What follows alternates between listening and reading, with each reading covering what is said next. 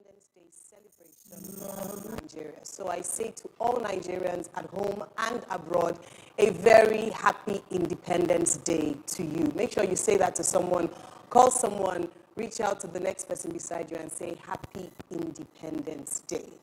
My name is 𝐁𝐞𝐭𝐭𝐞𝐫 𝐍𝐢𝐠𝐞, and once again I welcome you to a very special edition of the platform. The platform is celebrating its 15th year anniversary, and this is the 32nd edition of the platform. The platform Nigeria will celebrate its 15th anniversary on the 1st of October 2022. If you're tuning in to us for the first time and you're wondering what is the platform about, it's an initiative started by the senior pastor of the Covenant Nation, Pastor 𝐁𝐞𝐭 and it focuses on national nation building, personal development, and capacity building. And every 1st of May and 1st of October since the 2007, the year 2007, we held an edition every single time. So that is twice a year. So it's indeed laudable that we are here today. This is the platform studio. We're still going right into the main audience where the actual program is set to begin. But I'm never alone at the platform studio, and I have with me this morning Mr. Bola Joshua.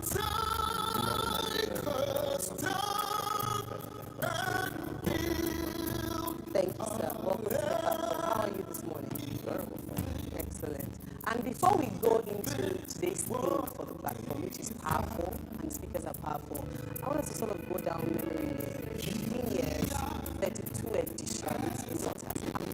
And I remember the very first edition was somewhere at 𝐏𝐨𝐬𝐬𝐢𝐚, that I don't even think exists today, and it was somewhere in Lekki, and it was 𝐏𝐶𝐬𝐬𝐢𝐚 at that time. And the platform has grown and evolved since then over time, creating conversations around business, around entrepreneurship, and obviously around a better Nigeria and better nation. But for you, what are your earliest memories of the platform? And what are some of the experiences that you've had that you've held on to and have transformed you personally? So I think I'll speak more to some of the more recent experiences, and the platform, I think you spoke about one of the themes, which is nation building. So I remember 2021 platform, I think it was May actually, I was interviewing Osita Chidoka at the studio. I remember I posed the question to him. I said, you're the spokesman of one of the parties. Who will be your poster boy for the presidential election? And he mentioned the present governor of Delta State, who incidentally today is the vice presidential candidate, for the party. I remember 2019, I was interviewing a panel. One of the panelists there was, I think, Mr. Peter Obi, and he was speaking about, cost of governance, nation building, and it's ironic that today he's on the ticket of one of the parties.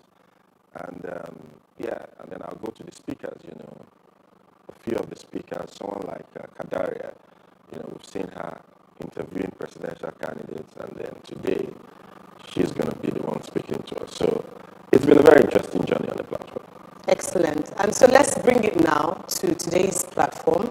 The theme of the platform today is A Better Nigeria is Possible. And we're currently also in an election season, so the polity is right now in that transition mode. And the theme says what, why, and how. What the next leadership should look out for. What are you looking out for in today's edition of the platform? Some very frank and tough conversations. There's some old faces, familiar old faces, and there's some new faces. And what we found out about the platform is there's always about 1, 2, or 3 speakers who just light up the whole place, And I'm expecting that to happen again today. But because we're in an election season and there's so much expectation, I think the discussions are going to be really frank. And I think one of the good things about today's platform is, we have no politicians on stage today. So it's the policymakers, those who have been in the private sector, those who have been the ones interviewing these people, those who have been charting, the way forward in various areas. So I think it's going to be a very interesting conversation. I expect there to be 1 or 2 explosive sessions, but, that's what the platform is all about. Definitely, that's what the platform is all about. So let us talk about our speakers. We have 10 speakers in today's platform, starting obviously with Pastor Pojuri Imade, the convener of the platform and the senior pastor of the Covenant Nation. We have Mr. Victor Oladokun. We have Ms. Alero Aida Otobo, Dr. Joe Abba, Professor Reverend Osage Egosa, Dr. Samamadi, Kadaria Ahmed, 𝐏𝐶𝐞𝐭 𝐿𝐸, Mr. 𝐁𝐞𝐭 𝐭𝐭𝐞𝐫 and Mr. Leke Older. Powerful lineup. Yes, very powerful lineup, and they all bring very different perspectives. Some speak more about the policy, some speak more about the role of the private sector. Some, I think, will speak more about the expectations, what Nigerians should look out for in terms of the candidates. But I'm a little bit very curious to hear the new speakers speak.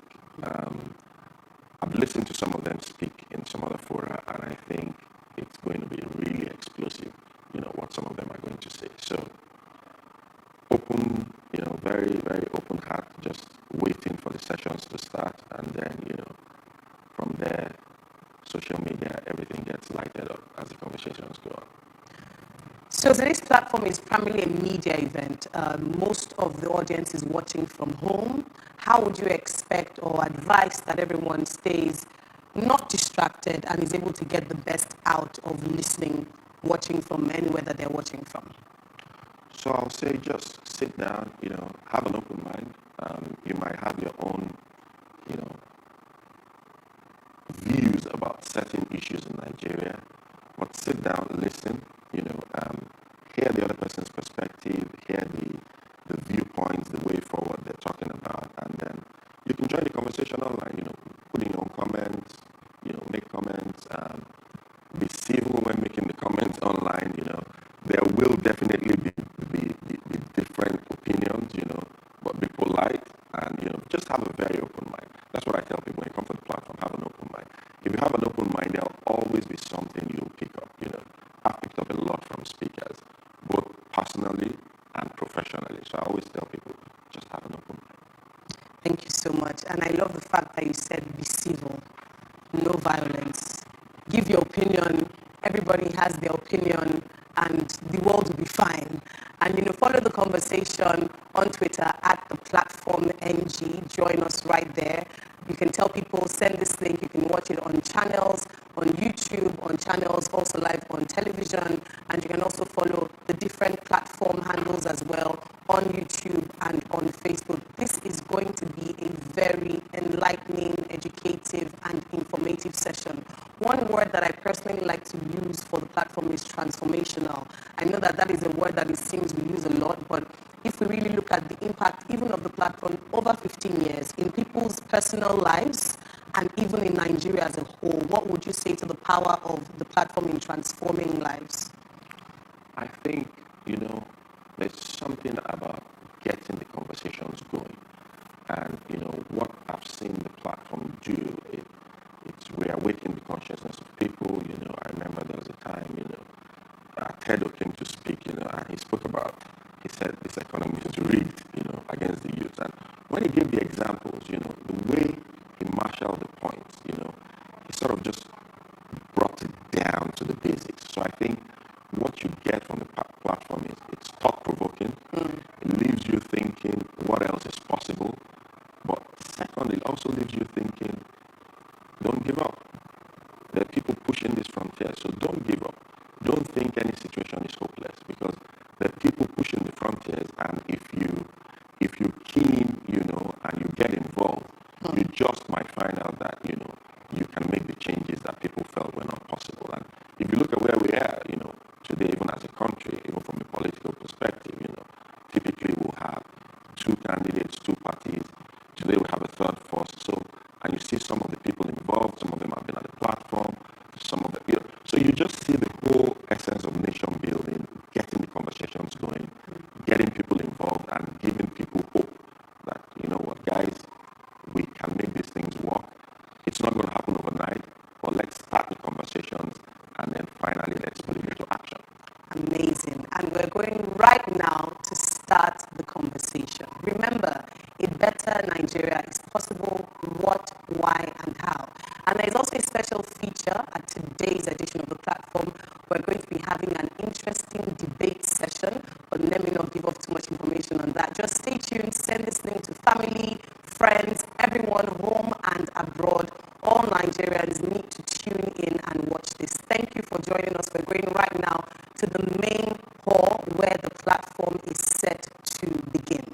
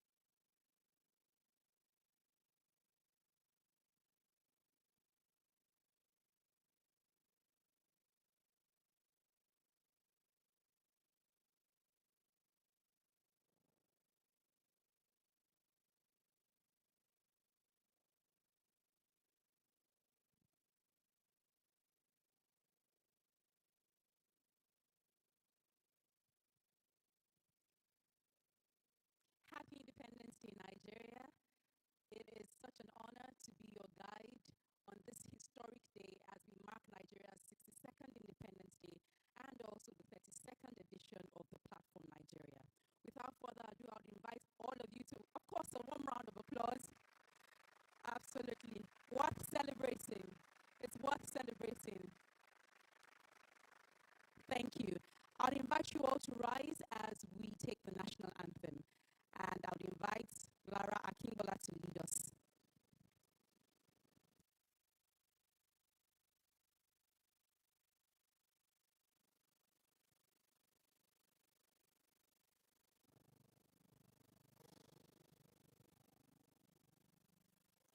Arise, O compatriots, Nigeria's call obey.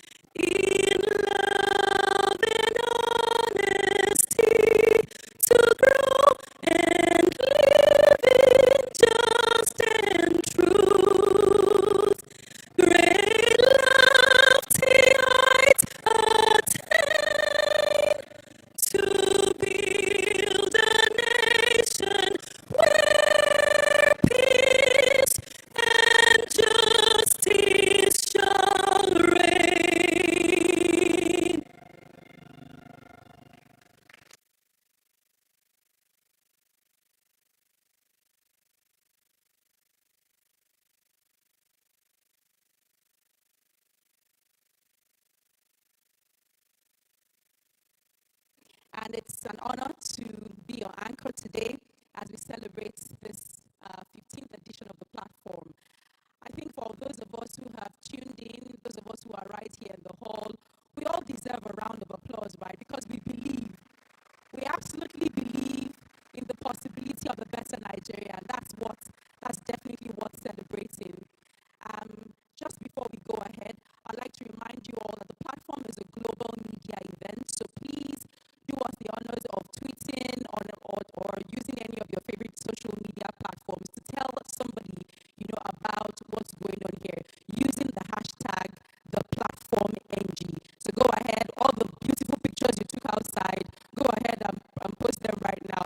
And then also when you hear those insightful thoughts from our powerful speakers today, please go ahead and share those messages with the world.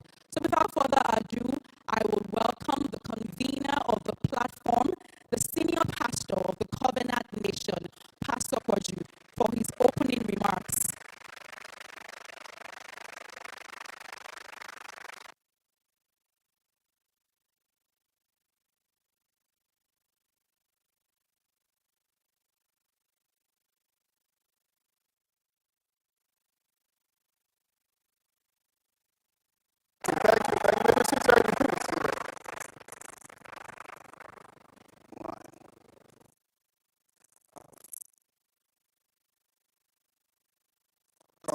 Us all this morning. I want to welcome to the 15th anniversary and the 32nd edition of the platform. The platform started in 2007, and the first event was in 𝐏𝐨𝐬𝐬𝐢 back then, and it began to grow, so we had to move it, I think, within the third edition to the Tafawa Balewa Square. At the Tafawa Balewa Square, it grew to about 19 to 20,000 people in attendance. Now, in 2010, there was a dramatic change that occurred. What happened was that it was the 50th anniversary of Nigeria, and the management of the Tafawa Balewa Square told us that the government said that they want to go back to where independence, the 1960 independence was carried out in Tafawa Balewa Square. So we will not be able to hold the platform there. So we decided to cancel the platform. But that's for that particular edition, which was October 1st. Well, while I was discussing with a couple of people, I think one of them is here, someone suggested that we drive it as a media event. In other words, let's just gather ourselves in a small hall. We said maybe just about 300-400 people, and then broadcast it, all right, on television. So we decided to change, and we did that. Now, this little decision we made inside a very small conference room, we didn't really know the impact it was going to have on the nation. However, going on television came with its own challenges. One of which is the fact that once the cameras were switched on, which is national and also international cameras, were switched on, it slightly changed the emphasis as people, when I say people now, speakers obviously got conscious of the fact that they were no longer just addressing a group of people in a room, but they were now speaking to the nation and to an international audience. People also began, because it was going public now, it was public, to criticize the meeting, offering different thoughts. But one thing I must say, all right, through the years, is that has brought personal great encouragement, was that as I traveled the country preaching, I met with various Nigerians in various parts of the country. And every single person kept saying, don't stop, don't stop. Please continue the good work. Many of these people I never thought will even sit and watch the platform. Some of them were very prominent Nigerians in powerful positions. I extended the invitation last week, I want to give an example, to someone who came in as I hear from United States. And I was told, and I invited her and her father personally to this program, because I was told that her father, who is 90 years old, had been a regular viewer of the platform. And he decided that this time around, he would like to be physically present at this edition. Now, it's people like this who have kept us going with words of encouragement. In this edition, I actually planned that because it was 15 years, and I had watched a documentary once, and I really was thrilled by the documentary, all right? So I had always played that I would play that role also in a documentary, and I felt this was my own opportunity to do it. That I will stand and we'll build a stage like this, and I'll just be alone, and I will introduce 15 of the most profound speeches given in the history of the platform. So it will have been pre-recorded, and we just have given it, all right, to Channels Television. However, the more I thought about it, I felt maybe it might look like a copping out, all right, seeing the times in which we live in. So after much exchange of ideas to have a live program, we decided to look for a theme. Now, let me repeat again. We decided to look for a theme that will address the issues in the nation clearly, but clearly avoid turning the event into a platform for any form of political campaign or secretly pushing a partisan ideology. The theme is A Better Nigeria is Possible. Why, what, and how. What the next leadership should look out for.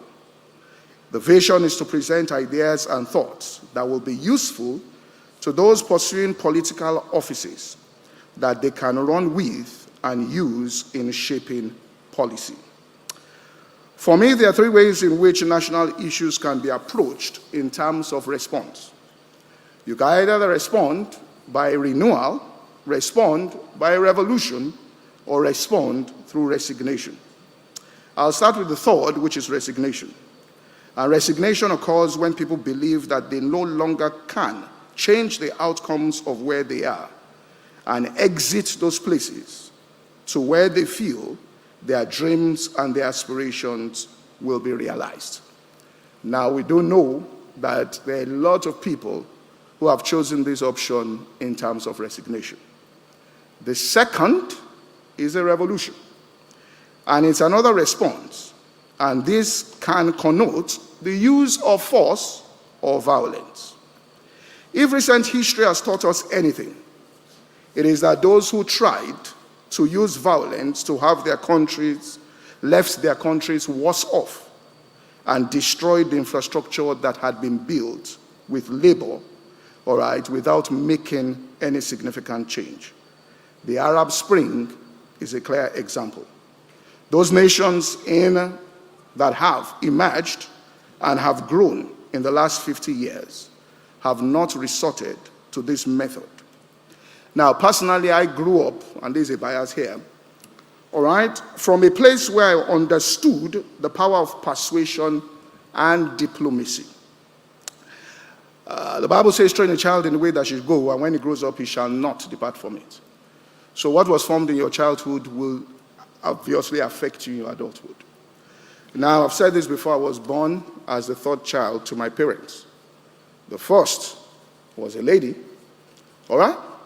The second was a man. So the position of firstborn was gone, and the position of first son was gone. And then the lastborn also was a lady, so the position of lastborn was gone.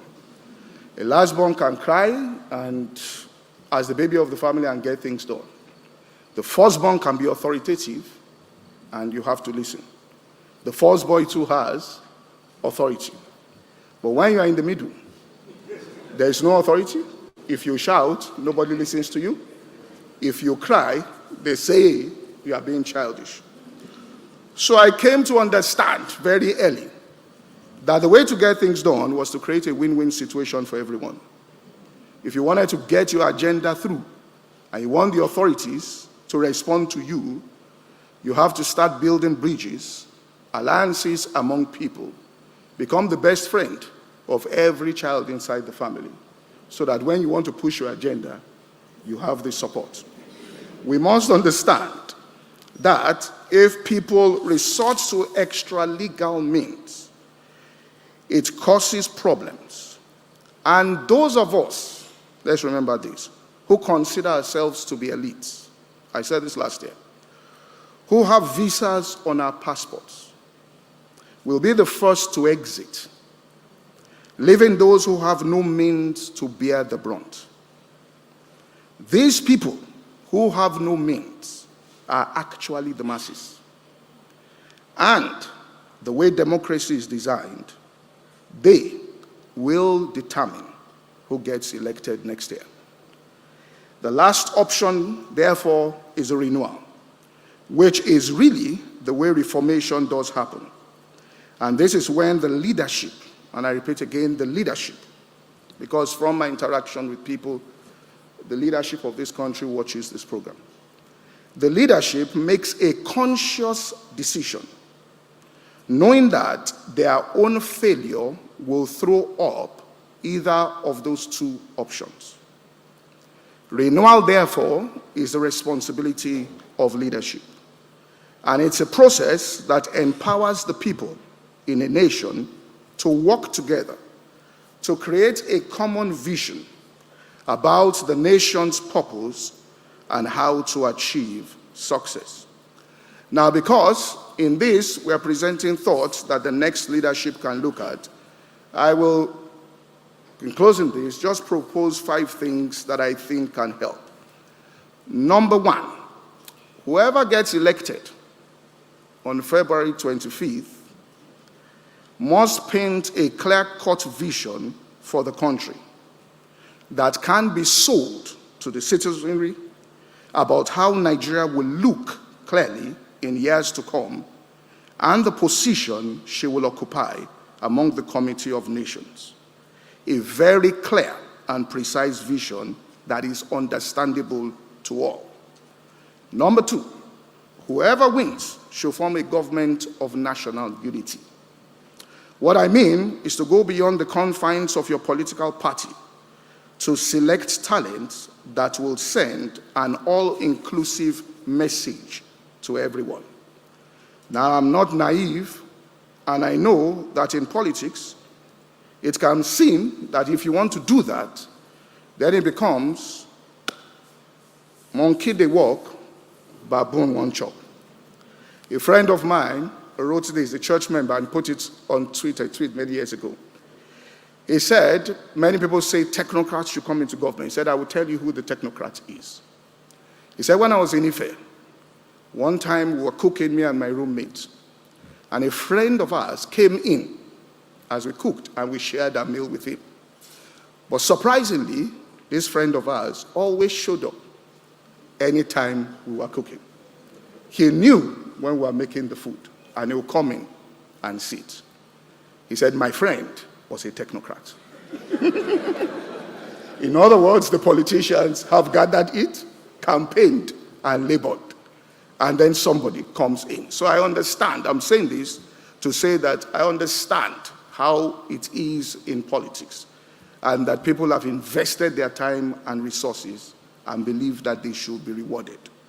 But there should be a strong consideration in bringing this country together in terms of nation building.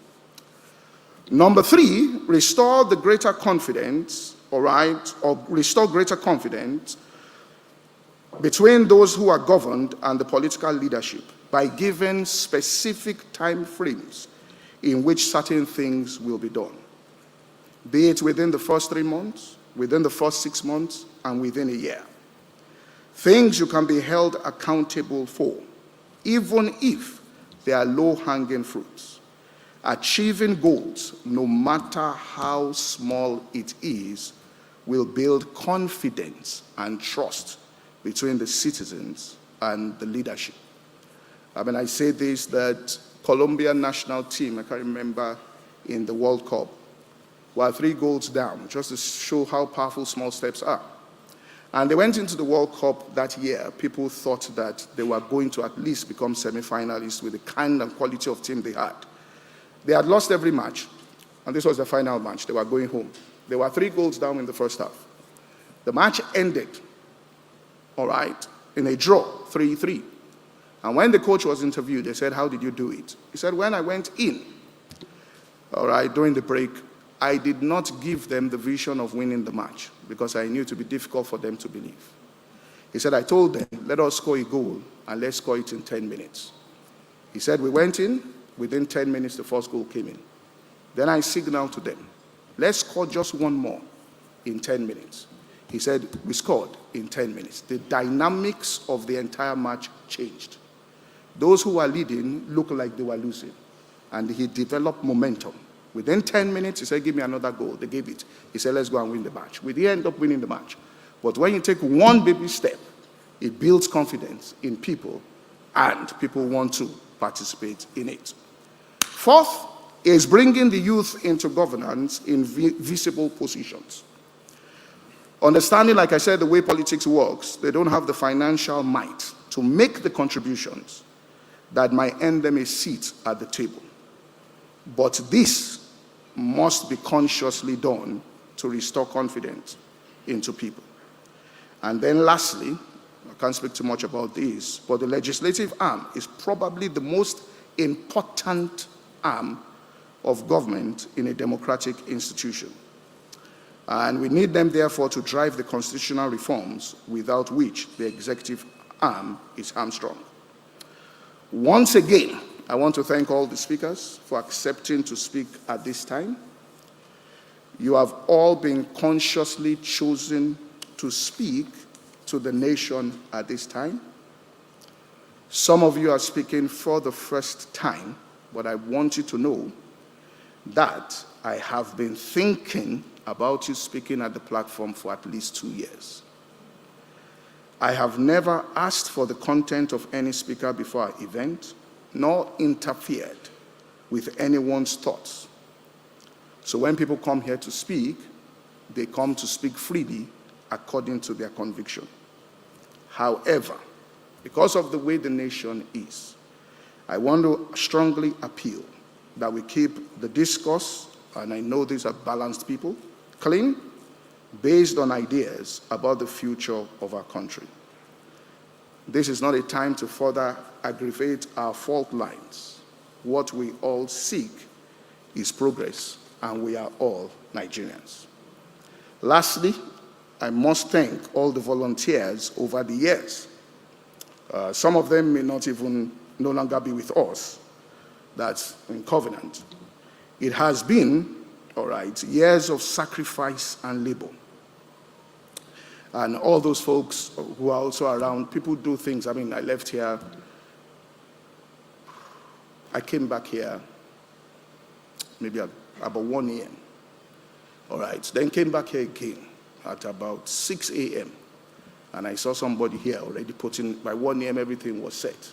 All right, so that's when it even occurred to me that all the people that worked here should have gotten some accommodation for them nearby, but they sacrificed. And people have been making sacrifices like this over the years, all right? I mean, there's a young lady, she's in America now. She slept in the office for 7 days consecutively in order for platform to work. So to all the volunteers, I say thank you for 15 years. God bless Nigeria.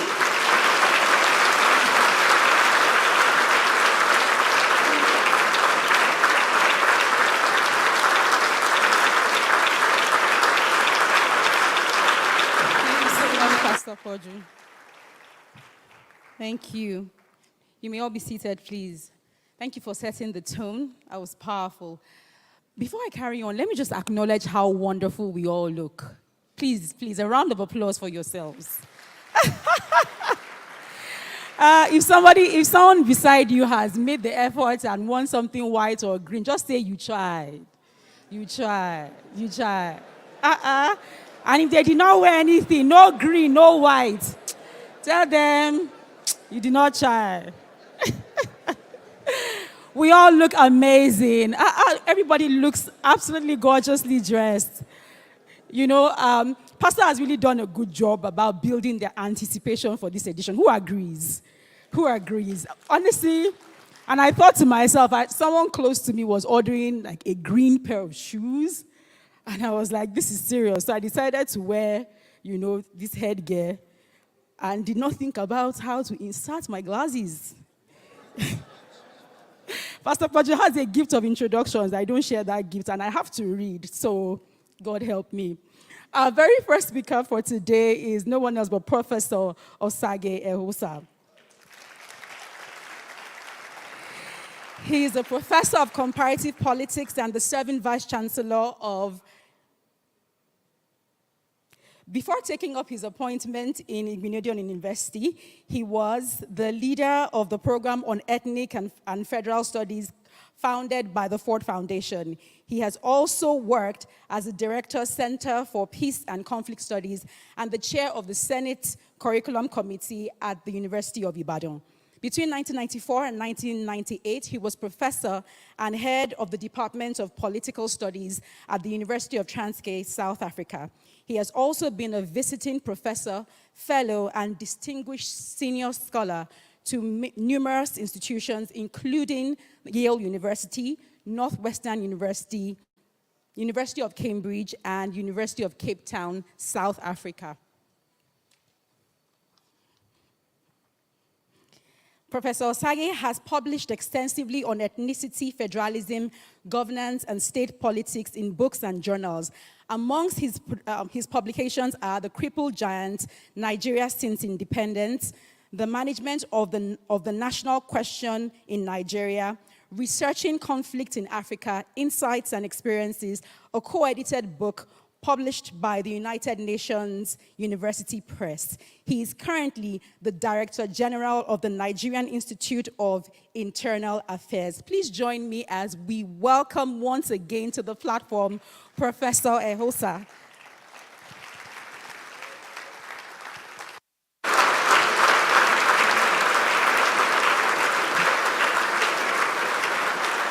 Thank you, thank you, thank you, thank you, thank you. Thank you very much. Let me begin on the note of congratulating our country, Nigeria at 62. That's a great, great achievement.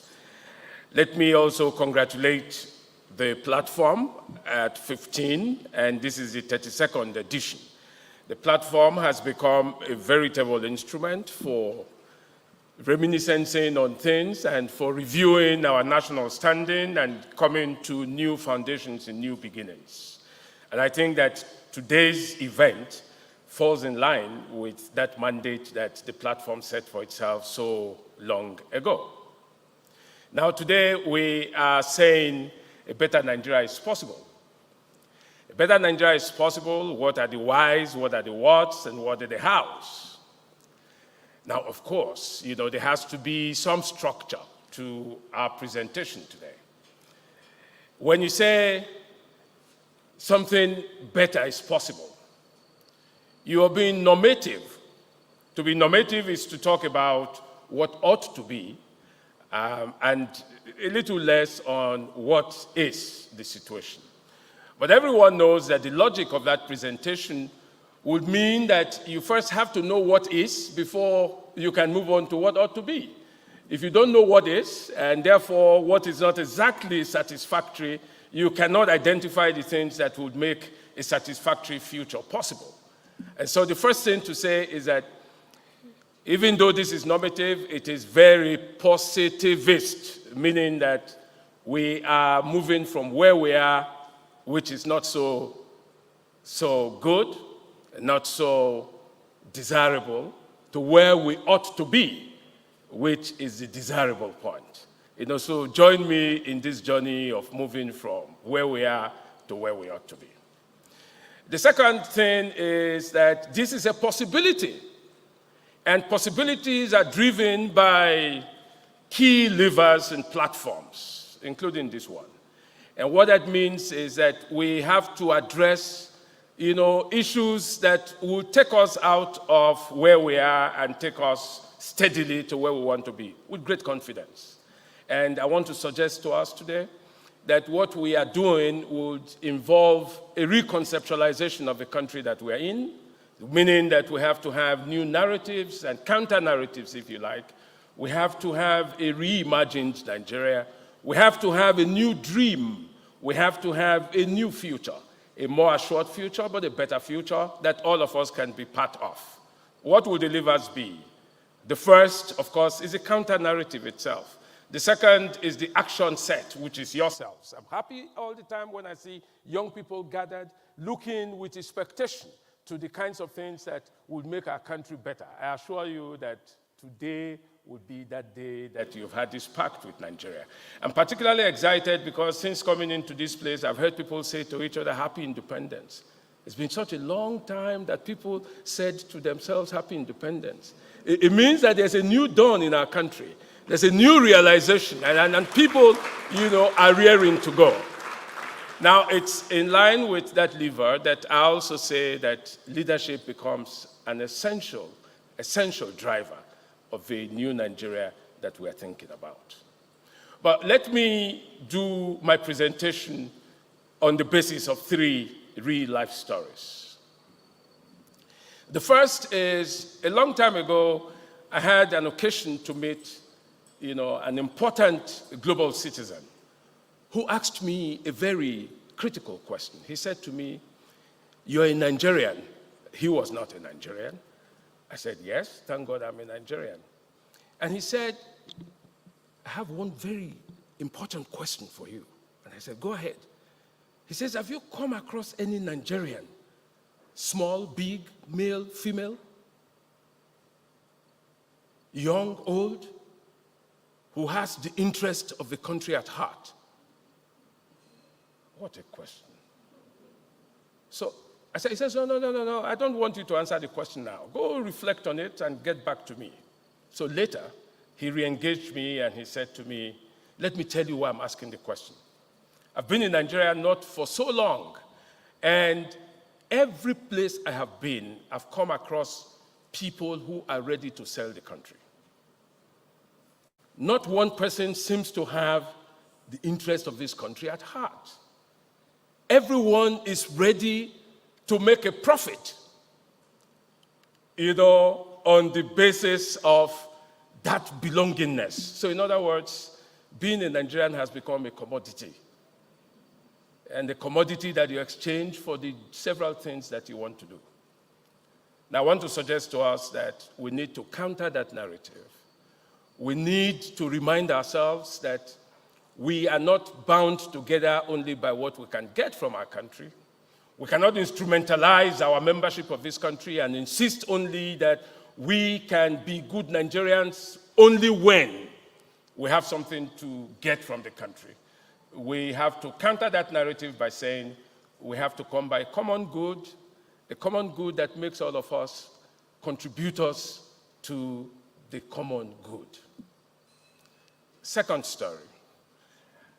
A frustrated governor that I had the occasion to attend an event of this nature.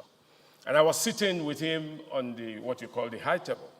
And I looked around and I saw sullen faces, people who were extremely unhappy. And I said to him, "Your Excellency, looks like the people are not happy with you." He said to me, "Well, what do they want me to do?" And I said to him, "What does that mean?"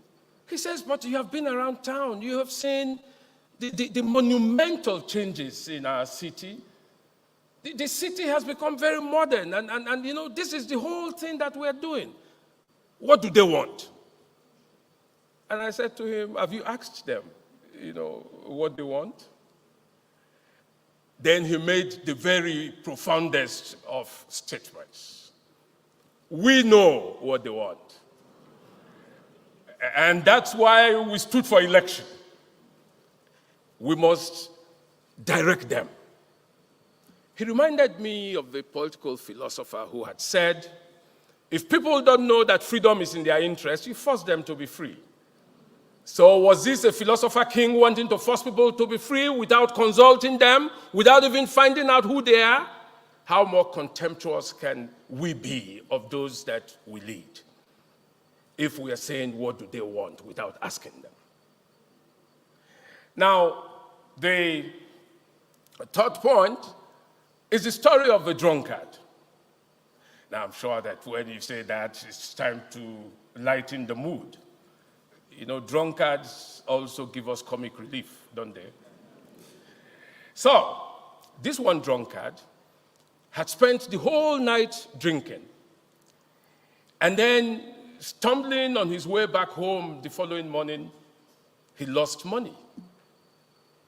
And he kept groping in the dark, looking someplace, until he decided to go someplace where there was light.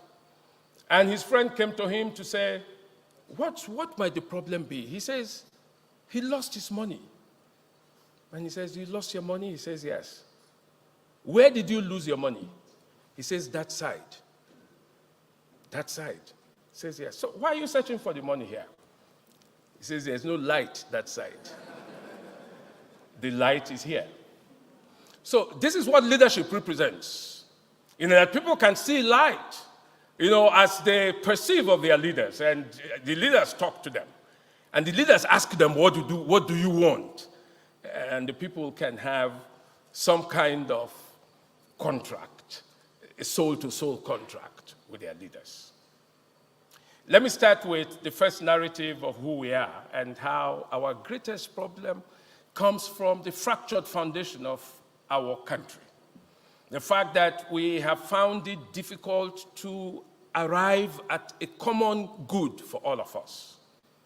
That what is good for me is good for everyone. And therefore, that is something we must all defend and protect. If we fail to do so, we haven't found the true sense and essences of our lives. Let me suggest to you, you know, that those who say our country is this deeply divided haven't bothered to look at the history of our country. A long time ago, Professor Billy Dudley, blessed memory, was confronted with the question, if the British didn't come to create Nigeria, would a country like Nigeria have come into being? Now you think of it for 1 minute. And I want to emphasize why history is the anchor of our new beginning. Now, Professor Billy Dudley says, let us suppose that all the groups in Nigeria will be represented by the letters A, B, C, and D to Z. And he says there is a gap, there's a distance between A and B. You cannot be A and be B at the same time, isn't it? So there is a sense of mutual exclusivity. But he says, between A and B, and between B and C and D, and so on, there is an N, which is a connection between A and B. So you find the N and N and N and N until you get to Y and N and Z. You get it. So he says there are those connections that are not immediately obvious. They are historical. And, at the time Billy Dudley wrote in 1972, we had just come out of a civil war and people were still trying to reenact, our common front. But today, it makes a lot of sense. All of us who are gathered here, young people mostly, I am sure if you think deep, you will know that all of us have claimed migration to where we now claim to be our places of origin. The truth is, if we were to write the history of those migrations, we would find that we are not who we think we are. We are very different people. And therefore, we cannot continue to insist that who we are presently will define ourselves forever. They never defined us before. They would not define us now. They would not define us tomorrow. It's a situation of fluidity and of constructions and reconstructions. This is one phase of our reconstruction. It is not the end. And therefore, those who think that we can only solve our problems once and for all when we do these things today, forget that tomorrow we will reconstruct ourselves, and then we will need new formulas. Professor Thomas Hoskin had said in 1959 that everyone knows that the idea of being a Nigerian is new, but the idea of being Yoruba, of Igbo, of being Efik, of being Edo, and so on, is not much older. All of these identities have taken their forms within the context of the Nigerian state. All of us who say we are children of XYZ, we have been reconstructed within Nigeria. So in other words, Billy Dudley had a counterfactual. If Nigeria didn't exist, according to the British acts of creation, we probably would have had something approximating that. But let's fast forward. Today, nearly a quarter of Nigeria's citizens have inter-ethnic origins. Think of it. Most of us have Yoruba father, Igbo mother, Hausa father, Hausa mother. We don't make, so much of these things. But that's where we are all from. We are all connected in ways that are unbelievable. Now, everywhere I've been to in Nigeria, I find that the so-called sons and daughters of the soil, the so-called core people of those territories, have to cohabit with people that they will regard as not part of us, but they know that without them, they cannot do anything. So we are all so connected. And I know that Nigeria has moved. I'll give you an empirical example. In the 1970s and the 1980s, we had football clubs that represented their ethnic differences. Enugu Rangers, Shooting Stars, stationery stores, Bendel Insurance, Raka Rovers, all of them. In those days, part of the qualification you needed to have to play for Enugu Rangers was to be Igbo. If you were going to play for Shooting Stars, we would get you as Yoruba from any part of the world. You had to come to Ibadan to play for Shooting Stars. But today, most of the players in Enyimba are Yoruba and Hausa. Today, the coaches of Katsina United are Igbos. The players that you find in Shooting Stars are more Igbo and Edo than Yoruba. It's a big plus for Nigeria.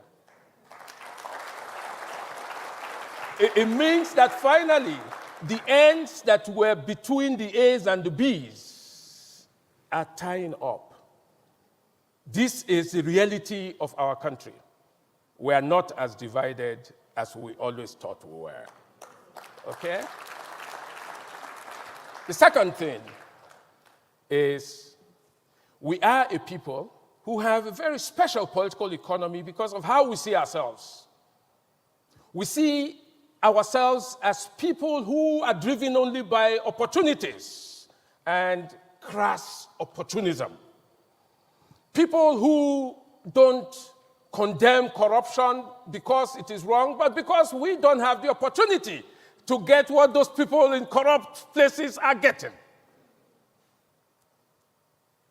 What is that political economy? It is one that instrumentalizes your citizenship and says to you, you can only be Nigerian only in terms of what you get, so we'll continue to insist on what you get. And this what you get is at the individual level, it's at the level of the group, it's at the level of the community, it's at the level of all that we do. So if we are not in it, we feel there's no guarantee that we will ever get anything. There is a tradition, a culture of entitlement. We have to get out of that. Now, what makes that worse, unfortunately, is that because it takes our attention away from the key things we should be doing, we haven't looked at our productivity and our production center. We are very consumerist. And our consumption is the worst possible because we only consume the things we do not produce. Think how we wake every morning and talk about the things that are happening in our country, only because the dollar, the naira has fallen. Don't you see it? Even young people who have no business with the US dollar, they know every morning that there's a problem in the country. How do you know? They say the dollar is now 700. Now, for a people who have the kind of consciousness that we need to reenact, that cannot be our driver. We have to come back, and somebody says it is the time to stabilize our country. And these are the lines that we must begin to pursue. Now, when we have a productive economy, when people begin to look to what we can do as a people to liberate ourselves so that we can live up to the expectation that the world has always made for us, even before independence, then we are marching on to a better Nigeria, a greater Nigeria. Because in today's world, unfortunately, no country acts in isolation and no country acts alone. But everyone knows that the internal dynamics that drive our country would be the kind of equilibrium that we're able to create between our demands on the state and the supports that we give to the state. Where your demands exceed your supports, the state would be in perennial crisis. We must give to the state the support that the state needs: loyalty, patriotism. These key things that tell us that things can get very bad, but we ourselves are those who would redeem our country. Today we talk about the diaspora community. It is very good. It's one of our greatest strengths. In a globalized world, you need such external branches of your citizenry to be able to drive things. But the diaspora cannot take the place of the non-diaspora. The Omonile is the original foundation, and this is where it is. Because we must not forget the push and pull effects that drive people into diaspora communities.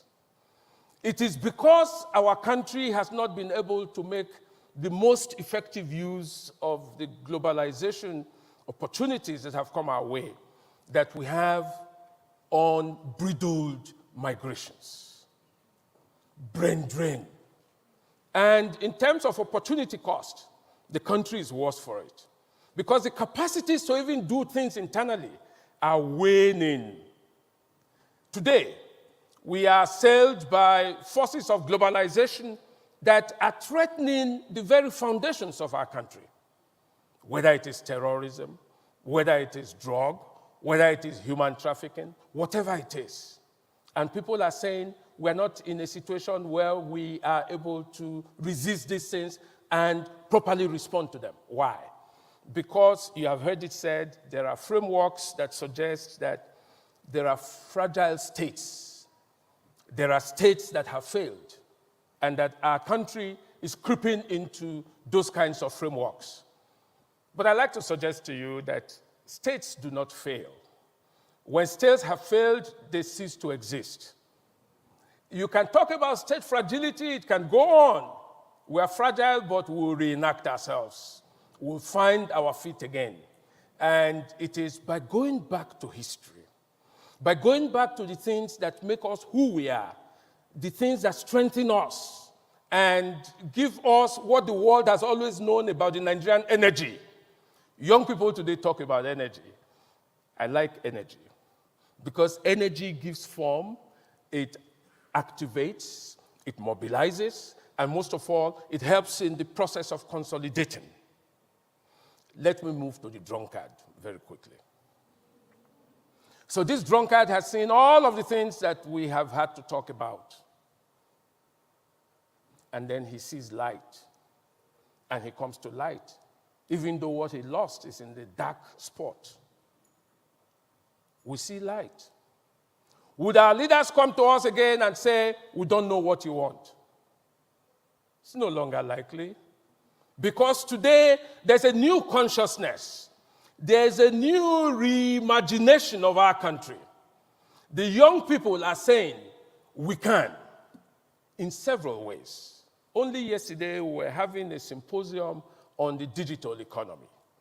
And I'm saying, countries today are challenged to see how they can become better using the digital economy. But the digital economy itself comes with very serious challenges for the existing nation states. Because digital economy has dimensions that will weaken the state control. So things can begin to happen without the state control. And all of this is happening at a time when we are losing capacities and it looks like our country is fragile. So how can we make the best use of these opportunities on offer without privatizing and individualizing those things at the expense of the state? In other words, I'm saying that with digital economy, it's possible to produce many more millionaires that will be detached from the society and the community.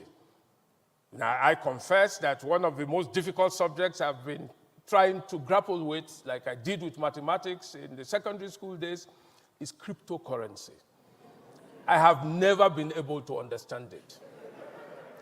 The more I am taught, the more confused I get. So I confess that. So I hope that, in the digital economy that we're building, that people would not only understand these issues, but also explain why and how we can partner with the state, to make the best of these things. I envision a Nigeria where leaders would begin from the people, where, contrary to what is now common language for us, our leaders very rarely call us citizens. They say to our people. And that itself is very telling. If you are not a citizen, you are a subject. We no longer want to be subjects. We want to be people who are taken seriously, who are engaged, and to whom the people who are going to govern us would come and say, what is the problem? We can tell them, because we know. The existential matters, the things that confront us daily and seem to make us frustrated people because we cannot find answers to them, we will tell them, so that together we can work. The kinds of leaders we are looking for are leaders who truly have light, who have understanding of our historical trajectories, leaders who understand the fragility of our social foundations, leaders who know that we are more united than divided, leaders who know that the ordinary people of our country need food security. They need basic infrastructure. They need to have a viable education system. Our universities need to be open. Our secondary schools and primary schools need to be strong. The levels of our out-of-school children will need to be drastically reduced. But most of all, it is us who will matter. My final point to you would be this. Don't think that anything is possible without struggle. We have embarked on that. We are not going to resign. There's not likely to be a revolution tomorrow, but there will be renewal. And that renewal would come from you as the anchor. Finally, we must restructure our federal system. The plurality, the diversity of our leadership will tell us that with 36 states and 774 local government areas, we don't only have to look to the presidency for leadership. Our states must work. Our local governments must work. Nobody is saying they must all work at the same pace and at the same level. To every state, its ability. To every local government, its ability. But give us room to choose where we want to belong. Thank you.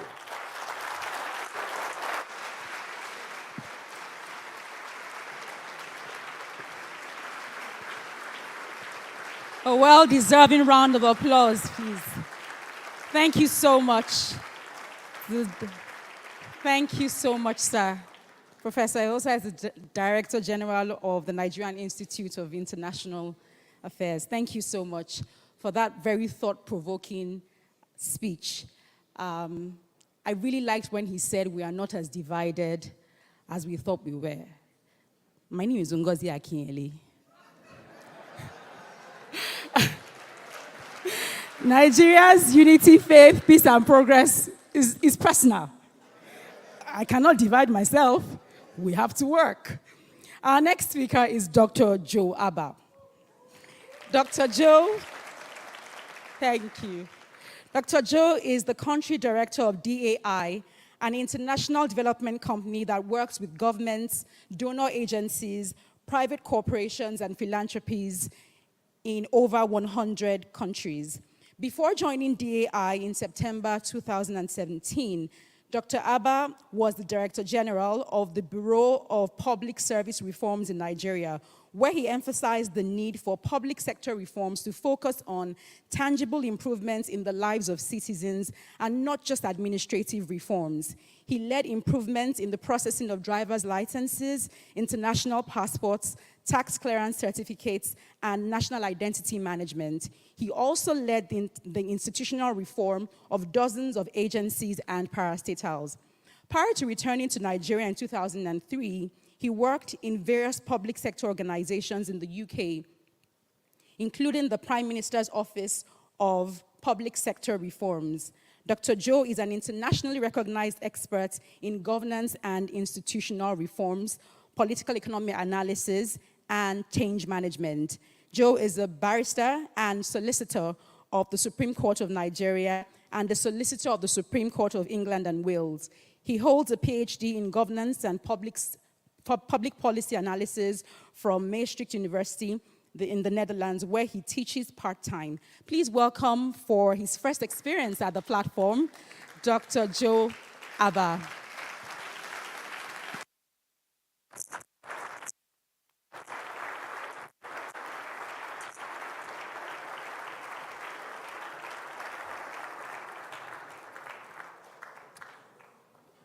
Good morning. There is a kingdom called Wazobia. Wazobia is a kingdom of 36 villages with an 𝐏𝐨𝐬𝐬𝐢 and 36 Igwes. The current 𝐏𝐨𝐬𝐬𝐢 was touted as a strong man. Wazobians like strong men. He was perceived as being so strong that he was called Ebubedike, the warrior whose aura alone is enough to defeat his opponents without him needing to lift a finger. Some called it body language at the time. Eze Wazobia has done well in some areas. He's done well in infrastructure. But there's no security to use it with. There are no cowries in circulation, no light, no petrol, no jobs. Wazobia is blessed by the gods with very many people who can sing very well. One of them is a true Wizkid. Another one is a rich man's Pekin that really knows how to sing. Yet a third one is a boy whose voice is recognized as being able to burn away all sorrow and get you doing the Atilogu dance. Yet another one invites Wazobians to carry shoulder because they are so blessed. But while all of these young people are singing these sweet melodies, some others are singing, Honorable Minister, off your mic. Who's that shifting in his seat? You. Stop shaking your head. Stop shaking your head. You see, when someone starts to talk about uncomfortable truths, a number of people start to shift in their seats. We Igbo say that old women are usually uncomfortable when dry bones are mentioned. Way, the forensic audit that the Honorable Minister was being told to off his mic about has now been permanently offed. Since the minister stopped ministering, the forensic audit has gone the way of flesh. Wazobians have promptly forgotten and are focused instead on looking for their daily bread. Wazobia also has great sportsmen and women. One Wazobia woman can jump over hurdles faster than any woman who has ever lived. Her world record was announced to the world. The world record of 12.12 seconds for running 100 meters by a woman is held by Tobi Amusan of Nigeria.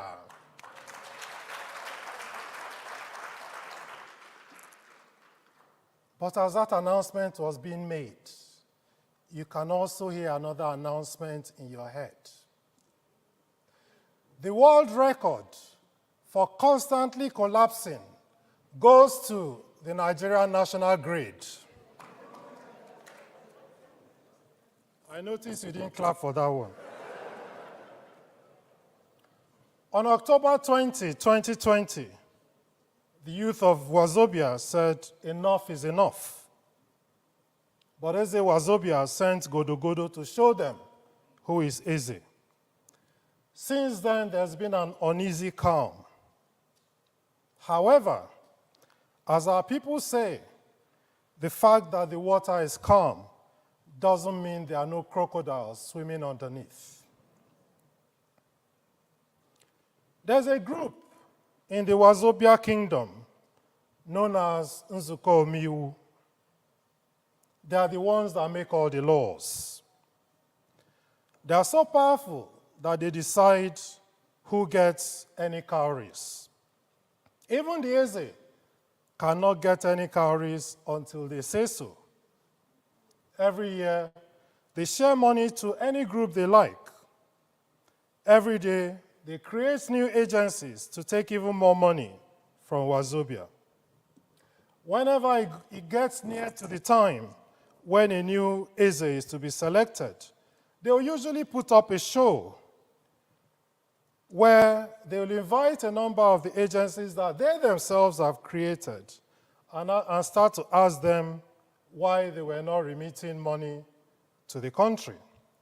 However, the ones that are dealing with most of the money, the ones managing the selling of our oil, the ones that collect billions of cowries for every canoe that enters into Wazobia, never seem to get invited.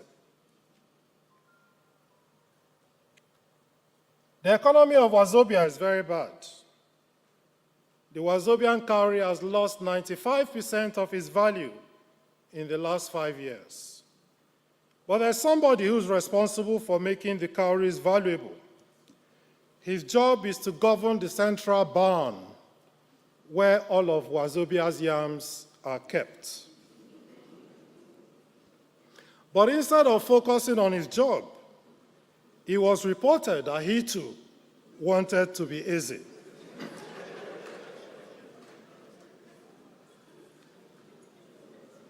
Indeed, there are those that report on the value of the Wazobian cowries. He went on national television and said, "Come, let's fight." I'm talking about the person whose responsibility is to govern our national barn. Namen. Wow, Papa man, yo. There's insecurity everywhere. Some people in the northeast part of the kingdom want to take Wazobia back to the Stone Ages. Some bandits in the northwest are kidnapping Wazobians for cowries. They now control large parts of northwestern Wazobia and are even said to be demanding their own polling booths when Wazobians come out to choose their next 𝐏𝐶𝐬𝐬. In the west, they are killing people going to worship. Some of those in the southeast that rightly or wrongly feel that they have been unfairly treated have turned into full-blown terrorists and criminals that are determined to copy the insurgents in northeastern Wazobia. Those in the extreme south are quietly leaking the oil and are not complaining. Now, Wazobia is at the threshold of choosing a new Eze. The people in this market square have said that a better Wazobia is possible. That is difficult to argue against, because we Igbo say that when a man says yes, his chi also says yes. Ndi Wazobia have now approached the Eze Mo of Wazobia Kingdom, Moa, to tell them how Wazobia will be better, why it will be better, and what will be better. They want Eze Mo to tell them what the new Eze and his 36 Igwes would expect when they come into office next year. Now, Eze Mo is the mouthpiece of the gods. He is half man, half spirit. He speaks truth to power and fears no mortal. Those seeing him for the first time in the flesh are surprised at his slight physical stature. They expected him to be a heavy-set, fearsome man with a booming voice. Instead, he's only a gentle, slim, tall man. Some have even accused him of being handsome.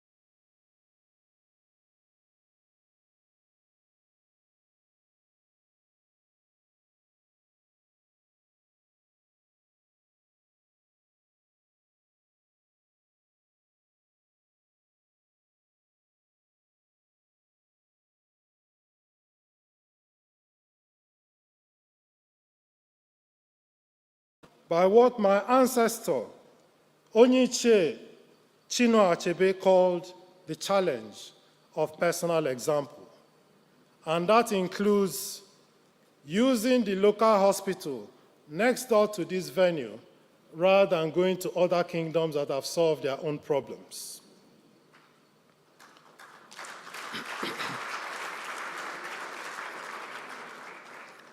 As things currently stand, our children will still be sitting at home by the time this 𝐏𝐨𝐬𝐬 comes in because their teachers have been on strike.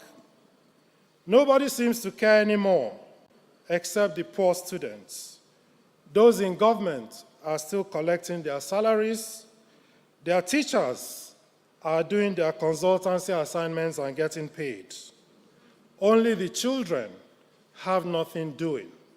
Even the crypto they were managing with has now been banned. And worse still, the crypto people say that the bears are currently in the market and nothing is happening. As they pain them,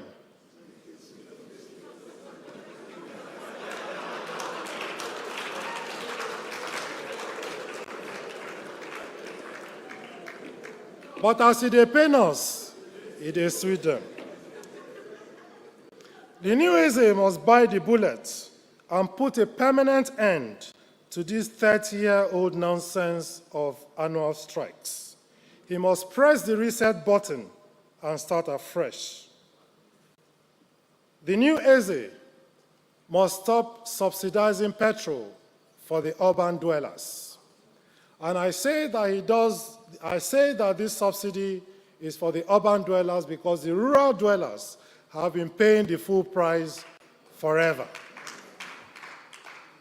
The interstate transporters rely on diesel, which is not subsidized. Rather than subsidize for the few and the rich, the new 𝐏𝐨𝐬𝐬 should look at investing that money in subsidizing solar panels, in encouraging renewable energy to make sure that there is more power for many other people. The new 𝐏𝐨𝐬𝐬 must stop the stealing of our oil. If private petrol stations can have flow meters, the government can certainly have flow meters on our pipelines to check where our oil is being stolen. Civil defense alone cannot guide our pipelines. We need to use drones, run them.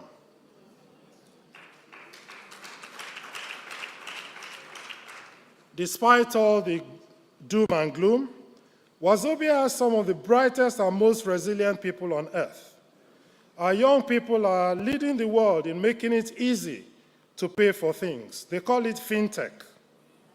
The new government must do everything it can to support the people doing those things that it cannot do by itself without getting in their way. So a better Wazobia is certainly possible. Why do I think so? Well, I'm not one of those that cite small city-states like Singapore, autocracies like China, or small cities ruled by absolute monarchs like Dubai.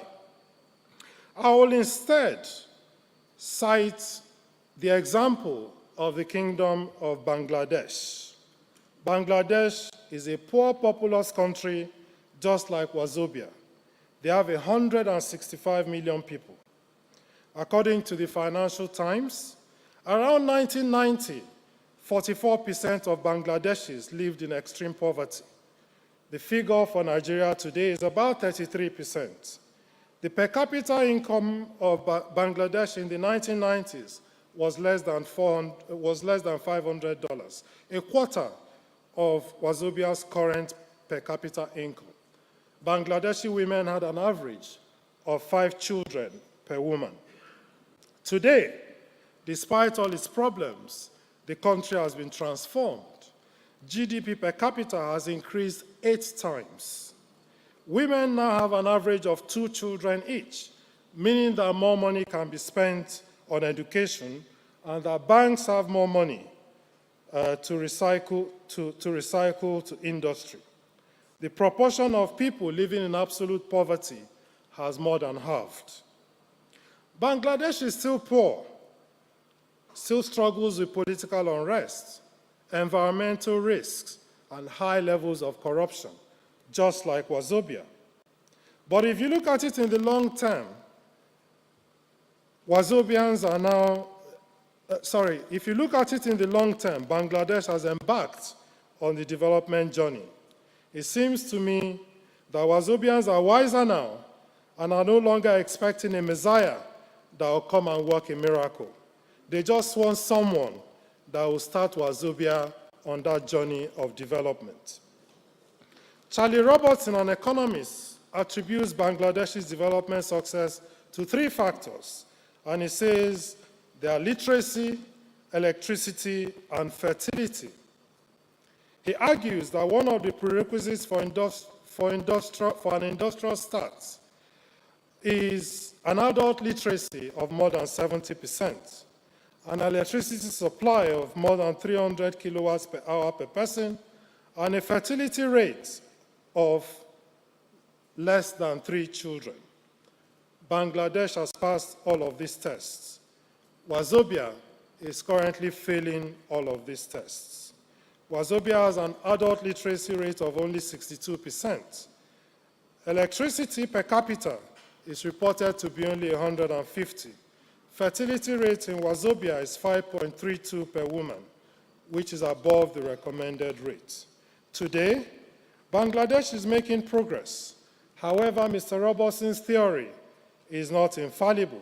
It's always dangerous, you see, to put absolute figures to what may be tipping points. So Malcolm Gladwell, for instance, says you need to practice for 10,000 hours to master a skill. Who says that 9,999 hours will not be enough?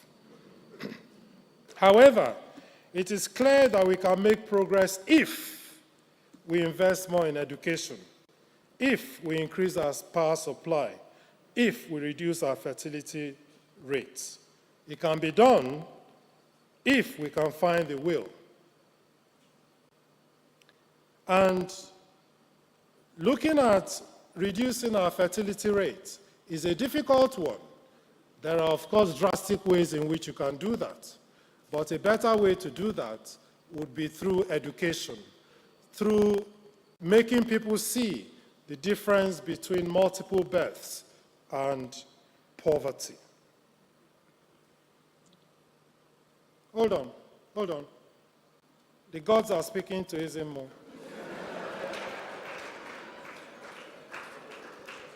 Yes, sir. Yes, sir. Oh, the gods say the time is up.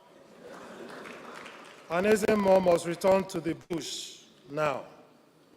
He must obey or risk suffering death beneath his waist. Tufiako. But as he starts to go back to his stool, the people in the market square are chanting, 𝐏𝐶𝐬𝐬𝐢, 𝐏𝐶𝐬𝐬𝐢.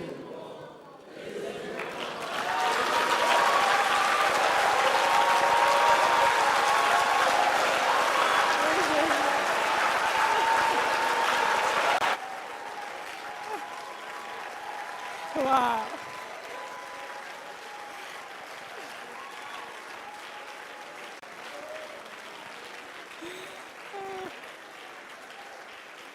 Wow.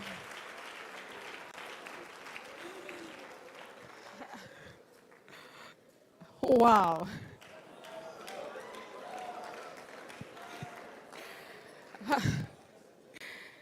Please, another round of applause for our 𝐏𝐶𝐬𝐬𝐢.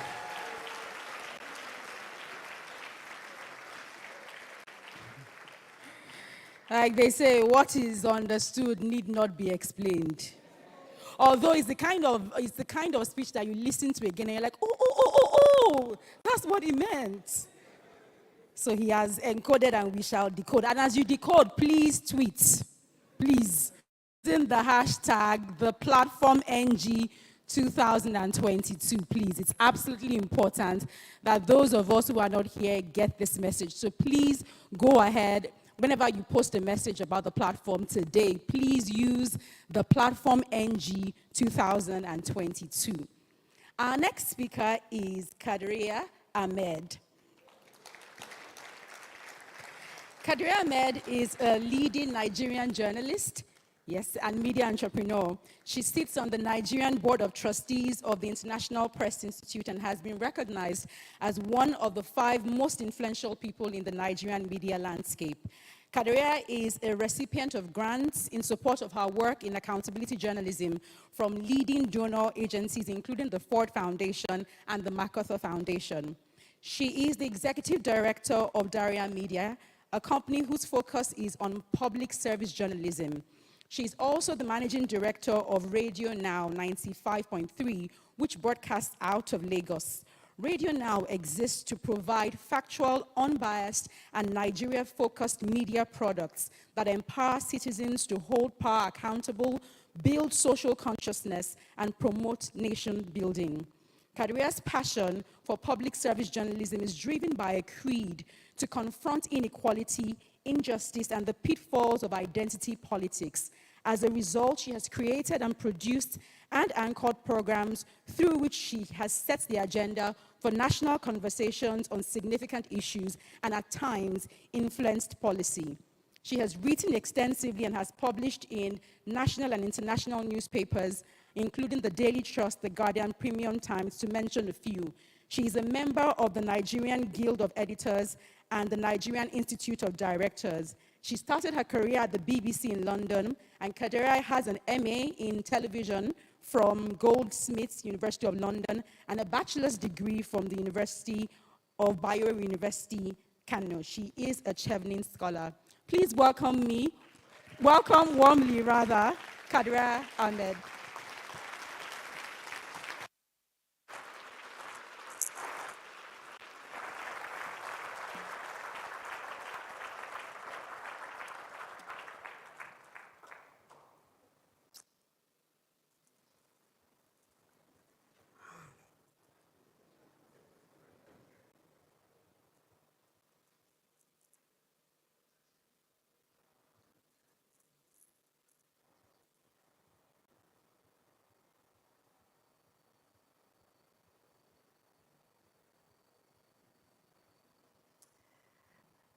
So, standing here, being silent for a little while, I can already feel people being a little bit uncomfortable. We don't like being silent. Silence forces us to look inwards. It forces us to sit with ourselves, and it forces us to think uncomfortable thoughts. The answers of some of those thoughts we're not quite sure we would like. And so we run away from silence. The minute, things start being a little bit quiet, what happens is that we begin to fidget, we move around. I'm in a space of the church. So allow me for a minute to try and stand in the shoes of Pastor Oyemade. I know they're big shoes. Bear with me. I want to just tap a little bit into the scripture, okay? Psalms 46:10 says, "Be still and know that I am God." Be still and know that I am God. I can see the brains thinking, she's crazy. What has this got to do with Nigeria and leadership and what we're here to talk about? Bear with me a little, and you will understand. You see, we are all being asked to look at the nuts and bolts of nation building today as we mark 62 years of independence from colonial rule. We're being asked to come up with a blueprint, one that we believe can save this country if implemented, by the new set of leaders we are going to elect a few months from now. Truth be told, I do not think it's that simple. I really don't. To understand why I believe it isn't that simple or straightforward, allow me to delve a little bit into this issue of leadership. Is there anyone in this room who doesn't believe that Nigeria has a leadership problem? Anyone? That's right. I think it's the one thing that perhaps nationally we are all agreed. Nationally, we have a consensus that this country has a dearth of leadership at all levels. Political leadership, yes, but also the problem has permeated all sectors, although undoubtedly the deficit in political leadership has perhaps the most significant bearing on our fate as a country.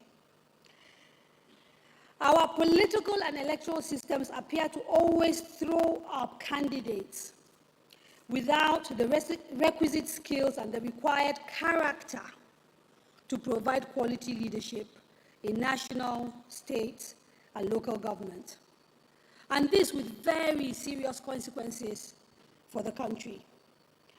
I'm sure I don't need to remind anyone here of the rampaging non-state actors that are causing mayhem and chaos and holding this country hostage, nor about our largely unproductive economy, or unbridled corruption, and almost complete and total lack of accountability, lack of fiscal discipline, and a myriad of all factors that have combined over successive years to culminate in us now being flat on our back. As we see, rising inflation has eroded income for the few that are employed. Poverty is galloping, leading to endemic hunger and death. And yes, we're talking literal deaths. So, in the independent Nigeria of 62 years ago, I think overall people were hopeful that they could build a country that they would all be proud of. And in those early days, prosperity, abundance, and peace all seemed very possible.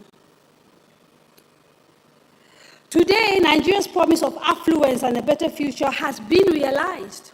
Yes, it has.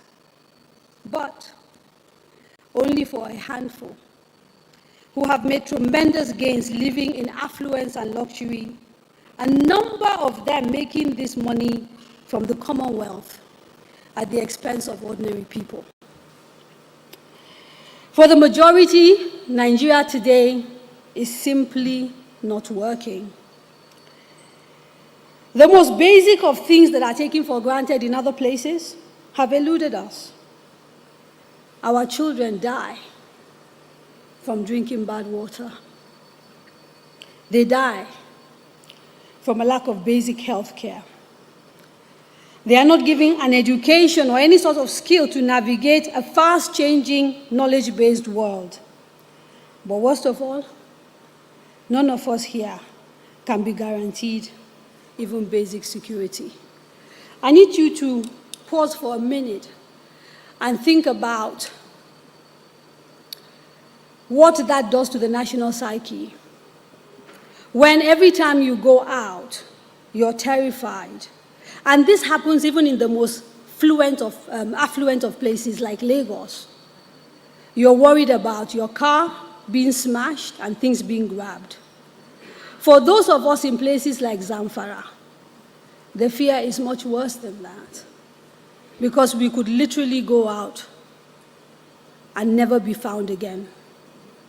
Taken either to be killed, raped, or for our girls forced to marry the people who are responsible for taking them away from their families.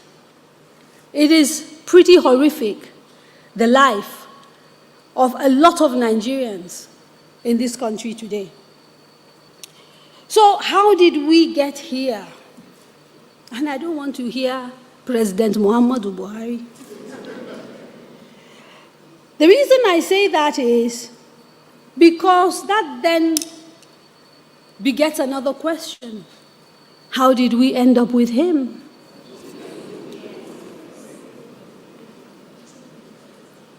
And truth be told, Nigerians have generally been shortchanged, regardless of which of the two parties that have been ruling this country have been in power. I want to pause for a minute before we tackle that big issue and tell you a small story. It won't take too long. If in May you happened to be in the Indonesian city of Malang during the Muslim Eid festival, you would have seen Muslims flock to the backyard of a Catholic church, which is located right next to the city's grand mosque, flocking there to say their Eid prayer. Because you see, what has happened over the years in that town is that every time there's a big gathering or big prayer, communal prayer, and the mosque cannot contain the people, the church will open its doors. And the Muslims will go there and pray. And they reciprocate. Because when Christmas comes, they are on car duty, making sure, and I'm here talking about the Muslims are on car duty, making sure that their Muslim brothers and sisters can actually attend Mass and that there's no chaos. So they act as valets for the cars. This quid pro quo of harmonious religious existence exemplifies Indonesia's national motto, Bhinneka Tunggal Ika, meaning unity in diversity. I've chosen to focus briefly on Indonesia because it has some similarities to Nigeria. A large population, 250 million people to be precise, diverse religions.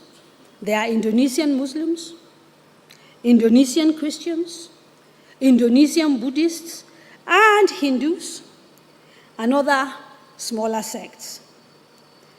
For a long time, well over 30 years, Indonesia was ruled by a corrupt dictator. I'm sure a few people here will remember Suharto.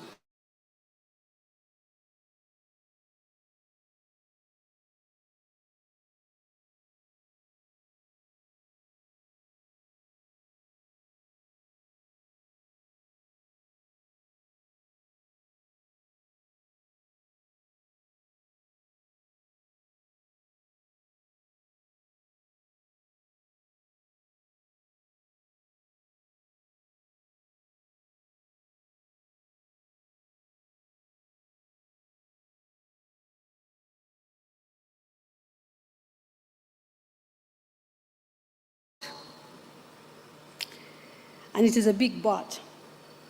Indonesia has introduced major changes, including constitutional ones.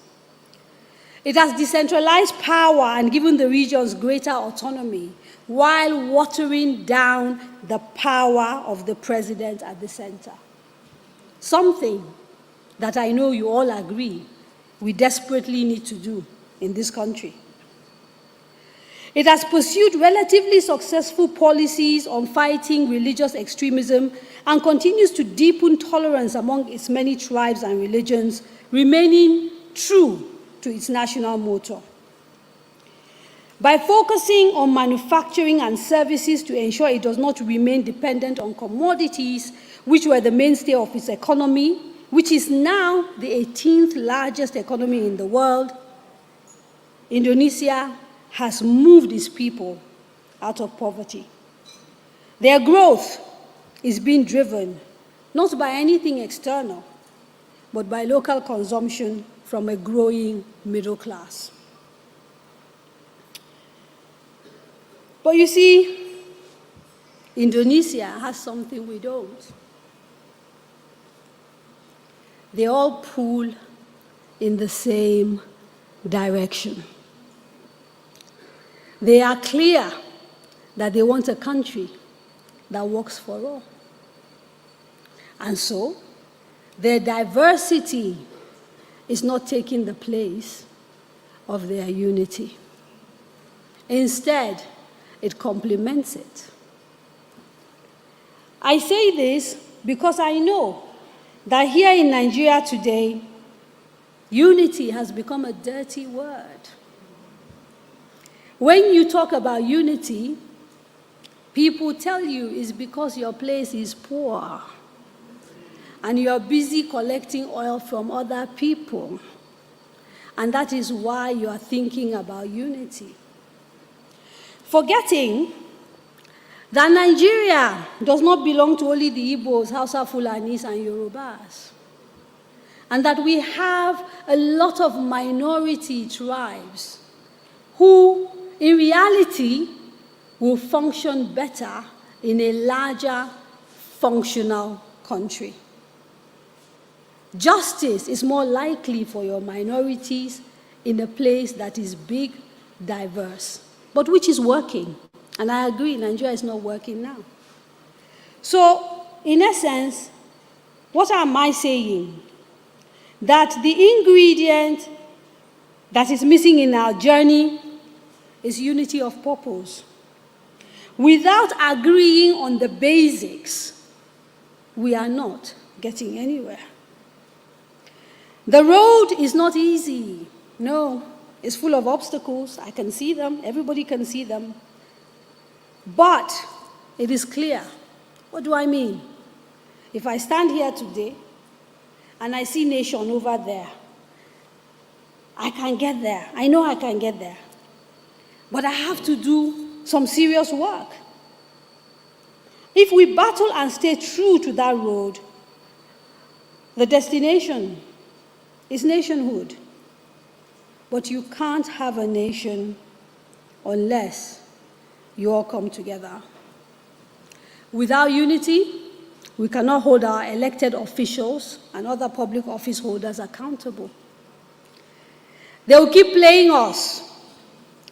From religion to ethnicity, every possible point of difference will be used and exploited to divide us. So we cannot speak with one voice and demand that the right things are done. Identity politics are a scourge in Nigeria. They really are. They have stopped us from seeing each other's humanity. They make us imagine that we are really, really that different. But we're not. I've traveled across this country, and I have deep, meaningful relationships with people from diverse places. My children are Yoruba. They are Adeshidas from the Deji of Adeshida's family. I have childhood friends that I grew up with that are from Enugu and Imo. And these are places that I've visited regularly. And I know that when I sit down with them, the conversation is always about what they want, and what they want tends to be the same. They want to live safely. They want to be able to earn a legitimate living, have dignity in their labor, look after their children. Whether this is Zamfara, or Umuahia, or Ondo, it is the same thing. And so, when we keep insisting on demonizing each other and looking at each other as if we are different, I say to you, it's not true. How hating another poor man who is just like you, going through the same troubles as you, because he speaks a different language or worships differently, will make your life better or help build a better nation is not quite clear to me. What I do know is that it is an old divide and rule trick. And shockingly, it continues to be effective among Nigerians, even the most educated among us.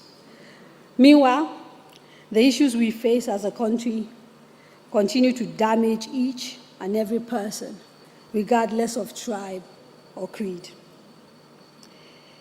When I was young, my dad taught us a lesson, and I imagine it's a lesson that has been taught in every household, at least my generation. It's a lesson found in books, parables, and folk tales. And maybe you will laugh, but I brought that lesson here with me today.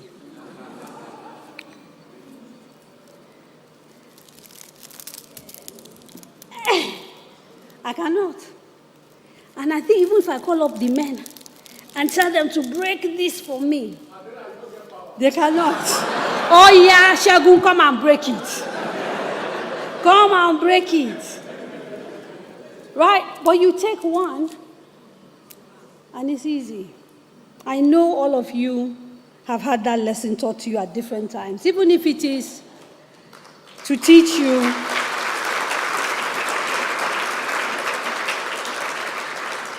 we're easily broken when we stand alone and strong when we're together. And I'm insisting we are one people despite our diversity. The notion of us being the same people regardless of this illusion of separateness is very evident as soon as we leave our borders. We are always recognized as Nigerians.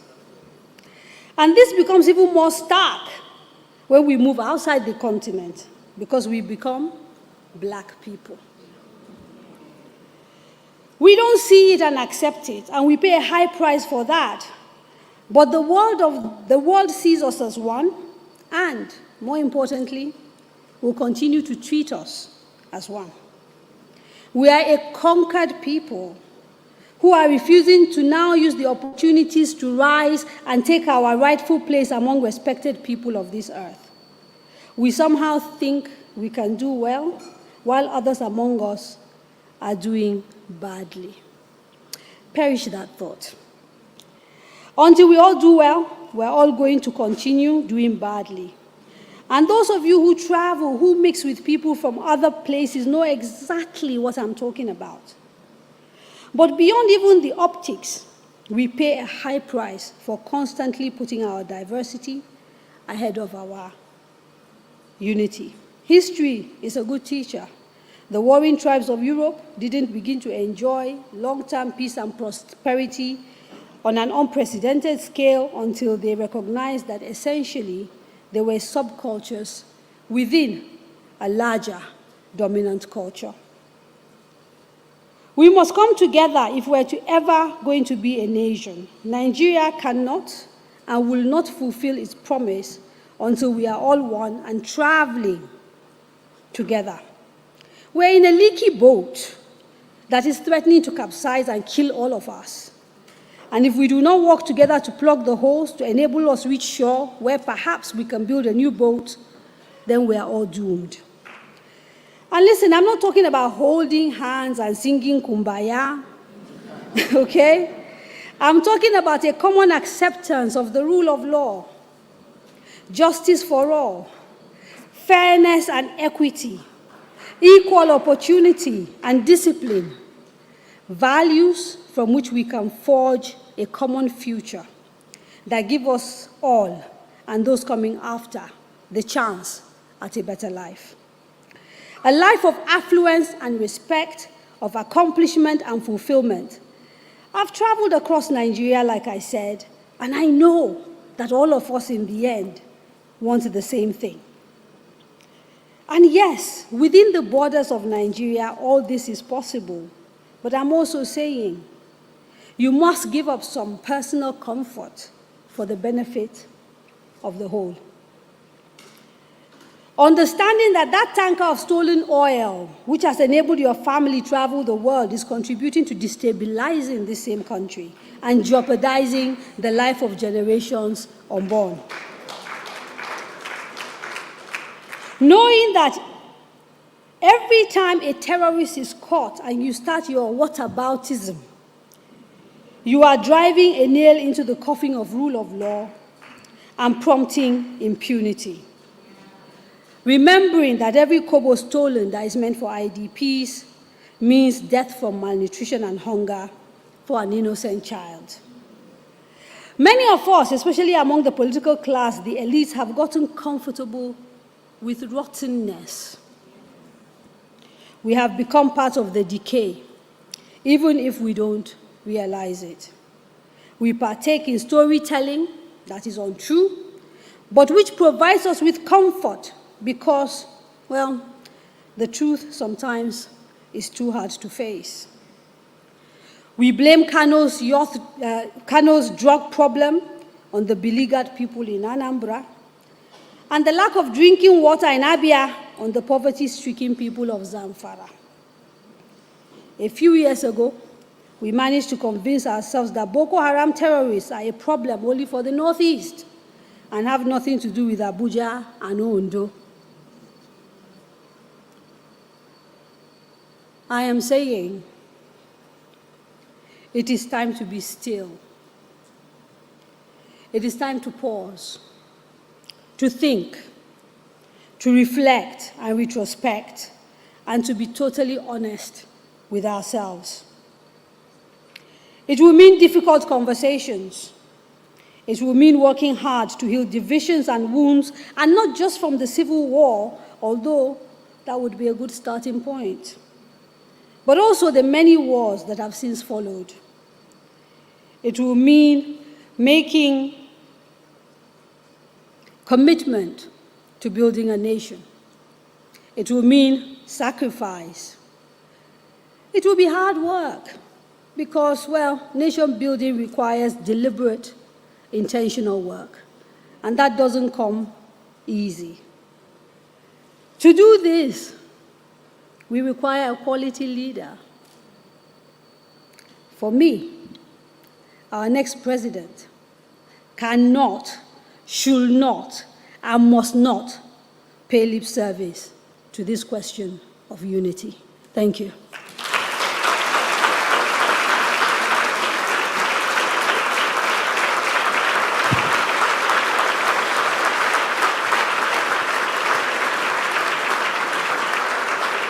Thank you so much. We appreciate you, ma'am. Thank you. It's powerful. Thank you for that truly powerful reminder. And it was indeed a unifying reminder of some important things, one of which is that we all want the same things, right? We all want the same things. The one thing I know that we all want right now is to listen to our next speaker. He is no one else but Mr. 𝐏𝐶𝐿 Adeniyi. 𝐿 Adeniyi is currently the chairman of the editorial board of This Day newspapers, where he writes a weekly column, The Verdict. A journalist, writer, and former presidential spokesman, Mr. Adeniyi is a fellow of the Nigerian Academy of Letters, who has delivered speeches and lectures in several countries. He has also written several books, including The Last 100 Days of Abacha, Politics, Power, and Death, a front row account of Nigeria under the late President Musa Yar'Adua. He is a founding member of the National Stakeholder Working Group of Nigeria Extractive Industry Transparency Initiative, NAITI, a fellow of the Nigerian Institute of International Affairs, and a member of the Qasim Ibrahim Foundation Board. Mr. Adeniyi holds a first degree in international relations from Obafemi Awolowo University, Ile-Ife, and a master's in international law and diplomacy from the University of Lagos. Please welcome once again to the platform, Mr. 𝐏𝐶𝐿 Adeniyi.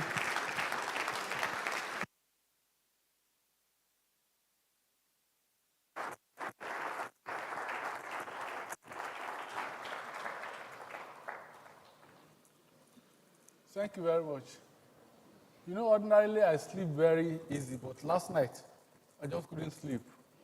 So I decided to search through Pastor Moju's messages. And I found one on forgiveness. And I opened it, I saw it's one of those Twitter something, about 59 seconds. And then I scrolled through. I saw the way people were peppering him. Because the video was taken out of context. But I scrolled down and I saw another message he preached on forgiveness, where he talked about repentance and all that. That people will always bear you ill will. And there's nobody And the message really is, there are some people who will always hate you. There's nothing you do. And it reminds me of a message. A pastor just came one day in the church and he preached about forgiveness. That, look, people, there will always be offenses. That you can't live through life without having enemies. People will just hate you. That all of us, we have people like that. Or he now said, is there anybody here who doesn't have any enemy? Who everybody loves you, nobody hates nobody. And one old woman just raised her hand. The pastor said, please, let's bring Mama. Please, come and tell us. We want to hear your secret. So I said, Mama, please, tell us. We want to tap from your anointing. Nobody hates you. You don't have any problem. The Mama said, Pastor, I have no enemy. I've outlasted all the bastards.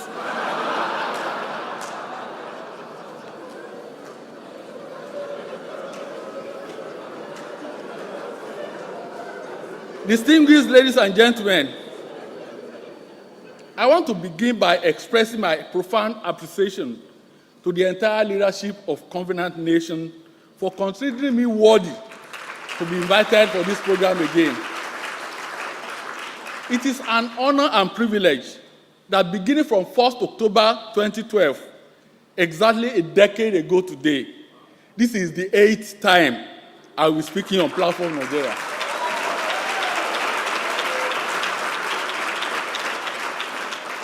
And it's not something I take lightly. The best leaders, according to Roosevelt Moscanta, a professor of business administration at Harvard Business School and founding chair of the Harvard Advanced Leadership Initiative, said leaders do not necessarily hold formal positions. He said rather, they convene conversations. They set the stage that enables others to develop solutions. That precisely is what Pastor Koju has been doing for almost 2 decades. Thank you very much, sir. By using his convening power to bring together people from diverse backgrounds, he provokes conversations on how to promote peace and prosperity in our country. Let me also express my appreciation to my sister, Mrs. Toyin Oyemade, whom I believe has been instrumental to my being invited here again and again. Distinguished ladies and gentlemen, I have listened attentively to the previous speakers, and I share their thoughts on the challenge of leadership at all levels in Nigeria, as well as what we must do differently this time, especially as we approach the crucial 2023 general election. Rather than belabor the points they have all so eloquently made, I'm simply going to tell 2 stories, and I'll be out of here. As many in this audience are already aware, I enjoy telling stories because they connect reality with imagination, allowing us to learn from the achievements, failures, and foibles of others. As our Lord Jesus Christ demonstrated in what the Bible describes as parables, stories not only had nuance to complicated issues, but leave a deeper and more immemorable imprint on hearers. They also offer different experiences of the world, which can then shape, strengthen, or challenge how we view the past or envision the future. Now, the first story. A certain farmer had grown old and was ready to pass his farm down to one of his 2 sons. In his wisdom, he decided to appoint the younger son his successor. This, of course, did not go down well with the older son, who rushed to their mother to report. How can you give the farm to the younger brother? The woman challenged her husband. What do you think people will say about your choice? You want to disgrace our family? When explanations by the man that he had observed the 2 sons and that the farm would fare better under the younger failed to impress his wife, he said, okay, let's try something. He called the 2 sons, and in the presence of their mother, he told them, we need more cows. I'm sure you know I like cows. We need more cows for the farm, and I have $1 million that we can spend for the stock.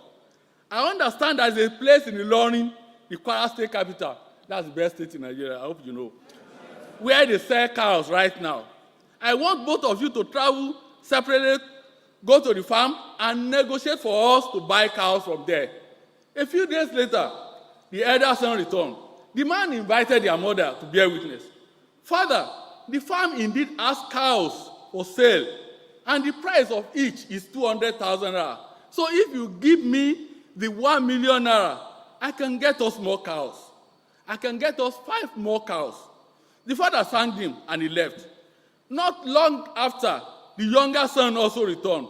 Again, the man invited his wife to bear witness. Father, it is true that they have cows for sale.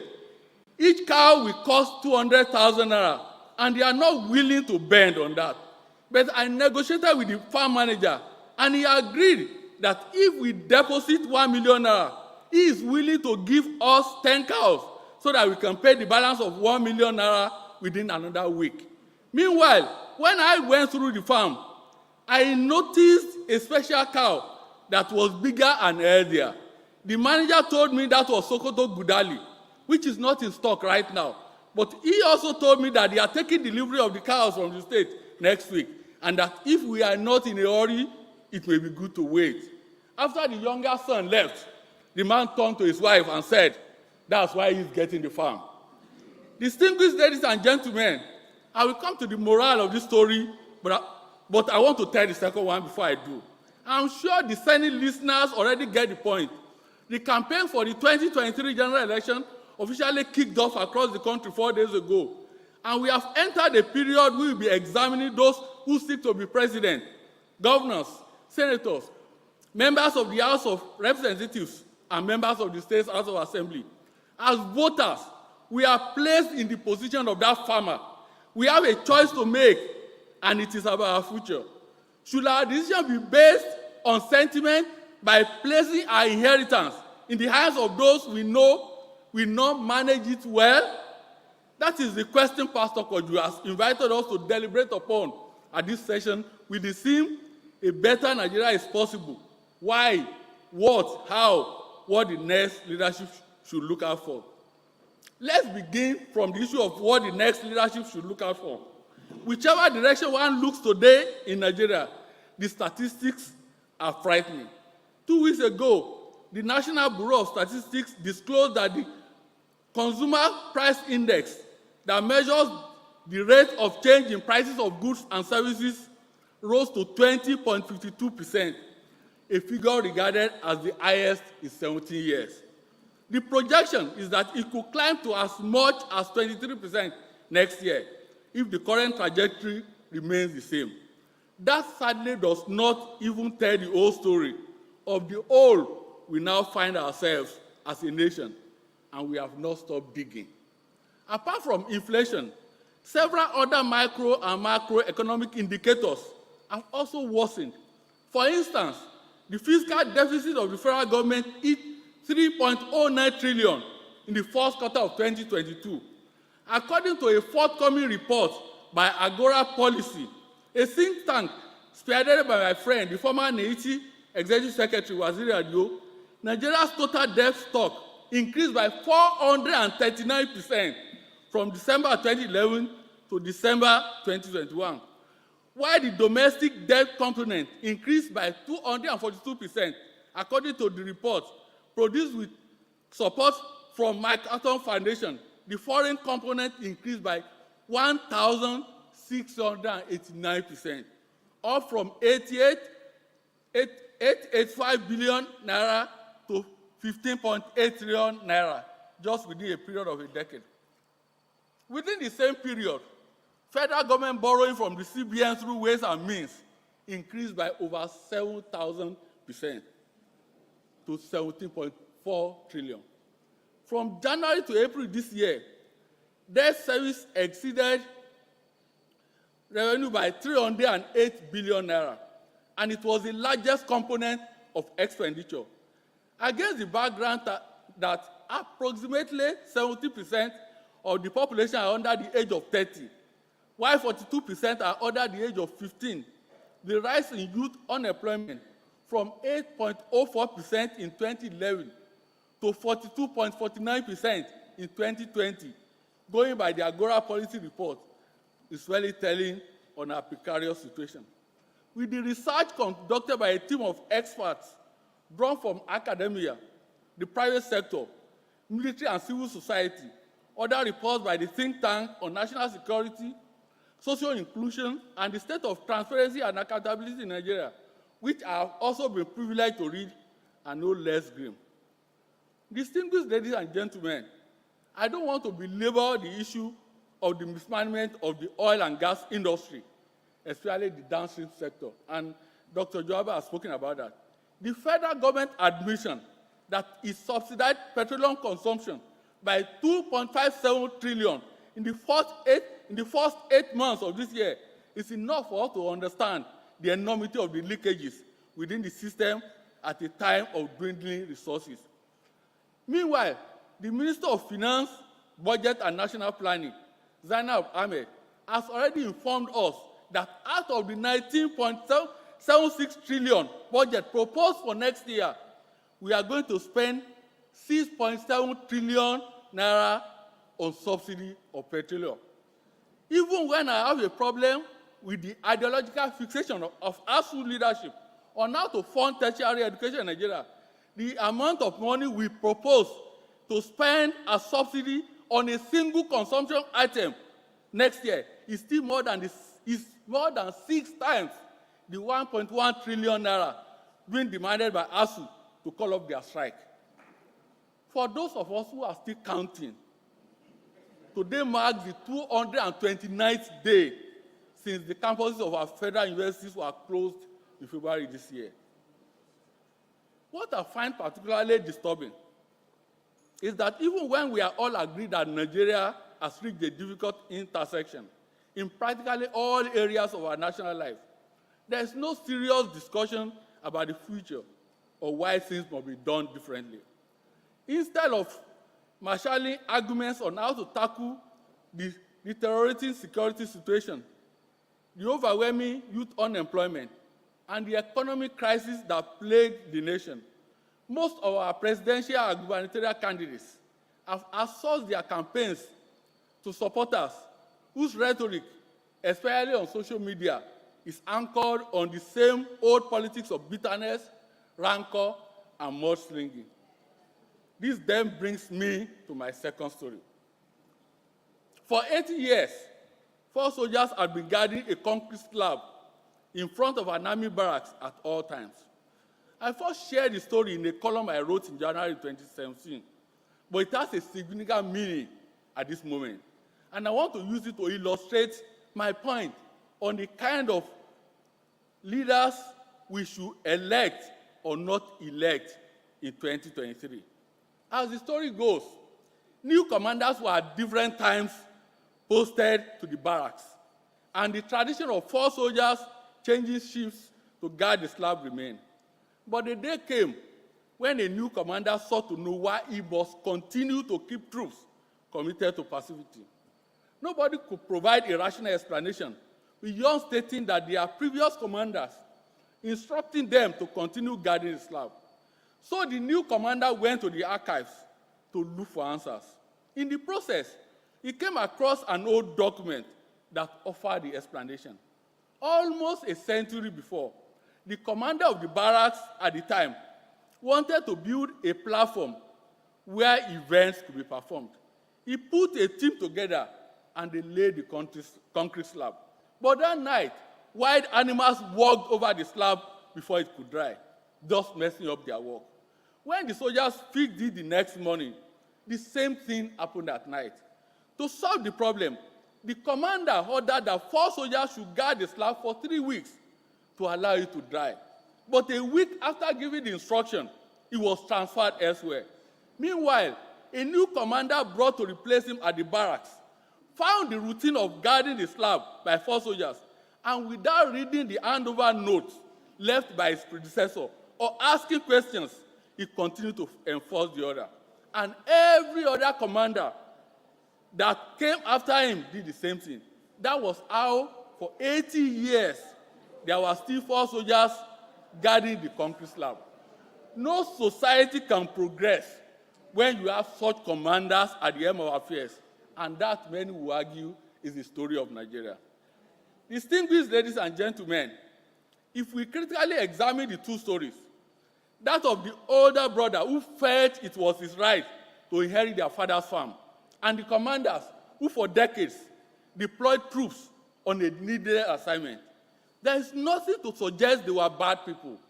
The problem is that they lacked essential leadership attributes.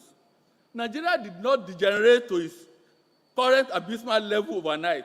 Our country is what it is today because of the poor choices made over the past 62 years by a generation of leaders at practically all levels and in all sectors, public and private. To borrow a phrase you often hear, when members of the Nigerian elite engage one another in the usual lamentation of our country, we cannot continue like this. Yes, we cannot. More than at any period in history, we need leaders who can bring our people together to solve the challenges we face. But for that to happen, we may need to take lessons from both the farmer and the commander in the two stories I just shared. In choosing to be rational, the farmer was securing the future for the family. Meanwhile, leaders who cannot interrogate the past with a view to making positive change will continue to waste scarce human and material resources, as was demonstrated by the concrete slab story. Taken together, what the two stories teach is that without deviation from the norm, progress is impossible. Ordinarily, whether you are president, governor, or even a lawmaker, you are not expected to have all the answers, but you must demonstrate the capacity for asking salient questions. And those questions must be the right questions. You must also follow up on the answers. Leadership is not visiting a prison after a violent jailbreak, asking questions directed at no one in particular, and walking away without holding anybody to account. That kind of leadership will not serve us in 2023. In the delicate times we find ourselves as a country, it will be tragic if we end up with leaders who are either too docile to go beyond the norm or not curious enough to ask probing questions with a view to understanding our challenges and how to tackle them. Distinguished ladies and gentlemen, perhaps the most pressing challenge confronting our country today is insecurity, with reports that Nigeria accounts for at least 70% of the illegal small arms and light weapons circulating within the West African sub-region. It is no surprise that we have become a country that is practically under the gun, whether on the road, at school, inside the train, inside places of worship, or in the marketplace. Death has become an unscheduled consequence of normal living since government lost the monopoly of violence to sundry criminal cartels. And if I may repeat that phrase, we cannot continue like this. At a most difficult period, when more and more of our young people are losing faith in our country, we face a critical choice in 2023. We don't need governors who will cite paying salaries, painting classrooms, erecting boreholes, and buying vehicles for traditional rulers who, in any case, don't even stay in their abode as achievements. We need forward-thinking governors whose idea of job creation is not limited to appointing thousands of aides just to loaf around. We don't need lawmakers whose notion of oversight function is no more than extorting money from head of the MDAs they are to hold accountable. What we need are leaders in both the executive and legislative arms who will inspire hope and gather the best people to deliver for the good of our country. Distinguished ladies and gentlemen, whoever becomes the next president, his first task will be to inspire all of us to believe that indeed, as envisioned by the organizers of this session, a better Nigeria is possible. That is not going to be easy in a country where trust has been serially betrayed. It is therefore important for us to ensure the right people are given the right attention and support, regardless of where they come from or what religion they profess. Sadly, when it comes to choosing leaders in Nigeria, sentiment too often comes into play, and we can see the consequences in practically all aspects of our national life. We may have gotten used to ethnicity, faith, region, party affiliation, and the other things that divide us. And most of those who seek to lead us in 2023 may be fashioning their campaign messages along these lines, but we should not allow them to get away with such perfidy this time around. Like that farmer, we are sometimes confronted with difficult choices. We attempt to carefully think through our choices, but most times we act on impulse or our expectation of the crowd around us. The farmer was well aware that making decisions as to who should take over the farm based on the restrictive guidelines imposed by society, as his wife encouraged, could be counterproductive. He chose to go against the norm in the long-term interest of his family. So the power in our hands is the opportunity to choose our own destiny by supporting those who will work for the good of Nigeria. We must understand that when we choose on the basis of our delicate fault lines, whether ethnic or sectarian, it will be difficult to hold elected officials to account. I must make it very clear here. There are no easy options ahead.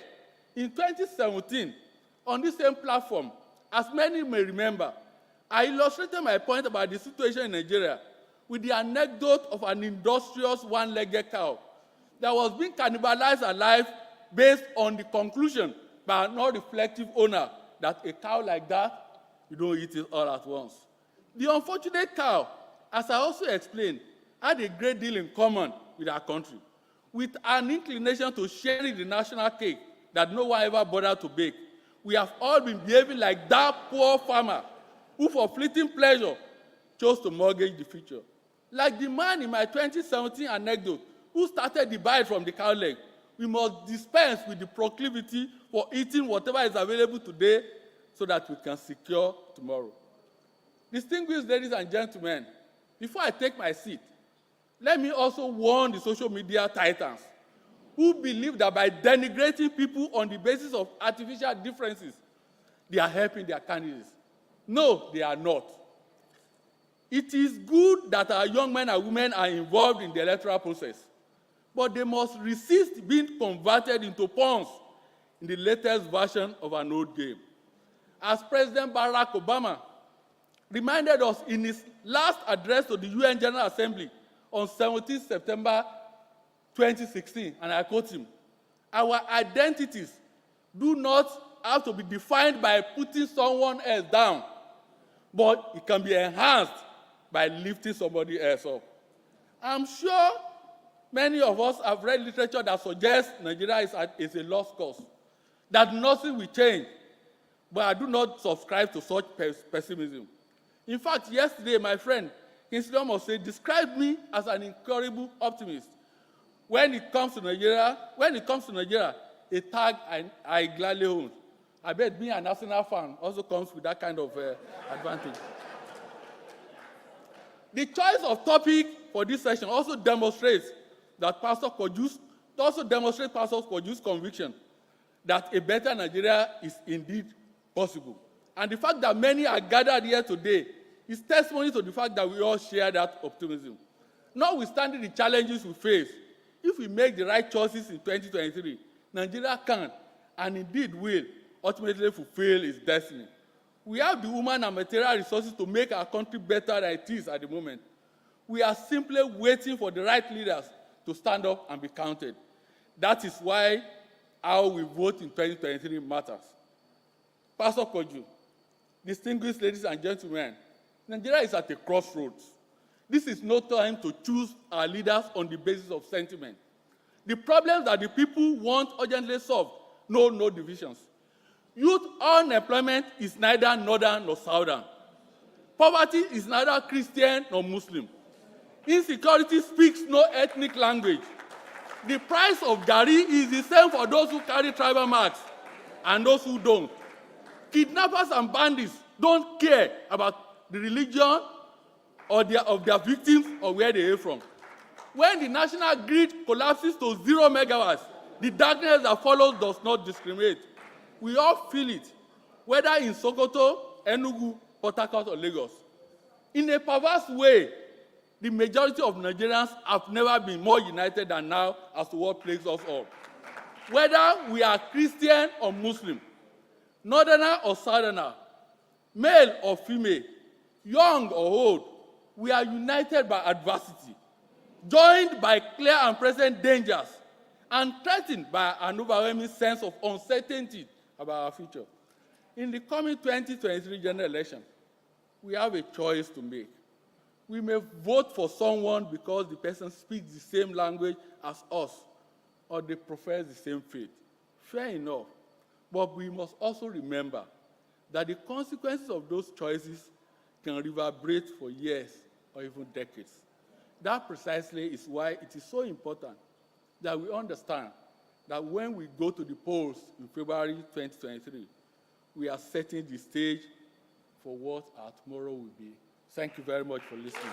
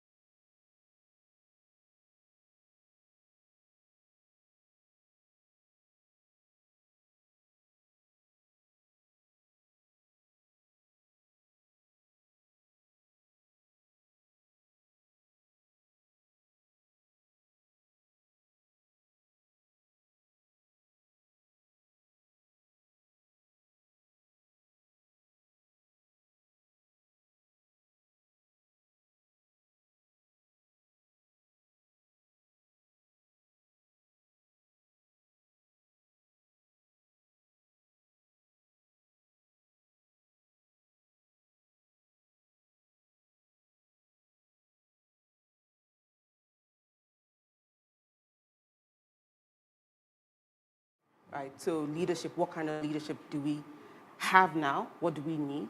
Is it the kind of leadership we had when we started this journey as a nation? And now, the second thing is, Nigeria, pre-1914, pre-1960, what did the nationhood look like? What was the arrangement within sort of the sub-elements? What did it look like after independence? And do we need to redefine it to go on? Are we married to the idea that this is what it must look like? And we all know that culture is always in flux. So does that also mean that nationhood also must be in flux, constantly evolving and changing so that all the components are always sort of included as we move along on the train of nationhood and development? So for me, that's what I heard in both things. Well, I think for me, two themes, stood out. Number one was sacrifice. We need to sacrifice. And number two was unity. And I'll take sacrifice from where Pastor Koju started from, saying, look, some people think, look, you can travel out and, leave this whole chaos. And if you look at international travel last year out of Nigeria, international passengers through our airport, 2.2 million, inbound and outbound. Outbound was about 1.1 million, 200 million people. Even if all those people were jackpotting, that's 1% of the population.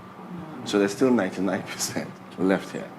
Second bit about unity is when I hear all the speakers speaking, it's not negotiable, but it's used to, divide people. And I'll use an example. I went to federal government college, I left the school 30 years ago, and there's a guy in my school who came from Abuja to the secondary school. And this week, he went to University of Ibadan for a conference. And when he got to University of Ibadan, he called me. And I returned his call and he said, I'm in Ibadan, I thought I would see you. And he called me because 30 years ago, when we were in secondary school, I was living in Ibadan. So when he got to Ibadan, his recollection first is, Josh is in Ibadan. Now, that's unity. So we're not as divided. And I use my personal experience. I was born in Jos. My wife is Igbo. I'm Yoruba. I don't know how they want to divide this country. So when you start looking at those examples people have given, you realize that that unifying factor, we need to play to our strengths instead of it being used as a divisive factor. Thank you. And I think it's interesting because literally almost the same theme ran across what the speakers had said, and even taking from Dr. Joe Abba when he said we are more connected than we are divided, and also Ms. Kadiri Ahmed, who said we should use our unity for our strengths, and giving the example of Indonesia and how they were so different, but there was the mosque and the Catholic Church. And then going back to what you had mentioned at the beginning, Mr. Adeni gave us 2 stories, and the theme across the 2 stories was, can we keep doing the same thing and expecting different results? And I'll end now with what Pastor had mentioned. He gave us three points: renewal, revolution, or resignation. A lot of people watching this right now, people fall in different categories, but maybe a higher percentage might be on the resignation note. What do we say to people watching who are thinking, a better Nigeria, is it possible? How is it possible? With all of the things that we are seeing today, before we go back to continue the panel, final words on how we would say, do not be resigned, resolution is not the answer, renewal, and what does that mean? For me, I'll say get involved. Get involved. When you see a small problem, get involved. Now, I use insecurity as an example. When insecurity started, insecurity was, there's insecurity in the Northeast. Insecurity now, we're losing half of our oil production. That theft is insecurity. If security was very good, we will not lose half of our oil production. Now, it's affecting everyone. So I don't know which of the speakers it was. I think it was Kaderia. She said, everyone has got to sacrifice something for the greater good of the community. So I'll say, if you're watching, ask yourself, what are you personally sacrificing for the greater good of the community? I mean, for me, it's sort of similar, and I think it's something that Professor Egosa mentioned when he mentioned that he met somebody who who wasn't Nigerian, who asked if it was any Nigerian who actually had Nigeria's best interest at heart. And, when we all think of that, and people who are in resignation or revolution, sort of mode, you don't ask, what is your personal stake in the country? When it has come to mini decisions, micro decisions, all the way up, what has been your position in terms of, Nigeria, in terms of the way you speak about Nigeria, when you get, when it comes to regulation, your civic duties, what have you done? So I think personal leadership will actually take us to the place where we have hope, and then there's a renewal. Excellent. Thank you so much. And once again, for each and every one of us, one of the things this session is going to make us do is to think, ask ourselves questions, and like Kadiri Ahmed said, be still, first things first, and really have a time of introspection. We're going right back into the main session now, where the presentations continue. Thank you for joining us on the platform. The conversation, as you're watching from home, on Twitter, #ThePlatformNG.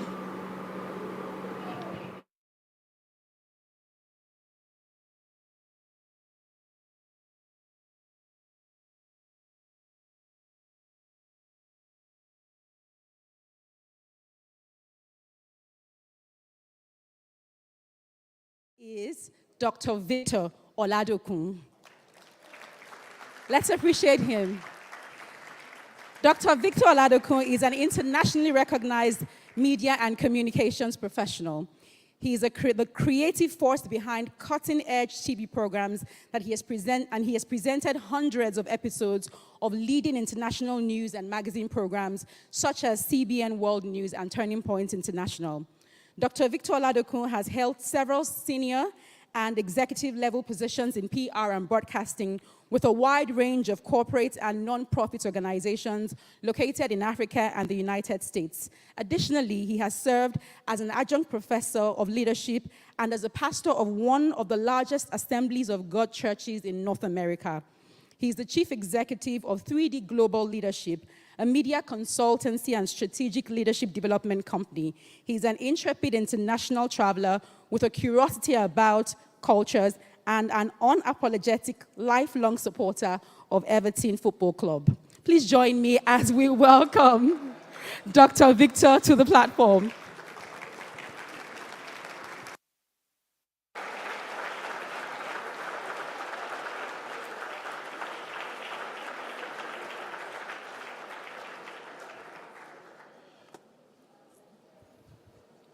Wow.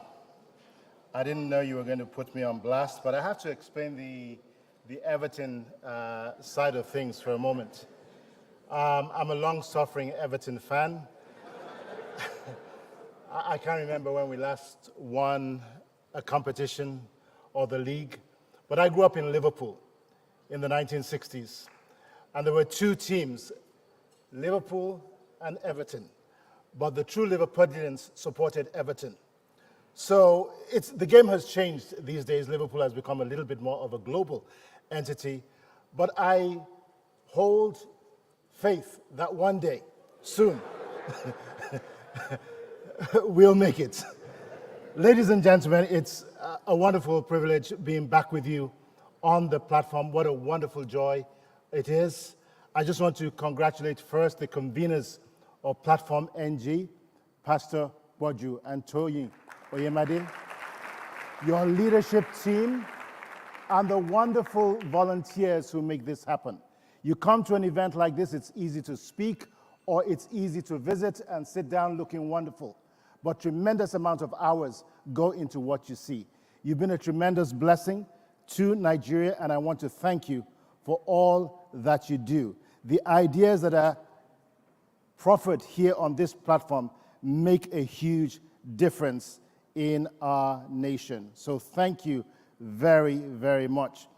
I want to preface what I'm saying by stating that I speak in my personal capacity as a Nigerian who throughout his career and throughout his life has been passionate about Nigeria, the urgency of now and the need to create and design a Nigeria that works for everyone, even though tribe, tongue, religion, gender, or age may differ. A Nigeria that we can all be proud of, a Nigeria that is the envy of the rest of the world, a Nigeria that we can all call home. Every now and then when I travel around the world, I get the question, where are you from? I get Egypt, I get the Caribbean, I get South Africa, but very few times do I really get Nigeria. So I allow the questions to stew for a few moments, and I say, guess again. And they keep on guessing. And then I say, well, the best country in Africa. And they come up with a list of names. And finally, I say, Nigeria.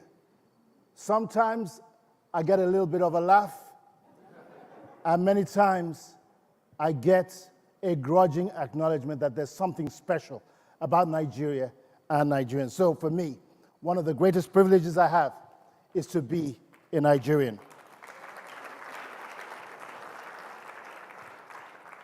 I've been asked to speak today on the topic that we're all familiar with, and I believe that in our generation, the Nigeria of our dreams is possible when we begin to make the right choices. Fundamentally, what does Nigeria need from her next president? The answer is very simple: visionary leadership. I use the term visionary leadership because as a nation and for many years, we have made the mistake of confusing titles with leadership. There's a huge difference. As a statesman, diplomat, and former US President, John Quincy Adams once says, if your actions inspire others to dream more, learn more, do more, and become more, you are a leader. So, as a nation, we need a president who brings this critical capacity into the office. But what is visionary leadership? I prefer a definition that I coined in 2009.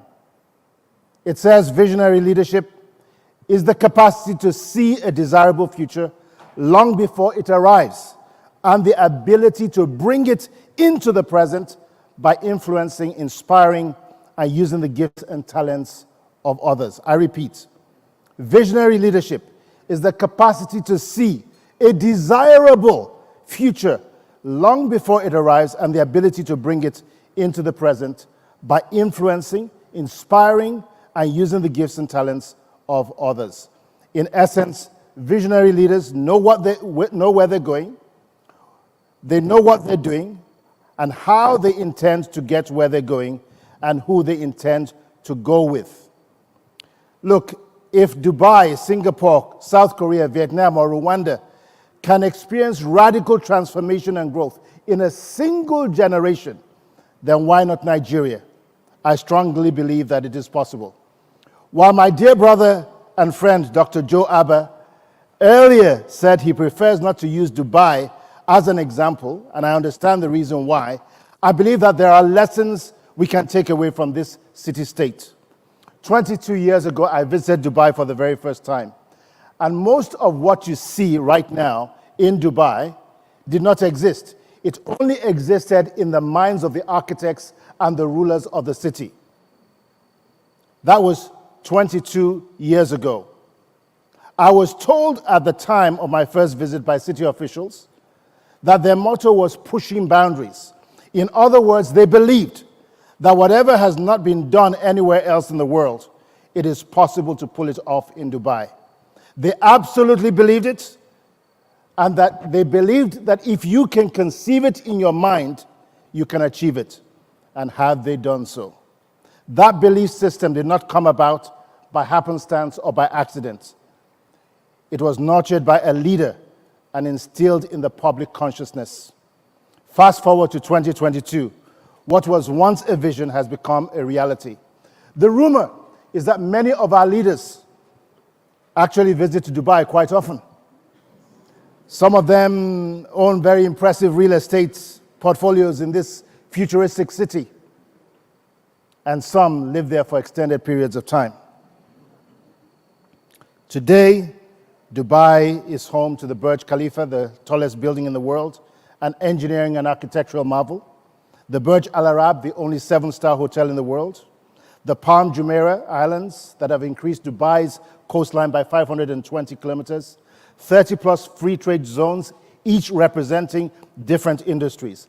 Emirates, a first-class airline with one of the largest fleets in modern history. And the Dubai Media City and Dubai Internet City, the largest IT and media hubs in the Middle East, with a goal to transform Dubai into the world's leading smart city. Now, Dubai is not done. They already have a plan called Vision 2020. I can only imagine what the next 20 years will look like. They've done it once, they will do it again. But this is my point. The future is not a matter of chance, accident, fate, or wishful thinking. For better or for worse, the future is what we create it to be and what we design it to be. It go better, it go better. Now input us for where we did today. In Yoruba, we tend to say, Lojo ola, Lojo ola, as in tomorrow it will come to pass. But the proverbial better tomorrow is only the consequence of our cumulative actions and our words and our decisions and our policies on a day-to-day basis. You cannot plant mangoes and expect to reap cocoa. It doesn't happen.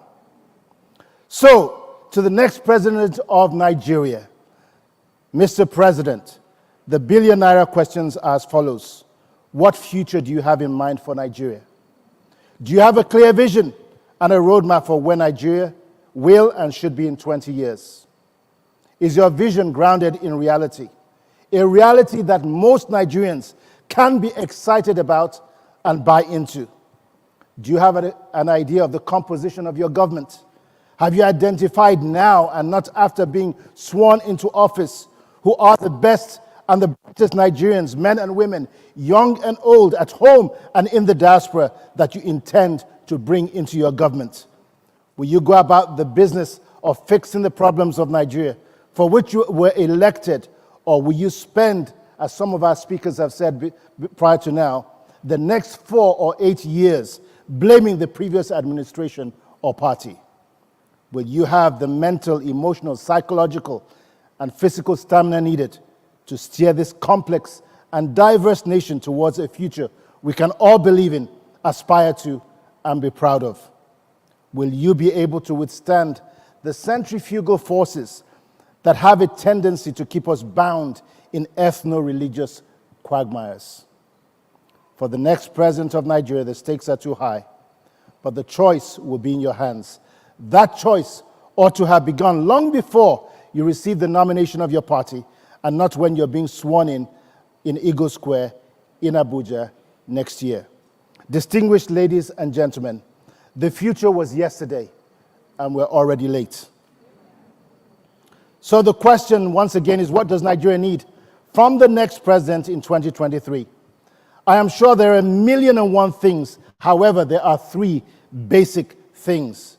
What Nigeria needs from the next president of Nigeria is a recognition that the sole purpose of the exalted office which he will occupy is not power for its sake, but a desire to bring into reality the kind of future Nigerians want, by all means possible. This will require boldness, clarity of mind, intellect, the ability to build a winning team from day one, the capacity to bring along others through the power of communication, transparent accountability within the executive, legislative, and judicial arms of government, and radical reforms within the civil service. Number 2, the next president of Nigeria must decide how he wants to lead, shape, and configure Nigeria. And much has been said about that, so I'm not going to repeat myself. But let's be clear about this.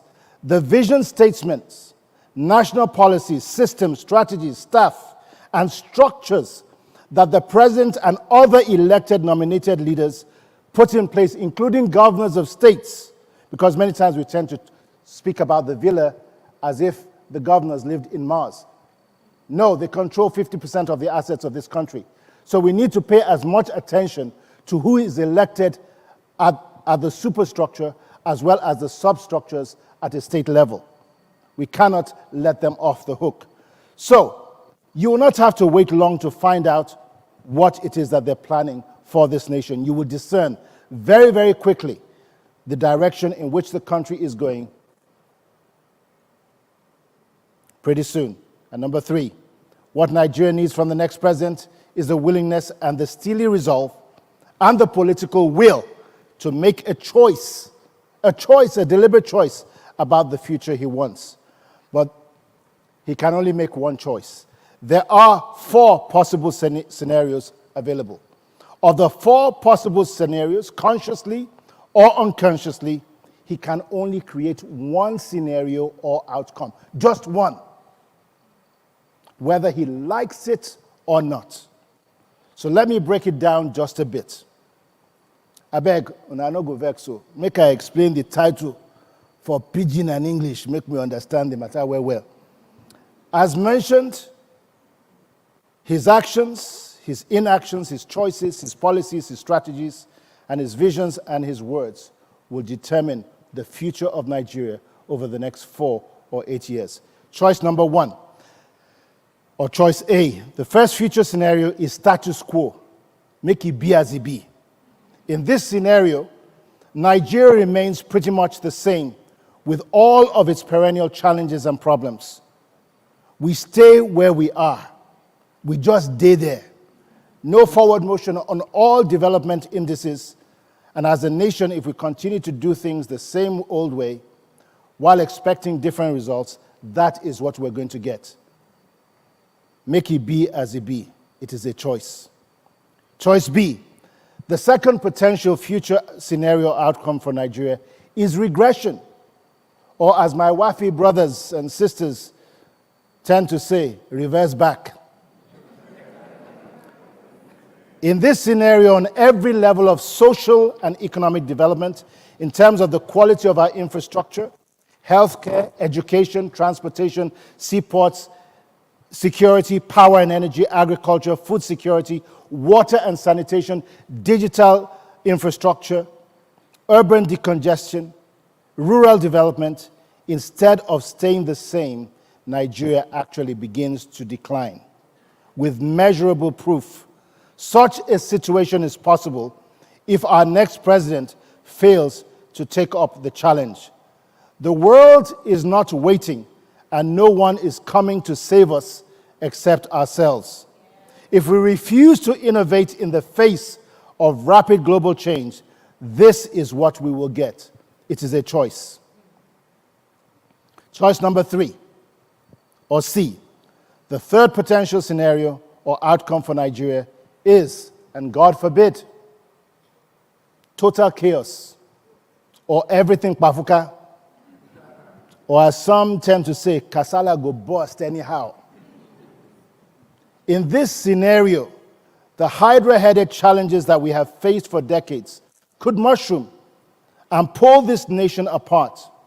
Historically, nations with fewer and less complicated challenges and conflicts than Nigeria have broken up.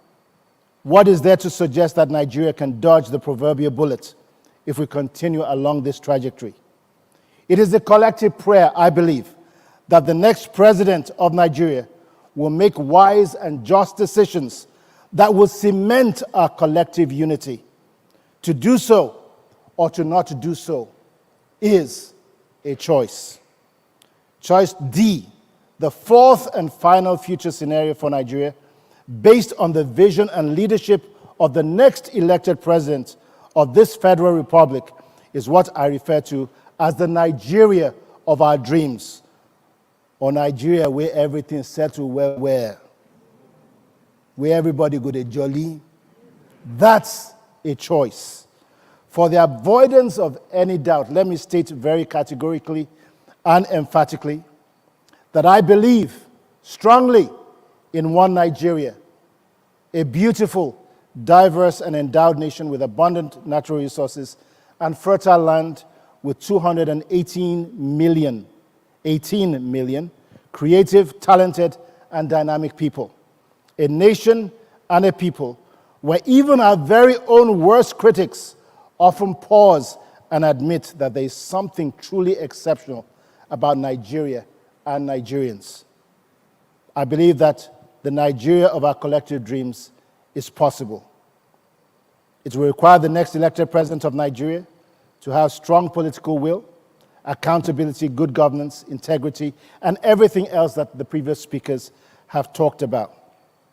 We need a president with a sense of fairness, the spirit of a father that gives every Nigerian a sense of belonging, regardless of where they're from. So how are we going to get there, and what is it that we must do?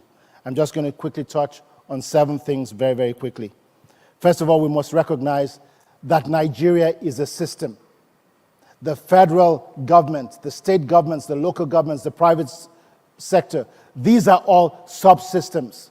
But if the subsystems and sub-subsystems are dysfunctional and not effective, how can we expect a whole system or a system that is whole and well? So it is not just paying attention to what we do at the federal level.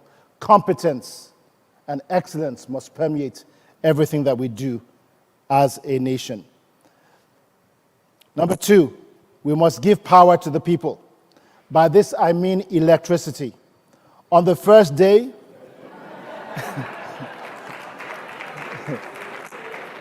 make them not talk, say Victor Lado can say make revolution come up. No. We must give power to the people. On the first day of creation, God said, "Let there be light." Why?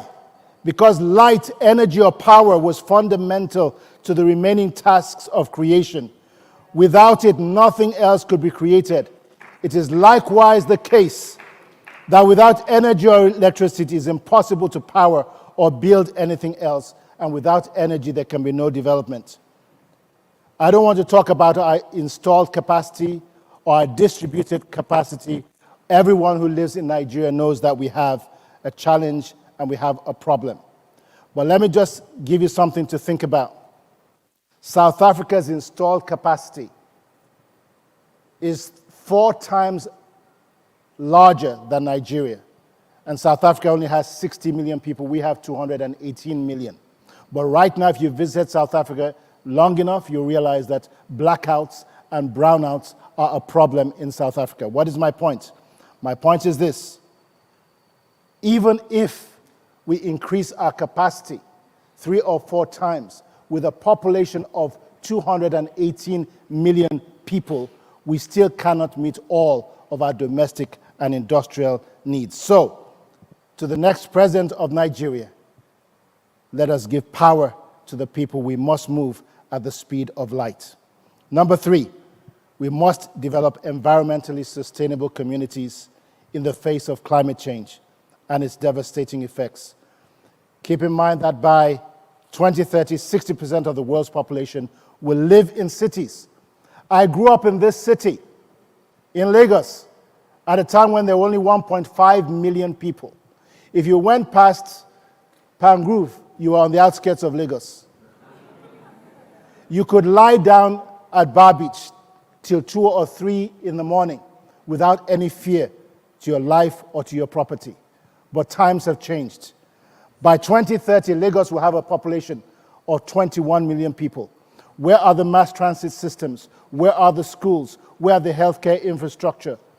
Where is the security? What kind of future are we planning for ourselves as a nation and the cities that we live in? When I was growing up, Lake Chad occupied 26,000 square kilometers, bordering Cameroon, Chad, Niger, and Nigeria. Today, Lake Chad is 10% of what it once was in the 1960s. What do you think happened to all of the thriving, vibrant communities that surrounded the lake? And we wonder why there is insecurity in the Sahel and in Nigeria. We have to deal with the root causes of some of these problems in order to move forward. Nigeria must adapt to climate and seek to access much needed donor funds that allow us to do so. Education. Do I need to really say anything more here? I think to do so would be an insult. No nation looks the other way while its universities, its polytechnics are shut down for almost a year and nobody says anything. We must fix the problem. We must find solutions. 2 months ago, I was in Morocco visiting the King Hassan VI Polytechnic University. It's an amazing, amazing educational system, only established in 2013, but it specializes today in the highly relevant fields of artificial intelligence, industrialization, food security, and sustainable development. In other words, it is preparing its students for a future that is already here. All over the world, it is already being acknowledged in 13 years as the university of the future. You can look it up. Number 5, we must invest smartly in agriculture. Again, that's a no-brainer. It has tremendous, tremendous potential. The war in Russia and its impact on food. Most people don't realize that Africa imports almost 70% of its maize and its wheat and oils from Ukraine and Russia, and its fertilizer. So, beginning next year, you're currently using reserves. Beginning next year, Africa will face a huge food and fertilizer crisis. I appreciate the fact that the African Development Bank, led by Dr. Akinwumi Adesina, is in conversations with the government of Nigeria about setting up special agro-processing zones in different parts of the country. That's already in high gear, and we expect to see tremendous progress in this area. The food and agro-business in Africa will be worth a whopping $1 trillion by 2030. So agriculture can become Nigeria's greatest revenue earner. But to take advantage of this, we must add value and not simply export raw commodities. Linked to these developments is the need to transform our seaports and our industrialization. The reason for this, or the reason for the existence of modern ports, is not so that we can collect duties and taxes on imports, but the acceleration of processed value-added products, including processed foods. We must transform our industrial capacity, and let me explain. In 2020, crude oil accounted for 88.6% of our export revenues, which total 34 billion. By contrast, in 2020, and listen to me on this, because here in Nigeria, we want to kill ourselves over oil. But in 2020, Vietnam, which went through a devastating war, just as Nigeria did, had industrial export revenues of $348 billion, 10 times more than Nigeria's exports from crude oil. But the most troubling trend is that Nigeria, according to OPEC, said Nigeria exports crude oil worth $34 billion, but imports refined petroleum products worth $72 billion because our refineries are not working. Something is wrong with the picture and we have to fix it. But number 6, one of the brightest spots on the Nigerian horizon is the doggedness, the dynamism, and the creativity of the Nigerian youth. In spite of generational governmental neglect, they have flourished in areas that do not necessarily require state intervention. This includes entertainment, the arts, sports, fintech, and the digital worlds. Nigerian pop music culture, or pop culture, has captured the imagination of the world. This generation of brand ambassadors has done more for Nigeria's image than the best PR machines money can buy. And I say congratulations to the younger generation of Nigeria. The next president must engage with, support, and leverage this dynamic demographic. As I close, 7, for Nigeria and the next president of Nigeria to accomplish all of this and to create the Nigeria of our dreams, we must solve Nigeria's security challenges. I think this is a no-brainer.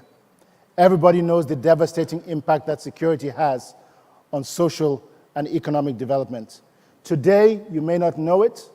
Maybe it's because it hasn't come to your neighborhood, but there are 2.8 million Nigerians who are living in internally displaced persons and who live outside of their states, their towns, their cities on account of criminality, banditry, and terrorism.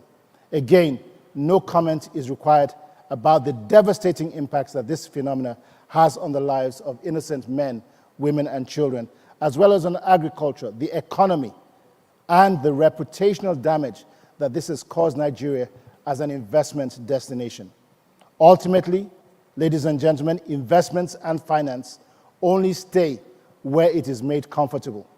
To attract the levels of investment in the billions of dollars that Nigeria needs, we must create a secure Nigeria by dealing at the root cause with the underlying cause.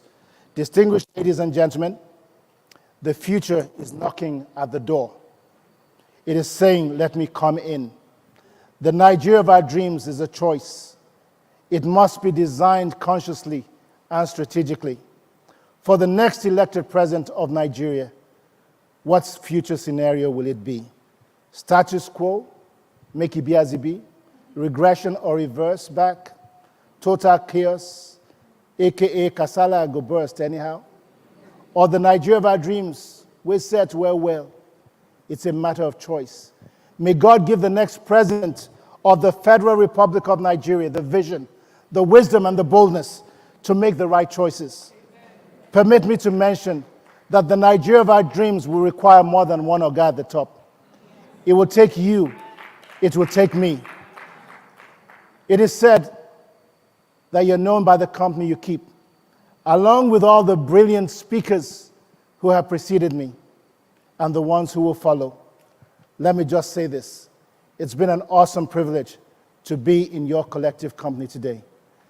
On this 62nd independence anniversary of Nigeria, my prayer is, may God bless you richly, and may God bless the Federal Republic of Nigeria.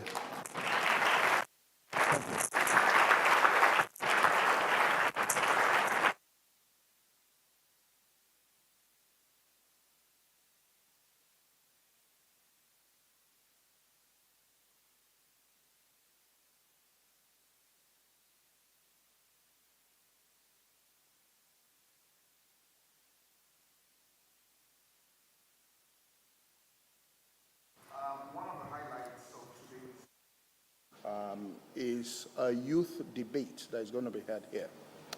And what has been going on is the Nigerian Youth Futures Fund has been going around the country organizing debates among students, of different universities.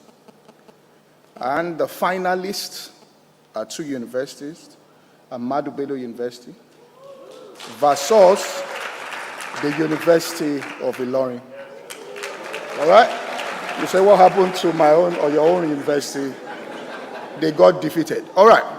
So it will be Ahmadu Bello University versus University of Ilorin. We have to give a national platform to the youth and let them voice out. So they're going to have a debate here.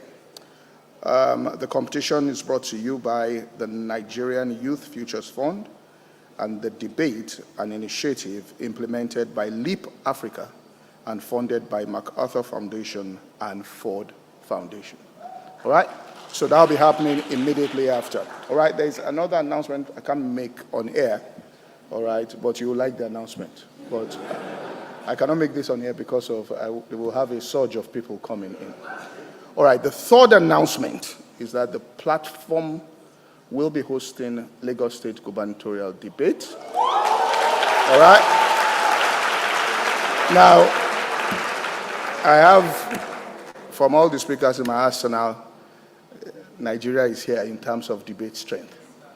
So based on the strength of the people I have in my alliance, we shall hold the vice presidential debate. All right, and I will leave the last debate to after we have concluded it. But we will have 3 debates. All right? God bless you all.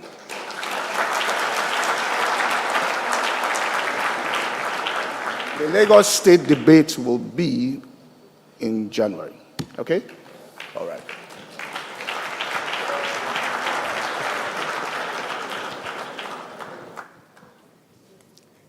Thank you so much, Pastor Porja, and thank you so much, Dr. Victor.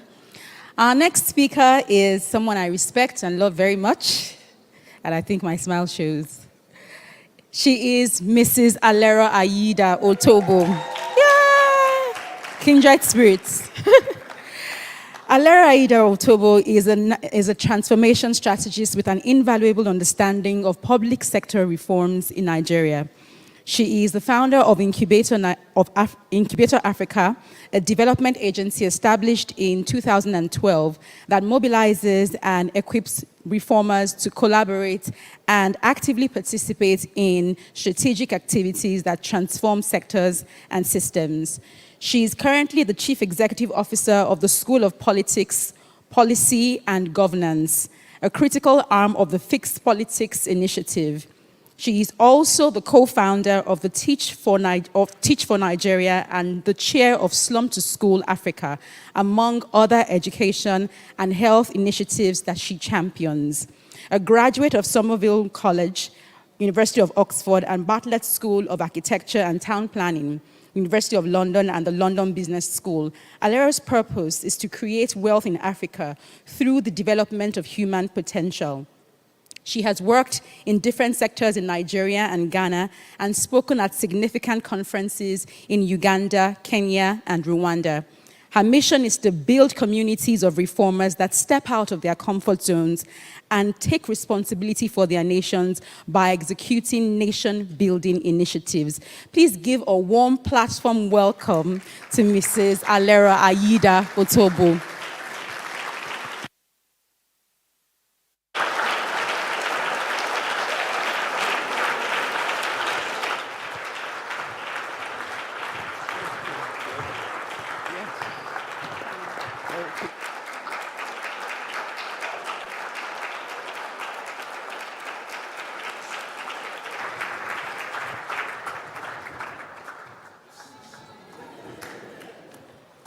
Thank you very much. Wow. This has been an amazing morning. Brilliant morning. Pastor Porju Oyemade and his precious, beautiful wife. My daughter and I couldn't decide whether you're a pastor or just Toyin or just Mrs. Okay, so you are Mrs. Toyin Oyemade. My daughter got it right. Good. Thank you for inviting me to this very prestigious and important platform. This is more than a conference. It's more than a summit. It's a movement. And you need to pay attention to movements. my eyes are not as good as they used to be. So permission to just read from, yes. And so I'd like to congratulate you on 15 years of excellence, 15 years of impact, 15 years of relentless determination to make a difference. On social media, my heart was filled with pride as I read some of the wonderful posts and tweets. And there was a particular one that caught my attention this week. It said, the platform, Nigeria, is a highly respected organic movement conducting a series of impactful intellectual events that have transformed the minds and lives of hundreds of thousands of people. So I'd like to say, on behalf of my family and I, well done. Very well done. Very well done. And to my fellow speakers, it's an honor to stand on this platform with you. Before I proceed, I'd like to share what wakes me up every morning. Every morning when I wake up and I lie on my back and I look up at my ceiling, I have 3 famous quotes that are on my ceiling. Because it's important that words, words are powerful? Yes. The first one is by Joanna Macy, and she states, the heart that breaks open can contain the whole universe. Your heart that breaks open can contain the whole universe. The second quote is by one of my favorite people, Mother Teresa, that says, I can do things you cannot, and you can do things that I cannot. Together, we can do great things. That speaks to collaboration and to unity. The third one is my all-time favorite. It says, God is love. Love never fails. Why are these 3 quotes important? I believe that they describe the kind of people that we need. I'm actually not in the school of thought that we need a president. I think what we need is a presidential class. That's a company of people that have presidential qualities. Our problem is that when we focus on one man to solve a problem, he tends to fail. We get frail, dying individuals instead of a company of strong, healthy, youthful individuals that have vision and know what to do. So, for me, when I look at these 3 powerful quotes, it describes a person who has a heart of love, a person who's willing to serve through collaboration, and you have a radical mindset shift that shifts nations. And my question is, do our presidential class, our current political leaders have a heart of love that can contain Nigeria, let alone the universe? I think we know what the answer is. Do they serve us, like Mother Teresa says? Do they? I need an answer. No. Are they united in vision and purpose? No. If I had space on my ceiling in my bedroom, there'll be a 4th quote. And that 4th quote, many of you know, says, never doubt that a small group of thoughtful, committed citizens can change the world. Never doubt. The people in this room, if we do what is right over the next 10, 15, 20 years, Nigeria will not remain the same. And I want to use a case study to illustrate the power of that quote. So keep that quote in mind. Never doubt that a small group of thoughtful, committed citizens can change the what? The world. And if they can change the world, they can change Nigeria. I've been asked to speak on a better Nigeria possible, why, what, and how, and what the next leadership should look out for. I want to commend all the previous speakers before me. You've done an excellent job. So I don't have to talk about the why, and I don't have to talk about the what. My focus is going to be on the how. Because at every point in time, anybody who's been in Nigeria for the last 10, 15, 20 years, we all know the why. Nigeria is failing. Nigeria, don't let me go further. So I believe a better Nigeria is possible. If it wasn't, I wouldn't have been doing what I've been doing over the last 20 years. I will not be standing before you. I would have left like so many other people. But as I focus on why a better Nigeria is possible, I want to lay a foundation focused on 3 reasons. And I want you to pay attention to these 3 reasons. What we're doing here is deeply serious. I hope you've all taken notes, because I've been writing furiously. Don't leave your brain to remember anything, because your brain is wired not to remember. By the time you leave and you watch your next movie, it will displace what you have heard today. Because it is so deeply serious, we are here to ignite the flames of fire that will transform this nation. Every one of you in this room is a flame. And when we join forces, we become an inferno. And we become a consuming fire that will consume 3 things: corruption, injustice, and wrongdoing. So every one of you, let the words that have been spoken today cause a significant shift in you. Then we're doing the 3rd thing that I'm going to do on this platform. I'm going to release a new sound over Nigeria. An awakening sound, because it is time to arise. It is time to stop making excuses. It is time to stop sitting and hoping other people will do the hard work.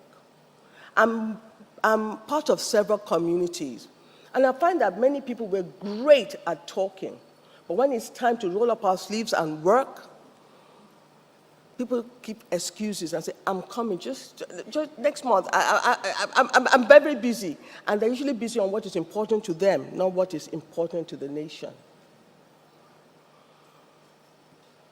And that sound is going to awaken many of us, because as a nation, we have fallen asleep. And we abdicated the management of our nation to those that are not trained and those that are not prepared. We need a revival in this nation. Not a spiritual revival, because we have one. But we need an economic revival and a political revival. And that's what we are here for. I'm very grateful to those that focused on the what, the key economic indicators that have failed us. We've looked at how unemployment has doubled since 2015. We've looked at how debt service ratio to revenue has worsened. And we are in a situation now that we cannot service our debts.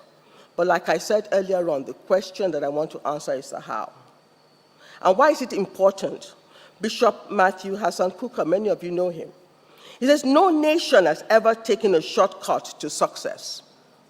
Not because nations have not tried, but simply because there are no shortcuts that are available.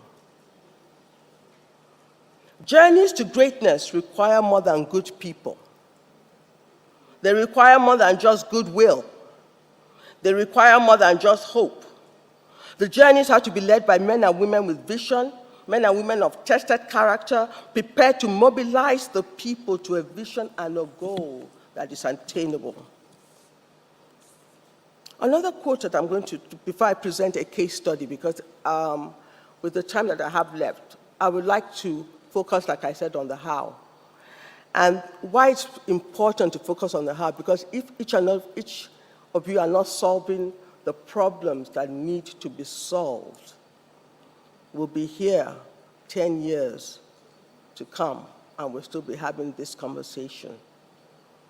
The Queen of England, who many of you know, recently died. During an interview, was asked to explain why she was so diligent, so dutiful, and why she was so devoted to service. You know what she said? The training is the answer to so many things. You can do a lot if you are properly trained. And I hope that I have been. properly trained. Fixing Nigeria is about fixing leadership. Fixing leadership is about properly training our political class. Fixing their character, fixing their competence, and fixing their capacity. I have been in meetings where ministers are falling asleep. As many of you have seen those videos, half of them in National Assembly. Nation building is hard work. And I'm going to very quickly use the next, I would say 7 minutes, just presenting a case study that I hope will come up. And the reason why I have taken permission to present this case study is because many of us sat for years complaining. But then research began to show that if you do not take certain action, you can't fix Nigeria, and you can't fix the politics of Nigeria. And it is not about having just great leaders, because the great leaders can emerge, but if the electorate does not know the qualities of the leaders that they should vote for, they will vote for the wrong people for a muscle of what? But the odd 5,000, 10,000 naira, they will vote for the wrong person. So this research that was carried out 3 years ago shows that for us to fix the problem, the leadership challenge of poor governance, of poor policy formulation and poor execution, that's affecting not just Nigeria, but the entire continent, we have to take certain action. Can I have the slides, please? Because I want to go very quickly through. What we realized, if you can all see, is that we needed to do what? Fix the electorate, educate them, empower them, and help them to understand that unless they pick the right leaders, Nigeria will not be fixed. The second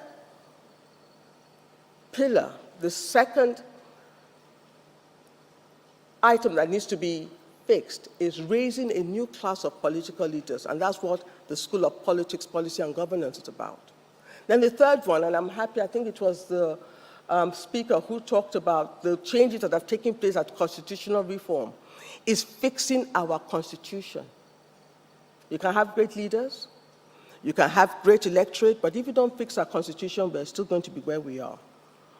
So what we have done and what needs to be done, and I'm giving this an example because all great business schools say focus on case studies, is that I want each and every one of you to take a decision that you're going to be part of a reform initiative.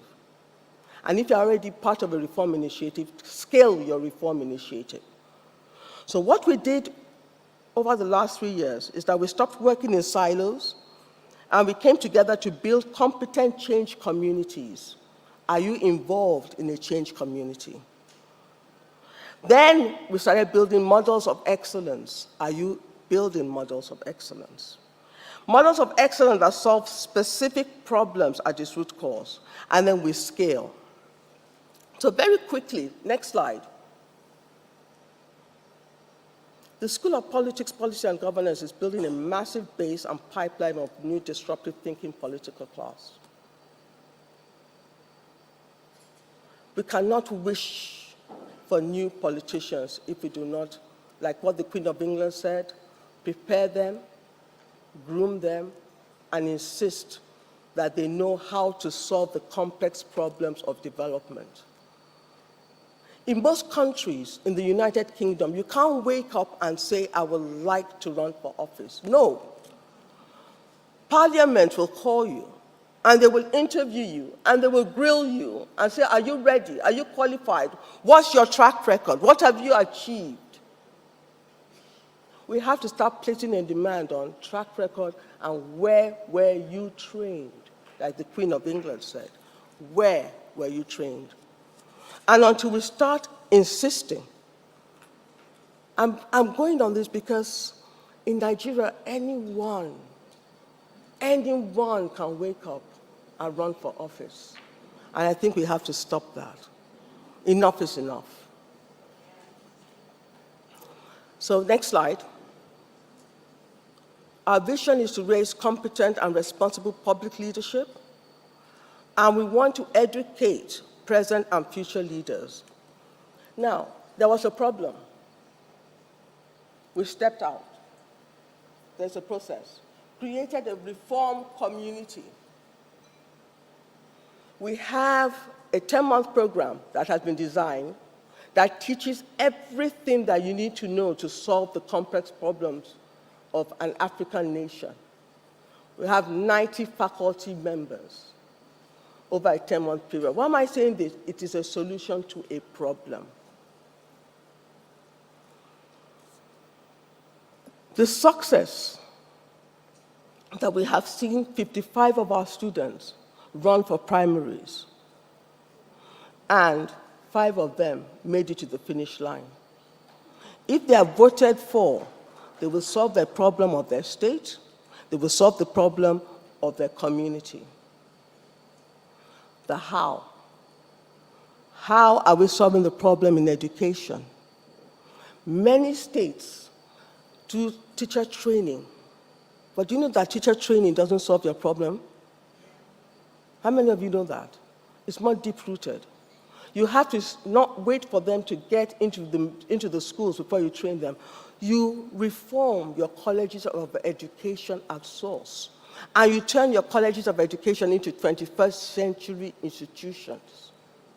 That is how you will solve the problem. So anytime you see a state governor, or a minister of state, or a commissioner of education spending huge sums of money on courses, short-term, 1 week, query them, because it's not going to get you to the promised land. The second part of the question says, what the next leadership should look for. I looked at this and I thought, how should I answer this question? And I realized that there were 2 perspectives to this question.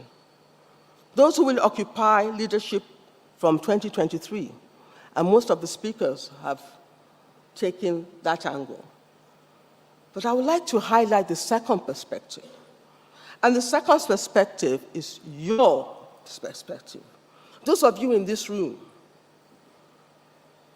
you will be the next leadership beyond 2023, beyond 2027. What should you look out for now? You've heard about what the next people from 2023, the next president, and I want to thank my brother for doing an excellent job with that, Victor. But what should you look out for? Next generation.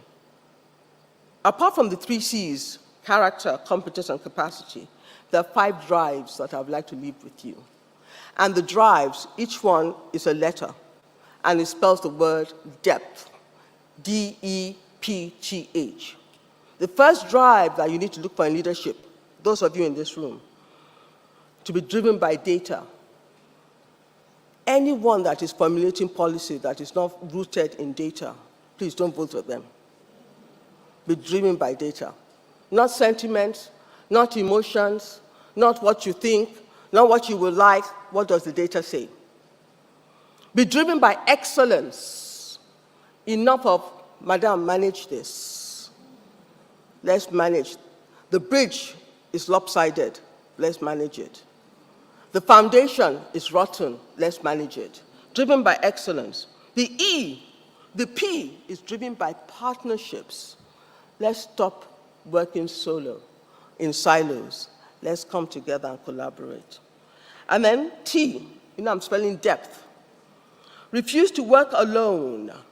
Be driven by teamwork. And then the last, driven by hard work. No time for frivolities. We party a lot in Nigeria. We party a lot. I watch when sometimes we have very serious meetings, and we come out of those meetings. This is many years ago, so I'm not casting aspersions on current leadership, unless you choose to. But you come out of these Federal Executive Council meetings, and we're laughing. Serious business. Go to other nations. They don't come out laughing. It's not a joke. We have the largest number of out-of-school children. It's not a joke. We can't pay our debt. It's not a joke. We have 9 out of 10 children that cannot read or write. It's not a joke. So it's time to minimize frivolities. Then we need to look for leaders, those of you in this room, that demonstrate 3 critical S's. Strategic thinking. I find that one of our weakest links is our capacity to think strategically, to be able to understand what to do, when to do it, how to do it, to be driven by data to design solutions that really solve the problems, not superficial, not putting plaster on deep wounds, but actually solving that problem. And then look for leaders that are willing to pay the price, sacrifice, and then the sincerity of that leader, not off the mic, as one of our speakers said earlier on. Then I want to encourage us to look for people who take action. Stop talking, stop complaining, taking action. Volunteer to be like a community organizer. I don't know how many of you got your PVC. How many of you got your PVC in this room? How many did not? When I say did not, no, don't be embarrassed, because you wanted to, but you just haven't been able to get it. How many of you? You would like to, but you just couldn't get it. Not everybody put up their hands when I said, do you have PVC? So how come now only a few hands? There's a discrepancy, and we are data-driven. Why am I raising it? It's actually for a good cause. Because if you don't have your PVC, you can become an INEC official. You can register to become an INEC official, because you see, INEC officials are not allowed to vote. So imagine, I want you to go on a journey. Imagine if we were able to raise an army of INEC officials that cannot be bought, that cannot be paid for. Imagine.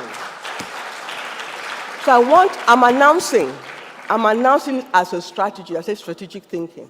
If you don't have your PVC, and this is for the churches and the mosques, you've raised people of integrity. You've raised people that should not want to compromise. You've raised people that want to see a new Nigeria.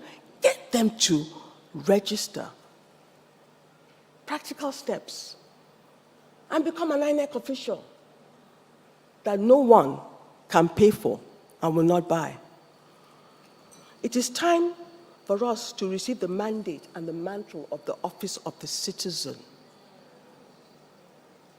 It is time to become one who understands one's right, one's obligations, one's purpose. And one of the weakest links in our nation right now is that as citizens, we do not understand who we are and what we are called to do. So, time for community organizers to arise. I intend to become like a community organizer. Recently, sometimes you are thinking of the big picture. And I remember driving into my home in Victoria Island several months ago. And the still small voice, thank you, that my sister mentioned, said, you want to fix Nigeria? Look at your parameter in VI, the filth and the dirt. Fix that first. So the question is, all of you, fix your community first before you look for that president that will fix Nigeria. And now I'm going to ask you to do some crazy stuff. I said we're releasing a new sound. We're igniting, what did I say at the beginning? We're here for serious issues, right? What was the second point that I said? After serious issues, we're igniting flames of fire. And the third thing, sound. Do you know what is powerful about sound? Sounds precedes movement. Loud sounds cause attention. And when you get attention, you're able to get people to do things. So this sound that we are releasing today is a sound that says that there's a new generation that is awakening. That there's a new generation that wants to rescue Nigeria.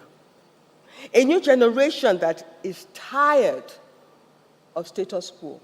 A new generation that wants to take responsibility for Nigeria. That's my role here. I've come to release that sound and to say, wake up. It is time. So we're going to do two things that will awaken us. And it's not awakening us so that tomorrow when you wake up, you're doing your same old thing. I wish I was with Covenant Nation. I would have taken note of everybody that is here. And that's what I do. I write your name down. And then I follow you over a period of 5 years. What have you done with the knowledge and the information that you have gotten from sitting here for 5 hours? What have you going to do? What decisions are you taking? You didn't just come to listen. Did you just come to listen to amazing people talk? No. You came to take decisions. What decision are you taking? Write it down and hold yourself accountable. So we're going to do one thing now. And it's important that I do this. We're going to release a sound, and it's the sound of the shofar. It's an awakening sound. And the person is a friend and a brother that has come all the way from, guess where? Ǩadria?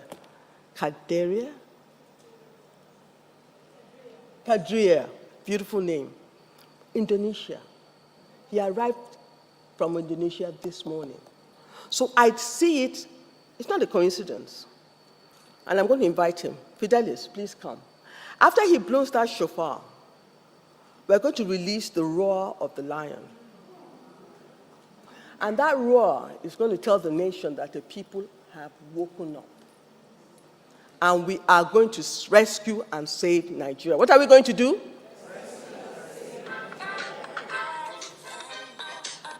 I have a daughter who, Leke is not here. Our alarm always goes off for medication, but it is well. And this, as he releases this sound, it's going to release the spirit of unity upon Nigeria because of what she said. Indonesia, unity. I don't question things, I just obey. The spirit of unity. Then when the lion, you know when the lion roars, do you know it's king of the jungle? But is it the largest animal in the kingdom? No. Is it the biggest? No. It is, but when it roars, do you know you hear it 5 miles away? 5 miles.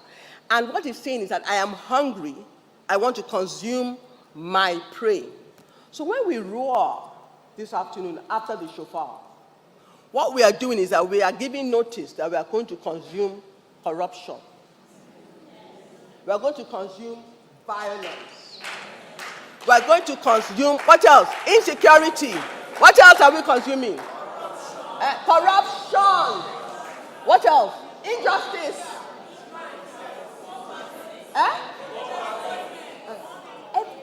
Just be naming them. And then when you now roar, you stand up because you know you can't roar sitting down. So better start standing up before he blows his shofar. I came here to do a practical step. That's my assignment. Okay? So if you don't want to roar, you can sit. If you want to be pretty, you don't have to. But I do this with my students in the School of Politics, Policy and Governance. And there is something very profound about it. I want to trust that the profoundness will hit the very depth of your soul. And that the awakening will bring a love for Nigeria. A willingness to die for Nigeria. Because we better be ready. The polling booth is going to be vicious. Next year, if you think only your PVC will make it, it's a lie. You have to get ready. October 2020 was the beginning. No, I won't say anymore. So at the count of 3, he's going to blow the shofar. As soon as that shofar has been blown, you will open your mouth and you will give the loudest roar so that people in Sampara and Sokoto will hear you. And everything that we have said that will come down, let's come down. Okay. 1, 2, 3.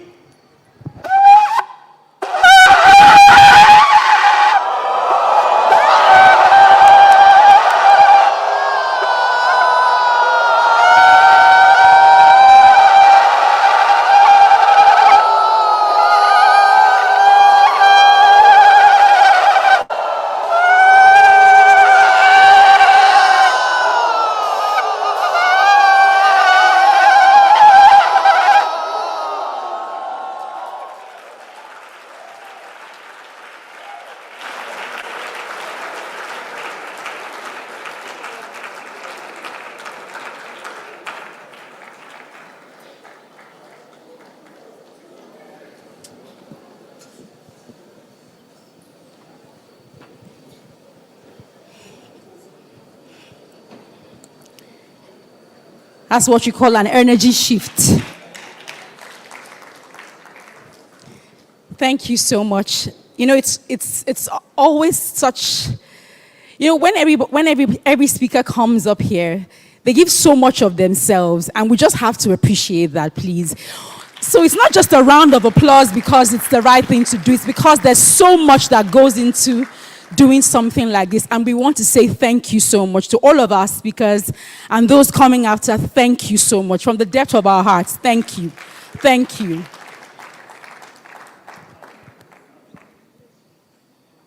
Our next speaker at the platform today is Dr. Sam Amadi. Let's appreciate him. Dr. Sam is the former chairman of the Nigerian Electricity Regulatory Commission. He is a fellow of the CARE Center for Human Rights Policy at the Harvard Kennedy School of Government. Until December 2010, Dr. Amadi had held the position of the Senior Special Advisor to Nigeria's Senate President, Director of the Center of Public Policy and Research in Lagos, amongst others. He was Chairman, Senate Technical Committee on the Review of Competition and Consumer Protection Commission Bill in February 2017, and the Chair, Senate Technical Committee on the Review of Transportation Sector Reform Bill from March to June 2017. Dr. Amadi is a lawyer and a member of the Nigerian Bar Association. He was a senior counsel at the Ghani Chambers from 1993 to 1995. And in 1995, he became an associate in Olisa Agbakoba Associates and was also part of the defense counsel to Ken Saro-Wiwa, a renowned author and environmentalist who was killed by the Nigerian military at the time. Dr. Amadi holds both doctorate and master's degrees in law from Harvard Law School and a master's in public administration from the Harvard Kennedy School of Government. He attended University of Calabar, where he got his bachelor's degree back in 1992, and afterwards attended the Nigerian Law School in 1993. Ladies and gentlemen, please welcome to the platform Dr. Sam Amadi.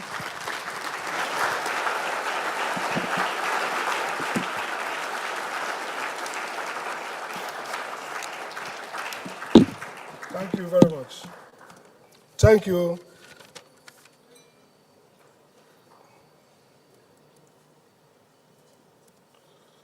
It's an honor for me and privilege to be invited here. I thought I would be the last, but then I've been deprived the honor of being the last to speak because I've seen my friend 𝐏𝐿𝐴 and of course 𝐿𝐴𝐾 coming. I've been personally enriched by discussions going on here this morning. I have, like what do people say, teach make I teach, now they take sabi. So I've learned more by listening both to the embodied spirits here with us, self-acclaimed 𝐏𝐨𝐬𝐬𝐢, and of course the aristocrats, intellectuals, Prof himself, and ordinary me. I like to quickly say that my perspective is more critical and not motivational. Pastor set us up by saying, a better Nigeria. And I started thinking around it. First, and of course, Prof said, failing, or distressed country. So first is, what is Nigeria? Is Nigeria a failed country, a failing country, or distressed? The typologies and what constitutes each of them is well known. So if you are critical, you would say probably a failed country, because if you look from Abuja going to Kaduna, it's probably one of the few capitals in the world. We are 200 meters from where the president sits. Even with military escort, you can't travel 200 away from that city, from the capital. So evidence of failure, state failure, loss of territory, one can argue. Or you can say failing. But howsoever, we have to decide, make up our mind, whether it's failing or failed, is still something of concern. That's why we're here. Now, the second issue that is kind of, we can tease out from the framing of today's discussion is what we want, a better or a new Nigeria. Now, Better Nigeria suggests some incrementalism, and that has been the approach of technocrats, technicians who fix things, okay? So if you are like my friend 𝐏𝐨𝐬𝐬𝐢𝐛, if you are from the development community, you will speak more around better Nigeria, which means incrementalism. Things are moving, things are not too bad. We can optimize here, optimize there, we can tweak here, tweak there. We have better schools, ASU shouldn't be on strike for 7 months, but you're not talking about maybe radical reconceptualization of a country, of a society. So that is incrementalism, and nothing bad about it. But of course, you can talk about radical change, which means you are, if you're talking about radical change, you're talking about maybe less than routine diagnosis of the problem. So, I start from the premise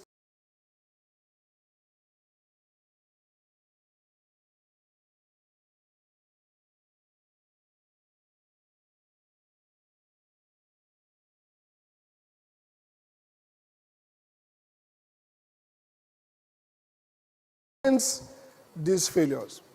And in my many years of studying, I'm somebody who, on Wednesday, I wrote a back page on 𝐏𝐨𝐬𝐬𝐢's paper, and I argued that Nigeria has economic crisis is a function, or it can be explained by what I call incoherence. I believe the theory of incoherence, that part of the problem we have is that our systems are incoherent.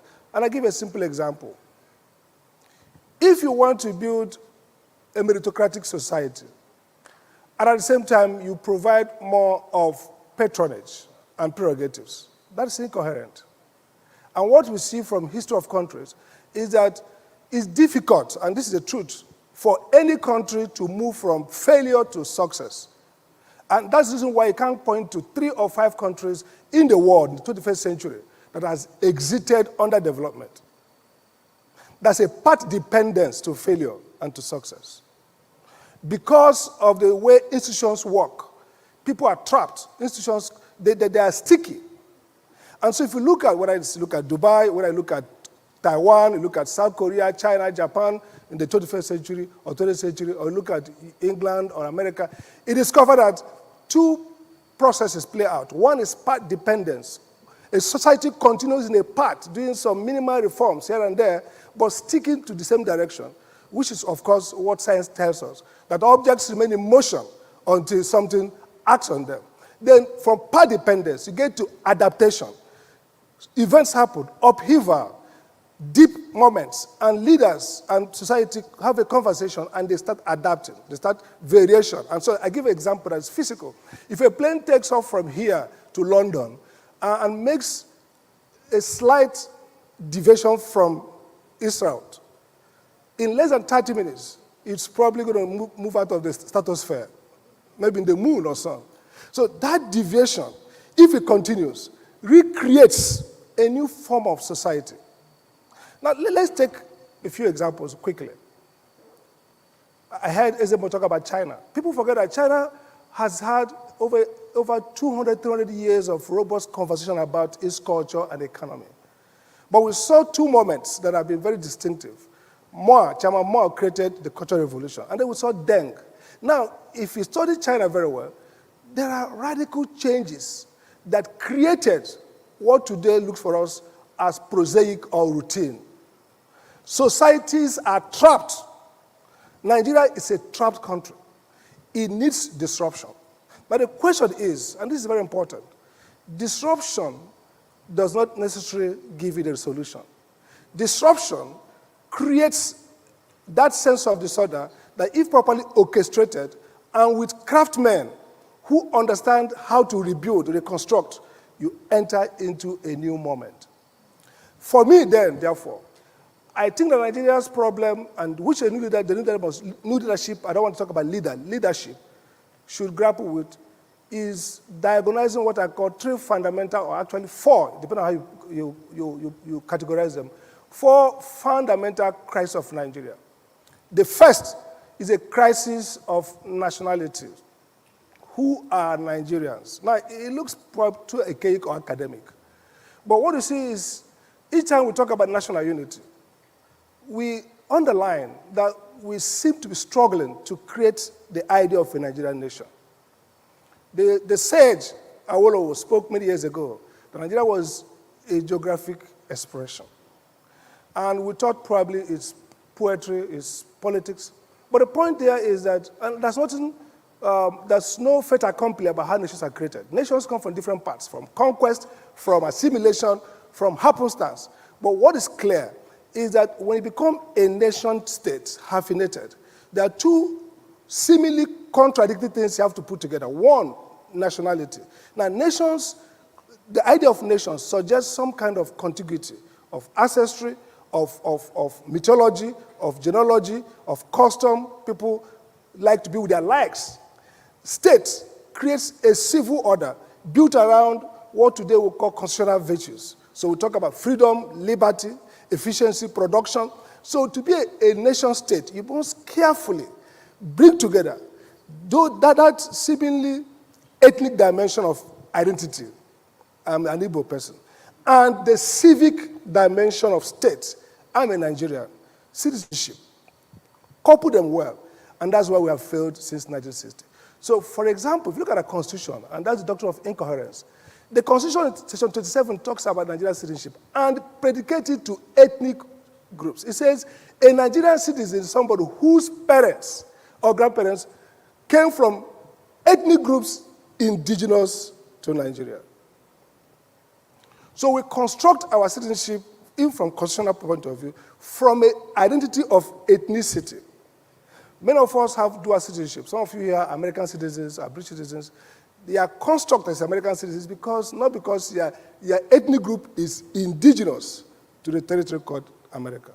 That incoherence has frustrated not just nationality, but development, production. And I'll come to that. So the first crisis we had is a crisis of nationality. Who are we as a people? And we have a history. Prof has said that we were not Igbo Yoruba until maybe some period before the annexation or amalgamation. But the point is that the British didn't have the incentive to create us as one nation state. And that's very clear. In fact, in the letters of Lord Lugard, it was clear he had a problem with going back to Westminster, or Liverpool, every weekend for social life. And so he considered that he wanted to have not a very intense and integrated country, but one that is loosely, so that he can use South to finance North, North to finance South, and have time to be in Liverpool every weekend. So Nigeria was a half-hearted creation. But it didn't have to remain so.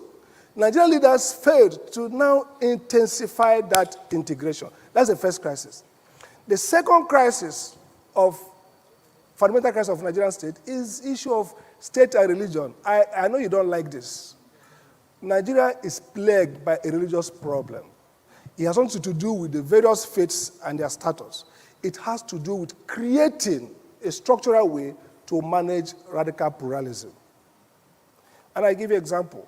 In 1957, the northern region of Nigeria set up a commission chaired by Professor Anderson of London University, one of the leading African scholars of African law.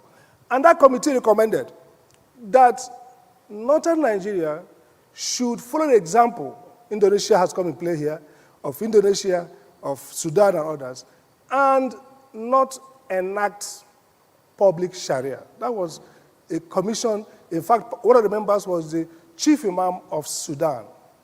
Great scholars. They said, no, a modern state does not require. In 1950 Constitutional Conference, the matter came up again. How do you structure a multi-ethnic religious society to have assurance of justice and fairness?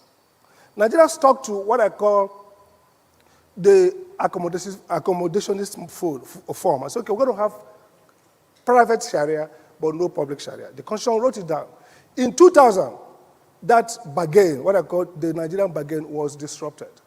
Nigeria has to come clear and define itself whether it's a modern secular democratic state or a neo-feudal theocratic state. You can't have it both ways. And that is what is called incoherence. You define yourself as a contractist, section 10, that you are secular, but at the same time, you embody in your laws, your constitution, very serious religious intermingling with state affairs. And I've argued before even Khan leaders. I was one of their strategists. I said Khan should fight for religious neutrality. They don't like it. Both Khan and the Islamic group don't want states to be religiously neutral. This is not about any religion. All of them. Why? Because the benefits of mainstreaming religion into politics, into statecraft, is good for leaders of various sects. But it's dangerous. Now, flash your mind around the world. Think about countries that are unstable. None of the countries that have religious groups that are equal and mainstream religion in their politics ever is stable. In fact, countries that have 100% one religion, Yemen, someone cannot be stable because religion, except you are going to be a totally theocratic state, we have to find solution to religion. We have the secular approach, we have the accommodationist model of the UK, we have the German partnership arrangement where the state recognizes the right of people to participate in the religion, but do not allow religion to color public policy. That's very important. The last crisis I consider is the crisis of productivity. And let me tell you something about production. Many of us look at the economics in terms of want to move from consumption to production. That makes sense. But how can you move to production when your state order is constructed around what people get by virtue of privilege, prerogative, and not by what they get by virtue of work and merit? It looks like simple, but the truth is that the modern economy is built around certain core values. One of them is egalitarianism. The sense that people are equal. Nobody should earn more than he worked for. Entrepreneurship, you create your values, you earn from them. But when you have a neo-feudal state, and that's what Nigeria is. Nigeria is neo-feudal. What do I mean? Nigeria's policies reflect a penchant to privilege prerogative rather than privilege work. That's the Nigerian mode. And that's why, if you look at rural-urban divide, is very clear.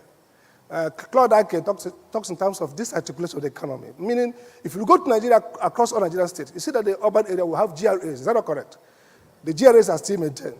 They will have the slum. Lagos is a great experiment. Great work has done. But if you see socio-economic imbalance, even in Lagos, the best of Nigeria, you see that sense in which public policy is actually elitist and neo-feudal, either pandering to religious authority or local authorities. Productivity is gained when a country defines itself on two levels, egalitarianism. It's not about what you say, it's about what you do. And secondly, meritocracy, that you have a commitment to the value of work and excellence. Here today we talked about Singapore, we talked about South Korea and others. Now let me show you an example. I do a lot of study on economic development, and I ask myself, what are the key principles that underline successful economic development? And what I see everywhere is deliberate state practice to redistribute opportunities so that everybody has opportunity to engage productively. Let's take, for example, agriculture, which is the priority of all the parties in this election. If you look at South Korea embarked on massive land reform, freed the people who are tied to feudal system from, gave them the land, gave them resources to create their own livelihood and build up from agrarian revolution into industrial takeoff and into where they are today as an innovation economy. If you go to China, using the town and village enterprise system, they helped rural communities to recreate wealth and opportunity by freeing them from slavery to feudal systems. But look at the Nigerian system of agriculture. We focus more on the big farmers and not on smallholders in rural communities. So the land tenure crisis is not just about federal government federalizing land. It's also about freeing land resources in a way that people, ordinary people, can have access to land and resources and capital.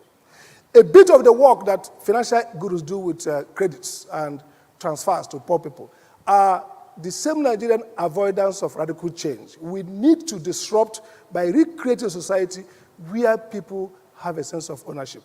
Let me begin to end by looking at our constitution. If you look at the constitution very well, Nigeria was the first country in Commonwealth Africa to adopt a Bill of Rights. First country in 1959-1960. Our Bill of Rights is almost exact language as the European Convention on Human Rights. But all state practices have diverted away from the implication of that bill. If you look at chapter 2 of the Constitution, it talks about an egalitarian social order. But today, part of the crisis of development in Nigeria is that the many people are cut off from meaningful existence. And Oxfam gave us some lead on what is responsible. They said three things. One, they said, look at the budget of Nigeria. The budget allocations serve elitist interests and not address to issues of socio-economic well-being of the people. Now, my point in today's platform is to say that this misallocation is not a functional technical error. It's a normative foundational crisis because it relates to Nigeria's conception as a neo-feudal, neo-patrimonial state, a state constructed to serve interests of those who are powerful in religion or ethnicity. So when you look at our budget, that's number one. It says number two, Nigeria has also destroyed social protection for the people. So our constitution says these rights are not enforceable. Nobody makes laws to create job tenure for people. Minimum wage is a question, 30,000 in Nigeria, and still they can't pay. So if you look at poverty and empowerment, you locate it in a deliberate, elitist allocation of resources that pander to that conception of Nigeria's state, not as a modern democratic state. And so my message is that the new leadership must do three things now. I studied strategy, and in strategy, you first do a diagnosis. If you get diagnosis wrong, you can't get it right. So a diagnosis is a narrative of relevant facts. If I look at this room and I see that we're not properly, something is wrong about this room, maybe the sound system, maybe the arrangement, I have to pick a crux. What's the real problem in this room? With that problem, you create directing policy. Then that informs coherent set of action. So I will ask Nigerian politicians who are running for election, the leaders who emerge, to take time to diagnose Nigerian problem, not from the technical, superficial symptoms, but the underlying problem that Nigeria has consistently evaded to solve since 1960. For example, we went to war over nationality and religion. Many years after, we have not done anything to address that problem. Nigeria is a country designed for avoidance. We keep avoiding the problem. So we avoid these problems. We expect miraculously, because we are optimists, that somehow we will get it right. My own view, and I start to be corrected, is that there are only two ways I've seen in history that countries have made great change. Either an upheaval, a devastation, and they learn from it, or a strategic adaptation, moving away from where they are. And the moment we're in now is a moment of redefinition for this country. So who should be Nigerian president? I have the name of the person here. I want to shock you. But I have basic attributes I think the person should have. You know, I tell people that as a strategist that there is no, leadership is contextual. It depends on the moment you are, the leadership you need. There have been three theories about leadership. Some say, oh, great man theory, great man make. Some people say, oh, no, nobody makes, it's context. Some people say institution. But I think that we should look for the leader who understands. It doesn't matter the pedigree, where it's coming from. It may be a former thief who has repented. It may be a saint. It doesn't matter. But that leader must say that we have come to a point where we have to look at our problem and say that there's something foundationally wrong we have to fix. That admission can catalyze series of movements. It don't have to be constitutional amendment. It can start with conversations, with nuances, with programs, but let it be that it's targeted at redressing this crisis. Now, people call it visioning. People call it, you have to form a vision. But the key thing is, leadership matters because leaders help people learn important lessons. Leaders help people bear pains. At the point we are here in Nigeria, Our progress forward requires realignments and relocations. Some people will lose and win. But it's leadership, credible, that would make those who are losing to accept to lose, that this pen is a common pen, and this pen is important. So we need leaders who can speak comfortable to the people and give them the assurance to bear through this pen. Thirdly, you need leadership that mobilizes value. Values are not what just happened. They don't happenstance. That's why Nigerian police can do well in the UN, peacekeeping force, first class. In Nigeria, they're terrible. Because value is based on the relationship between leadership and structure. If people are poor, destitute, lose hope in the country, they are likely going to be corrupt in public office. To fix things, you have to restore that sense of value. And it is communicational. And unfortunately, leaders must communicate. Now, you don't have to be a speaker, a PhD from Oxford or Harvard or from Soka or ABU. If a leader has a passion, he will find non-verbal ways to communicate. He will create consonance and harmony. People will see from what they do that they really are communicating the need for change. That's what our leader must do in 2023. And again, leader must build a team that can deliver. Now, there have been debates in social science around what they call the hedgehog and the fox. The fox knows many things, hedgehog knows one grand thing. You know, when we put teams together, we think about experts, specialists in finance, specialists, but we should also look at people who have good narrative, good sense of where the country is going. We see people who are fixing little things, but they're not aligned. Those little things are not communicating a grand move from one place to another. The new leader we have must be able to bring together people who have grand vision, who also have skills to fix those very basic things. And that's why you have strategy and you have tactics. We shouldn't focus too much on all the PhDs and all the professors who are experts in narrow things. We should also bring people who have capacity to envision grand things and to build pictures of where the country will go. And finally, on leadership, I think it's important that we shouldn't overinvest in elections.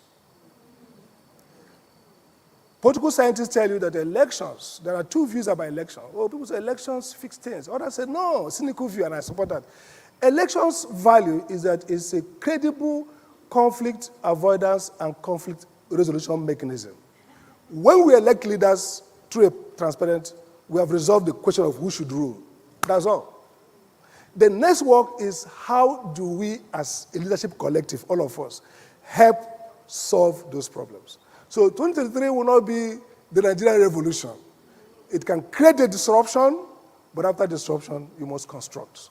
So we should now start preparing with narratives around competencies, issues, knowledge, and begin to build a consensus. And that's why I will end by making this point very important. And I learned it from experience at NEC. When I was appointed NEC chairman, I had an institution that was perceived to be corrupt. The former commissioners were thrown away. And the first thing I did was to identify what is priority, strategy. So the first thing is to create credibility in the system and credibility with stakeholders. And the things we did, and I discovered this is important. Nobody was persecuted. No staff was moved. Every contract, including those that were stolen, we paid the contracts. But we moved on, introduced very simple thing. We said we want to build an organization that is based on work, efficiency, and egalitarianism. And what do we do? First, I'm a pastor or associate, not as like 𝐏𝐶, but associate pastor. Maybe I'm not a big pastor like 𝐏𝐶. But you know what happened? I said nobody should pray in NEC. We had a small mosque for Christians and Muslims. But all our meetings, until I left, no prayer. When we start meeting, maybe time, depending on if it's a formal, we go. And interestingly, my best friend, up to today, who's the president of Nigerian Society of Engineers, Udil, was an imam. He loves me so much. He said chairman is the best chairman. Nobody rejected the notion that nobody should pray in our meetings, including the imams and Pastor Blue Jack and other pastors in that organization. Nobody prayed. What I wanted to do was to say, look, we need to reframe our understanding that this is just a workplace. we still have other identities to deal with. And it worked. Corruption. We became the best, then the House of Representatives were the best in procurement. How do we achieve it? We simply invited civil society groups to every bid opening. So they will be there, they take the results. So when my friends came and said, okay, I forgot to add, I called the accountant. I said, please, come. The procurement officer. I said, okay, this is my good friend, my very good friend. I beg. What can we do? So we can do nothing. They have taken the list to the names of the figure who came first. Simple lesson. Because we wanted to create a new organization, we created systems that put us under limitation. We restrained our powers in a visible way. You can't run a democracy where leaders are so powerful, they can do anything, and you expect that they won't be tempted to do something wrong. If I have something to be grateful about, it's because I had commissioners who were almost disobedient, fighting me. That seeming dysfunction worked well. Because everything I was doing, there was somebody who said, Chairman, your power knowledge here. So please, let's not create heroes.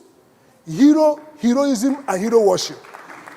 Simple, functional, limited government, where leaders are openly accountable and can be sanctioned and punished. Very important. So, if I have to conclude, I would simply say that we have to realize that apart from God, everything is created. Poverty, prosperity, failure, success. And everything under the earth is subject to law of cause and effect. When they say whatever you sow, you reap, it's not only about when you commit sin. It's also about when you organize a society. So Nigeria's failure is not fate. And Nigeria's destiny is not fate. Nigeria can be great or not. Nigeria can function or not. Nigeria can be a society, by the way, look at how we have managed in our private lives. Muslim, Christians coexist peacefully. I was with 𝐏𝐨𝐬𝐬𝐢𝐛 who went to McGill University to give a lecture. I made a point. He said Nigeria is the only country that has the best example of religious coexistence. In one family, Muslim, Christian, no fight, husband, wife. But in the workplace, it doesn't work. Why? Because we have not deliberately created the level of institutional framework that we have in the homes that enable it to work. In the home, everybody knows that decisions will not be based on Muslim, Christian. It will be based on the stability of the home. The fact that children need that stability to grow. In the business place, decisions will be made based on Muslim, Christian. And so we just sit and say, because we marry among ourselves, we are going to necessarily have a stable political order. No. And that's why John Ross says, you have to deliberately construct a basic structure of justice. That is the argument of restructuring. I'm against geopolitical restructuring. It doesn't really matter. I support a restructuring based on three things. One, the principle of subsidiarity. Let lower people solve their problems. Whether it is county, whether it is district, take problems to where people live, where they have resources and competencies to manage it as much as possible. Subsidiarity.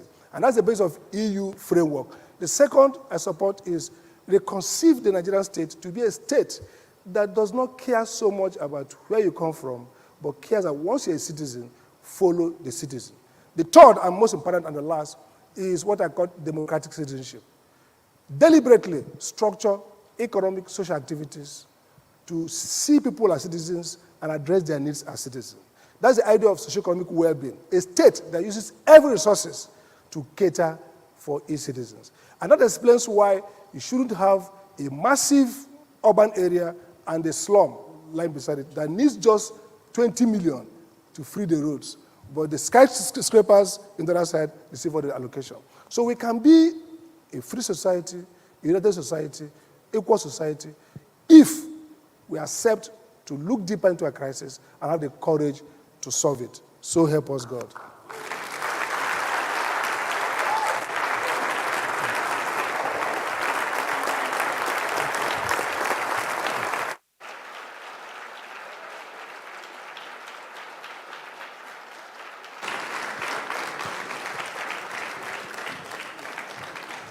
Thank you so much. I think Dr. Sam set it up right when he said it was going to be a critical approach to his recommendations. Definitely want to listen to again. Definitely want to listen to again. We have two final speakers who I'm sure we're excited to welcome. The first of which is Mr. 𝐏𝐸𝐸𝐬𝐬𝐢𝐚. Yes. 𝐏𝐸𝐸𝐸𝐬𝐸𝐸𝐬𝐸 is the founder and principal of Alder Consulting, Nigeria's leading creative intelligence firm with offices in Lagos and London. He is credited with introducing branding as a discipline to Nigeria and has consulted on policy, politics, and business at the highest levels locally and internationally. He has also consulted on political strategy and communication campaigns at national and subnational levels. 𝐏𝐸𝐸𝐸𝐸𝐸 wrote the blueprint for Nigeria's image management program, the Heart of Africa project, and was chief consultant to the federal government on the project. He was a member of the steering committee for the World Economic Forum on Africa, which held in Nigeria, and the chairman of the subcommittee on media, host, broadcasting, and advertising. He has served as a panelist on the annual Africa Business Conferences of Harvard Business School, Wharton Business School, and Kellogg School of Management. 𝐏𝐸𝐸𝐸𝐸𝐸 is a celebrated author, lawyer, polymath, and philanthropist whose photographs and furniture designs have raised millions of naira for 9 orphanages supported by his foundation. He's a patriot and a Nigerian, married to Morenike, and they're blessed with 2 children, Olamide and Toluwani. Please welcome warmly Mr. 𝐏𝐸𝐸𝐸𝐸𝐸𝐸 once again to the platform, Nigeria.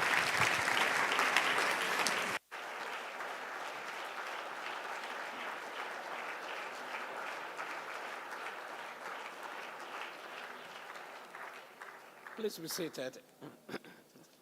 It's good to be back here. Let me begin by first acknowledging the speakers that have spoken before me. I was in an intellectual heaven listening to Dr. Amadi. And I listened to the other speakers in the waiting room. And it just tells you the quality of the platform. I also want to thank 2 people who came with me, my daughter, Olamide. She's come to give moral support. And Mr. Akinafere is with the technical people. He's the head of strategy at Alder Consulting. And I want to thank him for coming. I want to begin by thanking Pastor Kojo Yemade and the citizens of Covenant Nation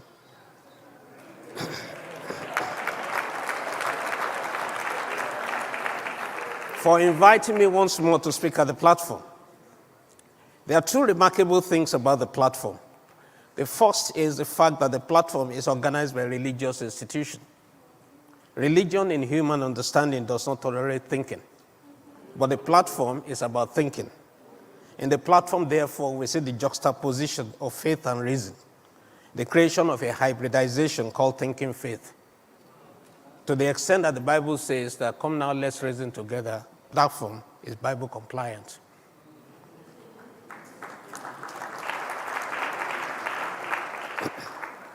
The second notable thing about the platform is that it has become a formidable rostrum for the free exchange of ideas. People underestimate the power of ideas. Some time ago, I read a disparage about the platform on social media. The gentleman said that the platform is nothing but a talk shop. And I realized that that gentleman had no knowledge of human history. Human history is the history of talk shops and ideas. What that gentleman did not know was that the preamble to the Nigerian Constitution borrowed ideas from the preamble to the American Declaration of Independence, which in turn borrowed ideas from the great thinkers of the Age of Enlightenment or the Age of Reason in Europe. Thinkers like John Locke, Rousseau, Bacon, Hobbes, Descartes. And so the very idea of Nigeria, its 28th century conception, is borrowed from 18th century thinking. And to the extent that the platform allows for free intellectual intercourse, it becomes a formidable instrumentality in the propagation of the concept of Nigerianism, the very logic of our agglutinated federalism, the very definition of who we are as a people, the formalization of our identities as citizens of a sovereign state, without which we raise the challenge of Lucifer. A being without a state, without a nationality, and without a passport is therefore condemned to terrorism. May ideas continue to fructify at the platform. The theme for this year's platform is rather interesting. It tasks us to identify what the next leadership of the country should do, what we should look out for. It is asking a very critical question: how do we create a better Nigeria? Clearly, this question is pointing to the next election. And so I'm going to do two things that have never been done at the platform. First, I'm going to do a poll. No, I'm not going to poll your choice of candidate to postulate the outcome of the election. The reason we can't do that is because our sample size is not representative. It will produce a skewed result. Besides, the parties may seek to influence the results by directing people to favor their candidate and vote for their candidate. So we're not going to do that. But I can probe your motivation. Motivation determines voting pattern. I've been consulting in politics now for almost 20 years, and I can tell you that motivation matters. Thousands more, that about 2,000 people seated in this auditorium. Thousands more are watching online and on TV. We therefore have more than enough sample size to probe the motivation of not urban youth in a quasi-secular setting. Urban youth in a quasi-secular setting. Second, I'm going to do level 1 analysis of the presidential candidates for you. That means I'm not going to do anything fancy. I'm going to discipline what is out there and put them together for you. I will restrict my analysis to the assumed 3 front runners: Bola Ahmed Tinubu, Atiku Abubakar, and Peter Obi. Now, in order to do our poll, I've created 7 typologies, 7 voter identities that we technically call voter typology in my profession. These are likely the 7 types of voters in the upcoming election, likely. And as I read them out and I identify them, I hope you can identify yourself as well. Number 1 voter is the ethnic voter. It's going to vote for a candidate solely based on tribe and ethnicity. Ethnicity will determine his choice. He's going to vote for Tinubu because both he and Tinubu are Yoruba. He will vote for Atiku because both he and Atiku are Hausa, Fulani. And he will vote for Peter Obi because both he and Peter Obi are Igbo. It is not as if he has no other basis to vote, but his ethnicity is the strongest identity that he has. It is his primary motivation. So the first voter that we have is the ethnic voter. Are you an ethnic voter? You don't need to reply me. Now, the second type of voter is the religious voter. He's going to vote based on the religion of the candidates, either for or against. He will vote for either Tinubu and Atiku, or vote against them because they are Muslim. He will vote for or against Obi because Obi is a Christian. I want you to note one thing, however. The religious voter can't vote from morbid persuasion. He may vote for a presidential candidate from the other religion, believing the candidate will die and a school religionist will take over.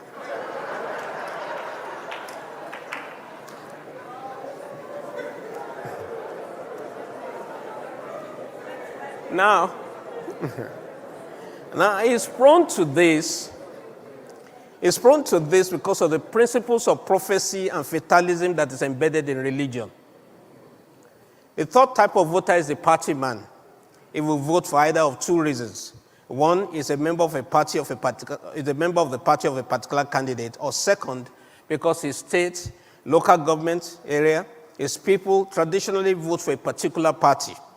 The reason for this can go all the way back to Nigeria's independence, the politics of the First Republic, and even the Civil War. It is all about the party, not the individual candidate. It will vote whoever the party presents.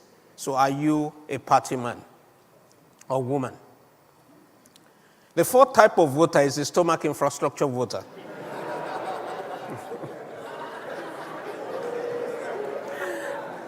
Please identify 𝐏𝐨𝐬𝐬𝐢𝐛. Okay? He's going to vote for whoever gives him money or food. He doesn't care about programs, ideology, party, religion, or personality. He's going to vote for whoever allocates money to him or gives him food on election day. If it's a member of a union or an informal organization, it will vote based on allocation through the union boss or organizational head. He knows that after the election, no one will pay attention to him or remember him. And so he doesn't care about promises. His philosophy is simple. A bread in hand is worth two in the bakery.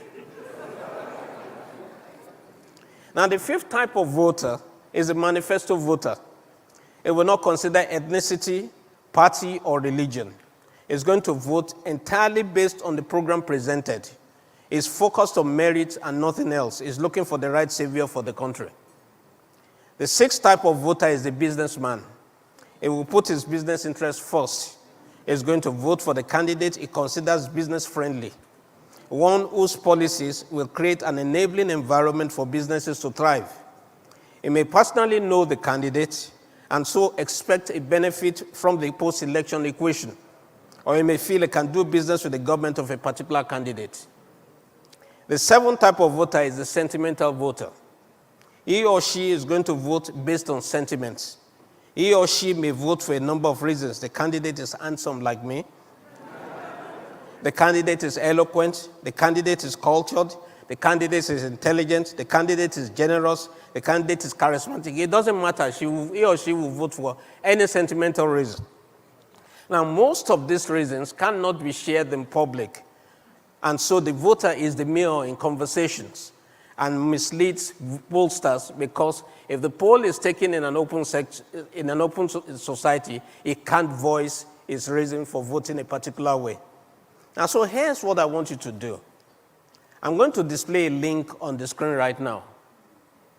Can you see alderconsulting.com/vote? Now, notice that it's resident on the server of Alder Consulting and not PDP or APC or Labour. So here's what I want you to do. I want you to go to that place and answer just 4 questions. Very quick. We made it very easy. It's not going to take you a second. It won't take a minute. It's an anonymous poll. Your name is not required. Tick your age range. You find something about age range. You find something about gender, about your location, whether you're in the southwest, southeast, south, north, central, northeast, or northwest, or abroad. And then tell us your motivation for voting. Are you voting on the tribal basis, or religious basis, or party basis, by objective standards, based on the need or your need in the interest of your business, or for reasons you can't divulge in public? Note that what we are looking for is your primary motivation. In other words, you may have the option of voting as a party man, as a religious man, or as a meritorious man. What is going to motivate you to vote in this election is what we're looking for. So quickly do that. And then at the end of my presentation, I'll publish a report for you. I'll be INEC. Oh, it's there. It's there. The bread. Please, can somebody arrest this man? Okay. Have we voted? Please do quickly vote so that I can go on. I'll give you a minute to vote. It's not going to take time. It's just very easy. Just press some buttons. How many people have voted?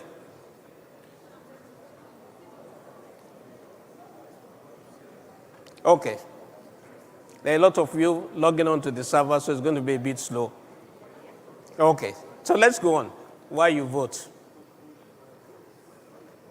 Let me do what you call basic candidate analysis for you. Now, this is what I do for politicians and for political parties. You do analysis. Because if you want to devise strategy, you've got to do analysis first. Okay? Now, again, let me repeat that I'm restricting myself to the general accepted 3 front runners. Do you know that there are actually 36 presidential candidates in all? And the source is INEC. Okay, I used to think it was 14 until we did our research and discovered that there were 36. Now, we don't have time to analyze all 36 candidates. So I'm only going to focus on the pros, and I'm only going to focus on the pros of the candidates. Now, the reason I'm focusing only on the pros is so that I don't want a situation in which I'm accused, of trying to persuade people to go a particular way. And I don't want you to say that the badness of my candidate is better than yours. By the time I do this, I'll give you a mind map. You can use the same mind map to do your own cons. So I'm going to do only pros, you do cons, okay? And let that determine, that's what's going to determine your election anyway. So let's go. Now for each candidate, in order to even out scores, I'm going to focus on, I'm not going to give each candidate 12 factors, just 12 factors. You're only going to see 12, 12, 12, equal number of points per candidate, okay? Now let's start with Alhaji Asiwaju Bola Ahmed Tinubu, APC, male, 70. Number one, is a consummate, experienced, and very astute politician. You underrate him at your own expense. Number two, he has executive experience. He's a two-term governor of Lagos State, a state with an economy larger than Senegal. It's not the fifth largest economy in Africa, as has been touted, but it's a state larger, the economy of Lagos is larger than Senegal. He has the advantage of party incumbency. He has access to resources to propagate the election because elections cost money. He has a formidable party and campaign structure. Number six, he's surrounded by intelligent people and they are loyal to him, some of whom have been with him for upwards of 25 years. He has built a vast political network across the spectrum of Nigeria. He has a behemoth of a media structure behind him, print, TV, and social media. Coming from the Southwest, he has a huge advantage in the Southwest, and he has the backing of the 11 northern governors who voted for him and supported him during the primaries. He has grassroots mobilization capacity, and he has a good grasp of economic policy.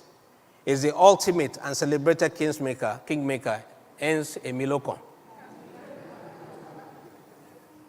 Second candidate, Alhaji Atiku Abubakar, PDP, male, 75 years old.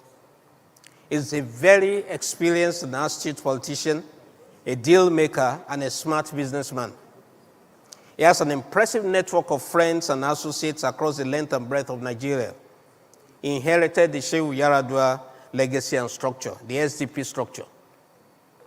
He is very exposed and intelligent, and is surrounded by intelligent people. He knows how to attract talent. He commands the loyalty of his associates, some of whom have been with him for decades. He has a good media and PR structure, including social media. He has remained in the news. Think about it. He has remained in the news since 1999. He is well-resourced to propagate the election. He is perceived as non-tribalistic. He has a good grasp of economic policy and has a very good team of economists and analysts working for the campaign. He also has a constitutional team working through the difficult concepts called Nigeria for Day One presentation. He has executive experience, was elected governor and nominated vice president. He is known as a philanthropist who gives a lot of scholarship. And being from the North Central, he has a huge advantage in North Central Nigeria. He did social investment through the establishment of a university. So those are the 12 factors for Atiku Abubakar. For Peter Obi, Labour Party, male, 60 years old. He is articulate, intelligent, and exposed. He has an evangelistic fervor and he quotes statistics. It is therefore stupid to underrate him. He has executive experience, was governor of Anambra State for 8 years. He has managed to galvanize the youths, especially urban youths. He has managed to create an urban youth movement so far. Being from the Southeast, he has formidable leverage in the Southeast, and is known for prudent management of resources. He doesn't give shishi.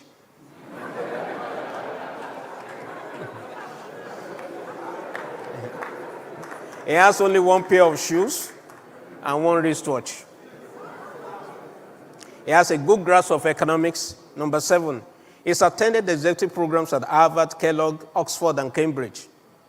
He has access to resources to propagate the election. Number 9, he has good media coverage. He's very strong on social media. Number 10, he's very successful in business and has corporate experience in the financial sector. Number 11, he's resilient. He's a resilient contestant. He did 3 years he did 3 years of litigation to claim his gubernatorial ticket, which was stolen, successfully challenged his impeachment as governor, and convinced the Supreme Court that his tenure had to be changed for his term as governor. Number 12, he has a plethora of awards of leadership and excellence in and out of the country, including Bill and Melinda Gates Foundation Award for best performing governor on humanization in Southeast Nigeria. So those are your 3 candidates. Okay? Now, this is something that you're going to note. You will notice that all 3 candidates are almost at par when it comes to pros. So what is going to matter is the cons. Now, I will leave that to you because you have enough pros for you to determine your cons. In fact, you can play the cons against each other. Okay? Now, what are the issues that the next government has to tackle? Well, there are only 2 categories of issues, actually.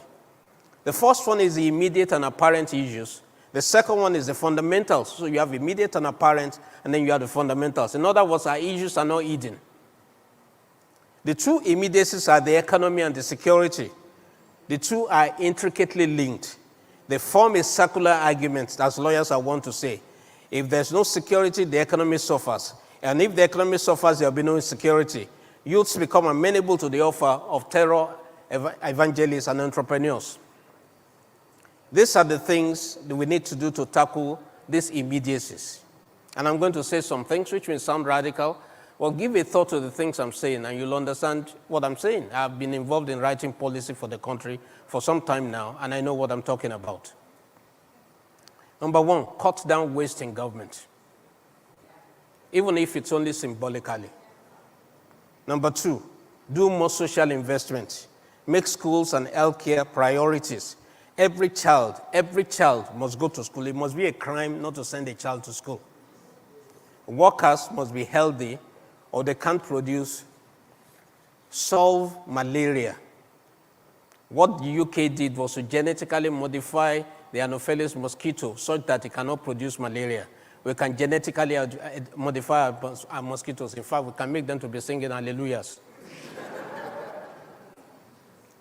There are also items of sickness and health that are beyond the reach of the average Nigerian.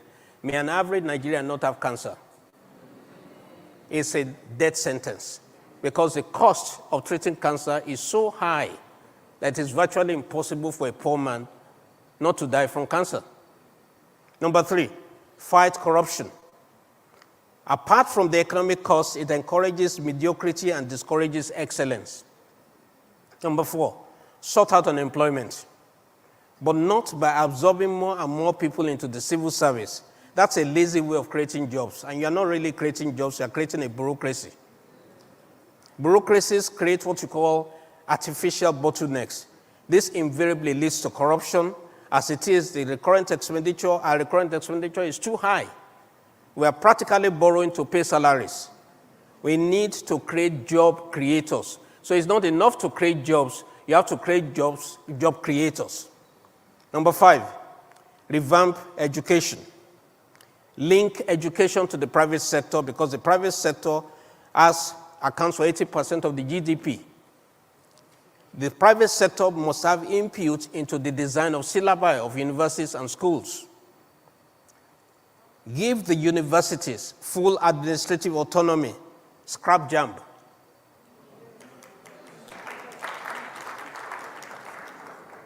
Give the universities grants to manage the transition to full administrative autonomy.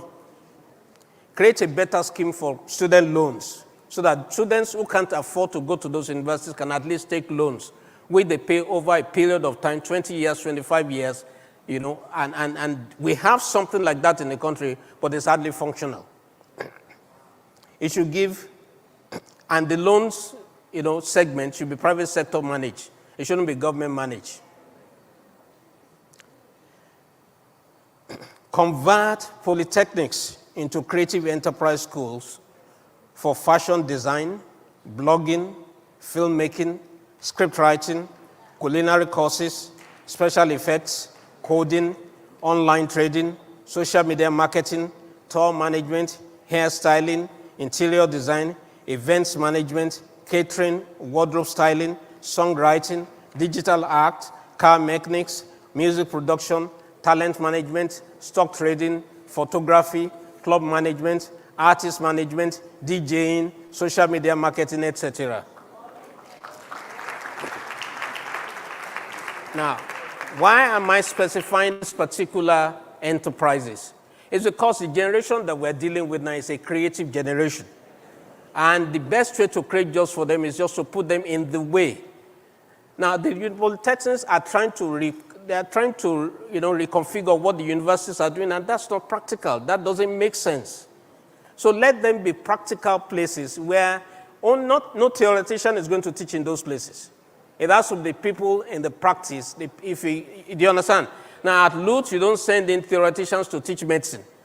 You send those who treat people to teach medicine. So in the same way, if you're going to teach DJing, go and call DJ Copy or anybody who wants to copy anything. Now, these courses will be taught by professionals, not theoreticians. The Creative Arts Institute should be linked to business and incubation hubs and the venture capital industry. We need to democratize internet connectivity in these schools. It should be free. Treat it as a social investment. The youths need it to create value. About 70% of Nigeria's population is under 30. Number 6, fight inflation and the runaway exchange rate with productivity. We have to produce and export. We must support export-oriented enterprises. We need to reorient our customs system, our customs agency, from a policing and seizure mentality to an export support service agency. Or at least let them have a department devoted to export support. Number 7, we need to start up power one way or the other. Abolish the one-cap-fits-all scheme for all regions. It is manifestly illogical. The North should be on solar power. That is just commonsensical. They have the land for the solar panels, they have the heat and the sun for everything. So why are you piping energy from the south to the north? It just doesn't make sense. They should be driving Teslas. Their roofs should be solar powered. Then if you take off their load from what the country is receiving in general, then you create more load for the south to use. Our problems, sometimes Nigeria not going to kill me.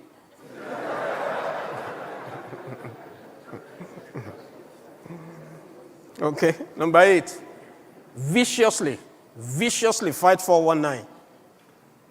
Less than 500,000 people have badly sullied the image of the country, making business very expensive and scaring off credit and investors. 419 is worse than armed robbery. And that's because armed robbery is localized. When thieves come, they are localized to a place, to a region. 419 on the other time has the ability to baptize all of us as criminals. And I'm tired of people examining my green passport and assuming that I'm what I'm not. So we need to viciously fight for 419 because it's an image program. Number 10, reduce regulation and business encumbrances. Reform the business registry in Abuja. The insistence that you have to have a certificate to go into an enterprise is wrong. I am a lawyer and I do brand strategy. The criteria for rejecting certain names are also wrong. In Nigeria, Yahoo will never have been registered. Yahoo simply means you're just yet another hierarchical official oracle. It's just whimsical. Other names are leaping lizard. Such names will not be registered under this present regime. And therefore, you are disenfranchising the youths. And we need the youths. A creative generation must be free to choose the creative names of their enterprises. We can go on and on, but our problems are not intractable. They're just creative challenges. Our real problem is with the fundamentals. There is no conceptual vision for the country, and the logic of our federation is wonky. We're federated illogicality. We've been struggling with nationhood for years. At some point in that struggle, the struggle became violent, and we prosecuted the 3-year civil war. We have since learned that violence is not the answer. Unfortunately, we resorted to facile schemes like unity schools, JAMB, a new national anthem, a national pledge. We put 2 extra words on our coat of arms, peace and progress, National Youth Service Corps, relocation of the seat of government to Abuja, federal character principle, land use decree, turn-by-turn democracy, rotational presidency, creation of additional states, a new constitution. These schemes were soon turned into instruments of oppression and inequitable distribution of opportunities. We forgot that the most important factors in the federating entity is equity and justice. You can't have a nation if hegemonic mentalism dominates. Great nations are not built by schemes. They are built on powerful vision. I struggle to discern the vision for my country.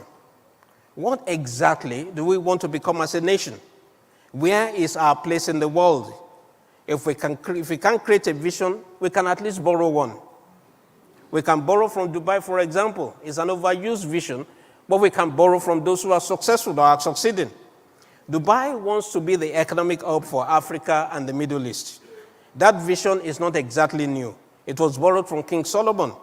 Between 970 BC and 931 BC, a space of about 40 years, so you can understand the Dubai timeline, King Solomon turned Jerusalem into the trade and commercial hub for Africa and the Middle East. The spoke of that vision extended all the way to East Africa and beyond, some say up to Sri Lanka. The key component of the Dubai vision is logistics. The establishment of Emirates Airline was thus a necessity. It was not a sentimental whim.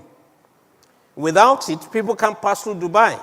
And if people can't pass through Dubai, Dubai can't be a hub.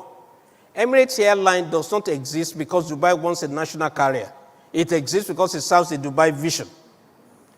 The simple question I ask myself is, we've been talking about the establishment of a national carrier, or the re-establishment of a national carrier. We've even expended a considerable amount of money designing a logo for the carrier. But what vision is this national carrier going to serve? That is the question. Truth is, we don't have a sensible concept as a nation. In our insufferable arrogance, we keep referring to ourselves as the giant of Africa. We forget that Goliath was killed. It was a prideful buffoon who felt he could win a war by turning into a gladiatorial Olympic contest and making empty declarations and strutting all over the place like a model on a catwalk. To stabilize the country, the government must use the 4 words on our coat of arms. They are mostly decorative right now. Perhaps we can use them to sieve government policies. Before government announces any policy, 4 questions need to be asked. Think of the rotary 4-way test kind of thing. Number 1, will this unite the country? Number 2, will this help our youths develop faith in our nation? Number 3, will this bring peace to Nigeria? And number 4, will this engender progress? Any policy that fails this acid test must be reconsidered. Now, I don't know if you filled the forms and everything. I need to just give you the results. Do you have the results? Okay, my able assistant. Okay. So I have the results here, and I'm going to read it to you. Location. 77.1% of the people that voted online are from the Southwest. 11.9% of the people are from abroad. Then you have slices of other things that are not very clear, but you have locations from 1, 2, 3, 4, 5, 6 locations. I can't access that information now, but I'll give you. But that's as per those who voted, okay? Number 2, gender. 69.7% male, 30.3% female. Age, 50.5%. 50.5% are 26 to 35. 28.6% are 36 to 45 years old. 13.8% are 46 to 55 years old. 7.4% is above 55. And I think above 55 is, no, I think, a nonsensical figure, it doesn't matter. But 7.4% are 18 to 25 years old. How will you vote in the upcoming election? This is interesting. 86 or 87%, because the vote is still refreshing, is live. 87% of the people are going to vote based on manifesto. Every other figure is insignificant.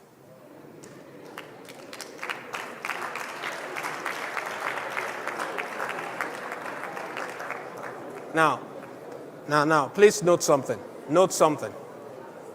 Note something. Please note something, okay? I know it's exciting, but note something. Now, we're talking about, these are the votes, listen to me, these are the votes of urban youths in a quasi-religious consent or in a quasi-secular context. We don't know how those who don't have access to the internet will vote. We don't know how those who are in the villages will vote. But if I'm a strategist for any of the parties, it's time to throttle out what I'm going to do for the youths in particular and stop talking about religion and party and race and ethnicity and all the things that divide us. The youths are saying something that is what you are going to do in office that matters. Not ethnicity, not religion, and maybe today we just found out that Nigeria has made progress forward from the bastions of ethnicity and religion. Maybe. But I again emphasize that this is the voting result for urban youths in a quasi-secular context. I want to thank you for listening to me. May God bless you, Nigeria.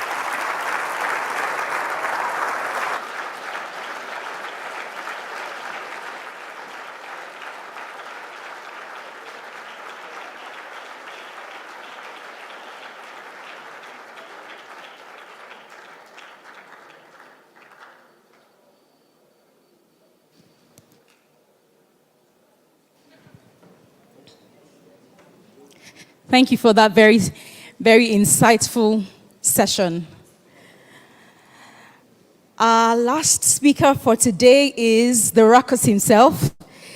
𝐏𝐿 is called so, the Ruckus, by industry, colleagues, and stakeholders. He works globally with leaders and high-impact individuals to reach deeper dimensions of meaning, purpose, global influence, and continued relevance. His skills have served individuals, families, organizations, and governments across the globe, including Fortune 500 companies such as Coca-Cola, Microsoft, Total, and Shell. Mr. 𝐏𝐿 does work through his thought-led consultancy and strategy sessions, his one-on-one clarity and growth sessions, as well as the Global Republic community of doers. He's happily married to his beautiful and gifted wife, Tiwa, and they are blessed with a son, and they live in the United States. Please welcome once again to the platform.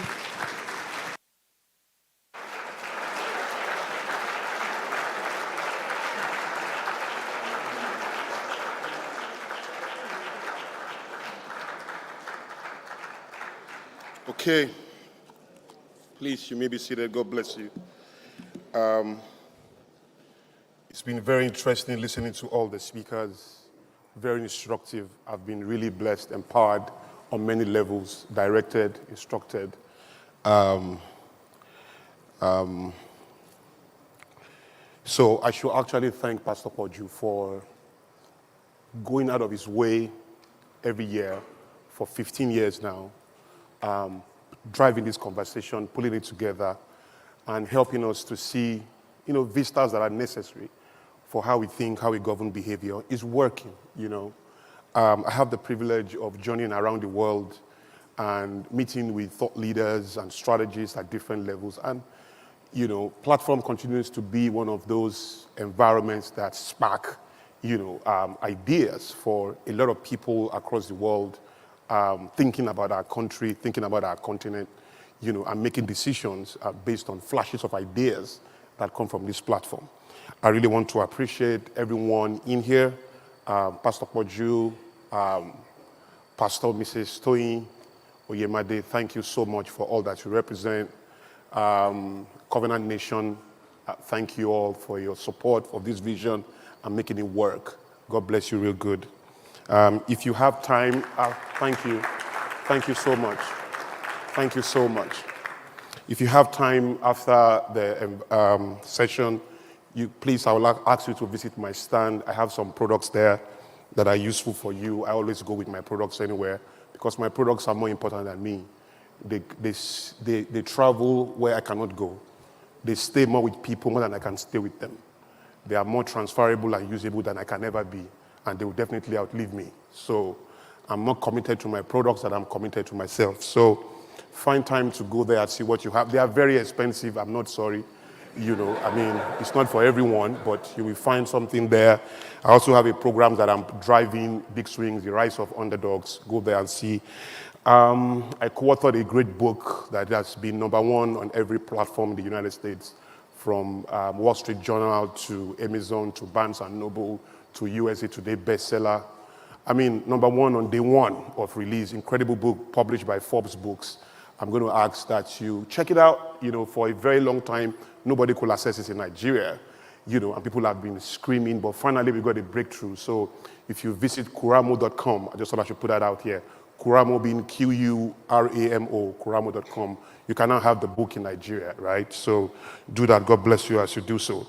Again, I really want to thank Pastor Poju and Pastor Toyin for their love, for asking me to do this again. I really felt really blessed and, you know, encouraged. The last time I was here on the platform and I'm here again, I find it very, very accepting, you know, and I say that humbly.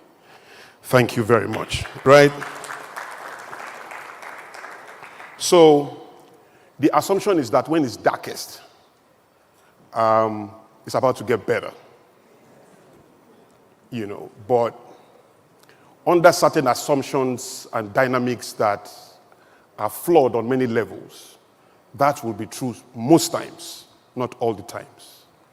At some times, depending on some assumptions, when it's darkest, then everything's about to come to nothing, right? That's pretty much like saying when the going gets tough, the tough gets going. It will be true most of the time. But that is assuming that the tough knows his way. Because when the going gets tough, depending on the conditions, the tough cannot just keep going because it can get lost. So the tough must seek collaboration. And I can't almost have any thought of any kind without thinking about collaborations. I know exactly what it means for today's people.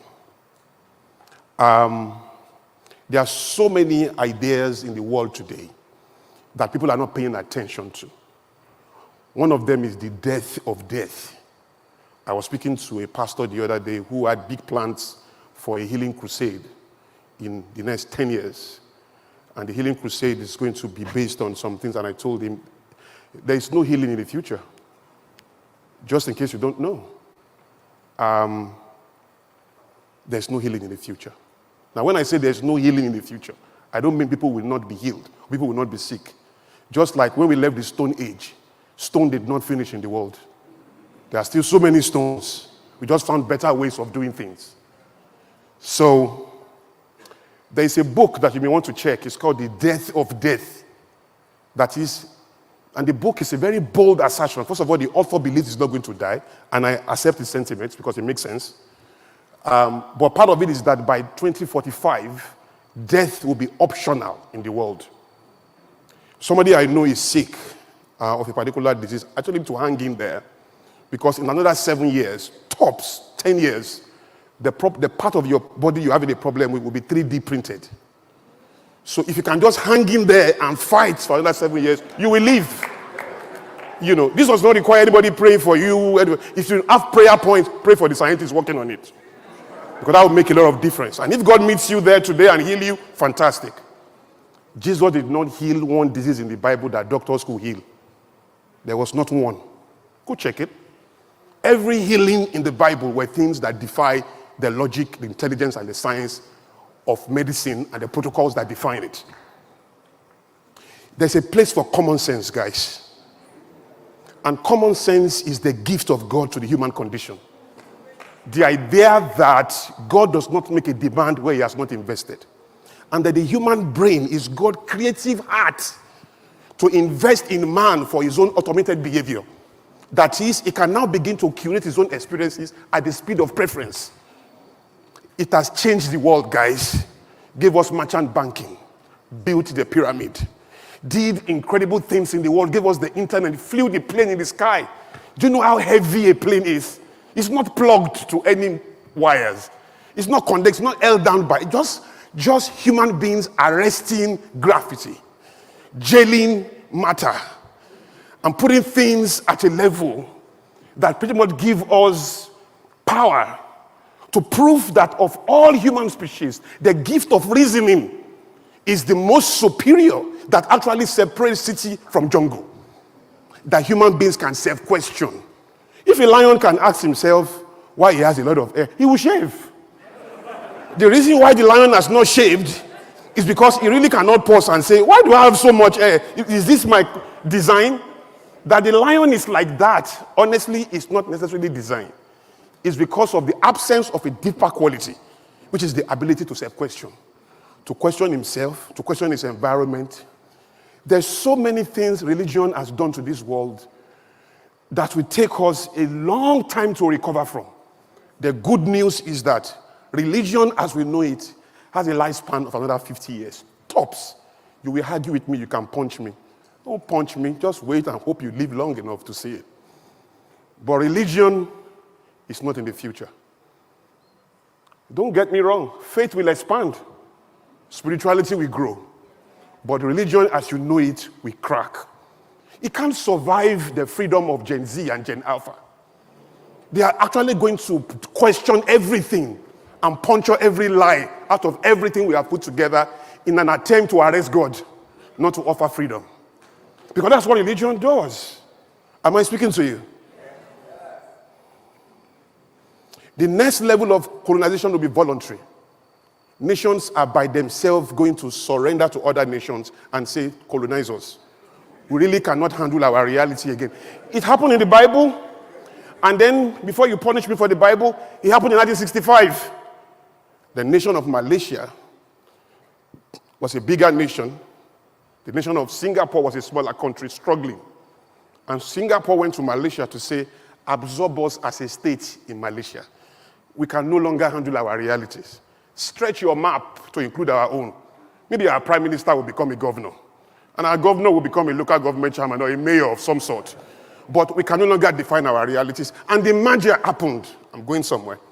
And when that merger happened, Singapore began to struggle as much as his helper was struggling, Malaysia. Malaysia felt absorbing a poor Singapore was only going to make them poorer. So what did they do? They broke the merger and then abandoned Singapore.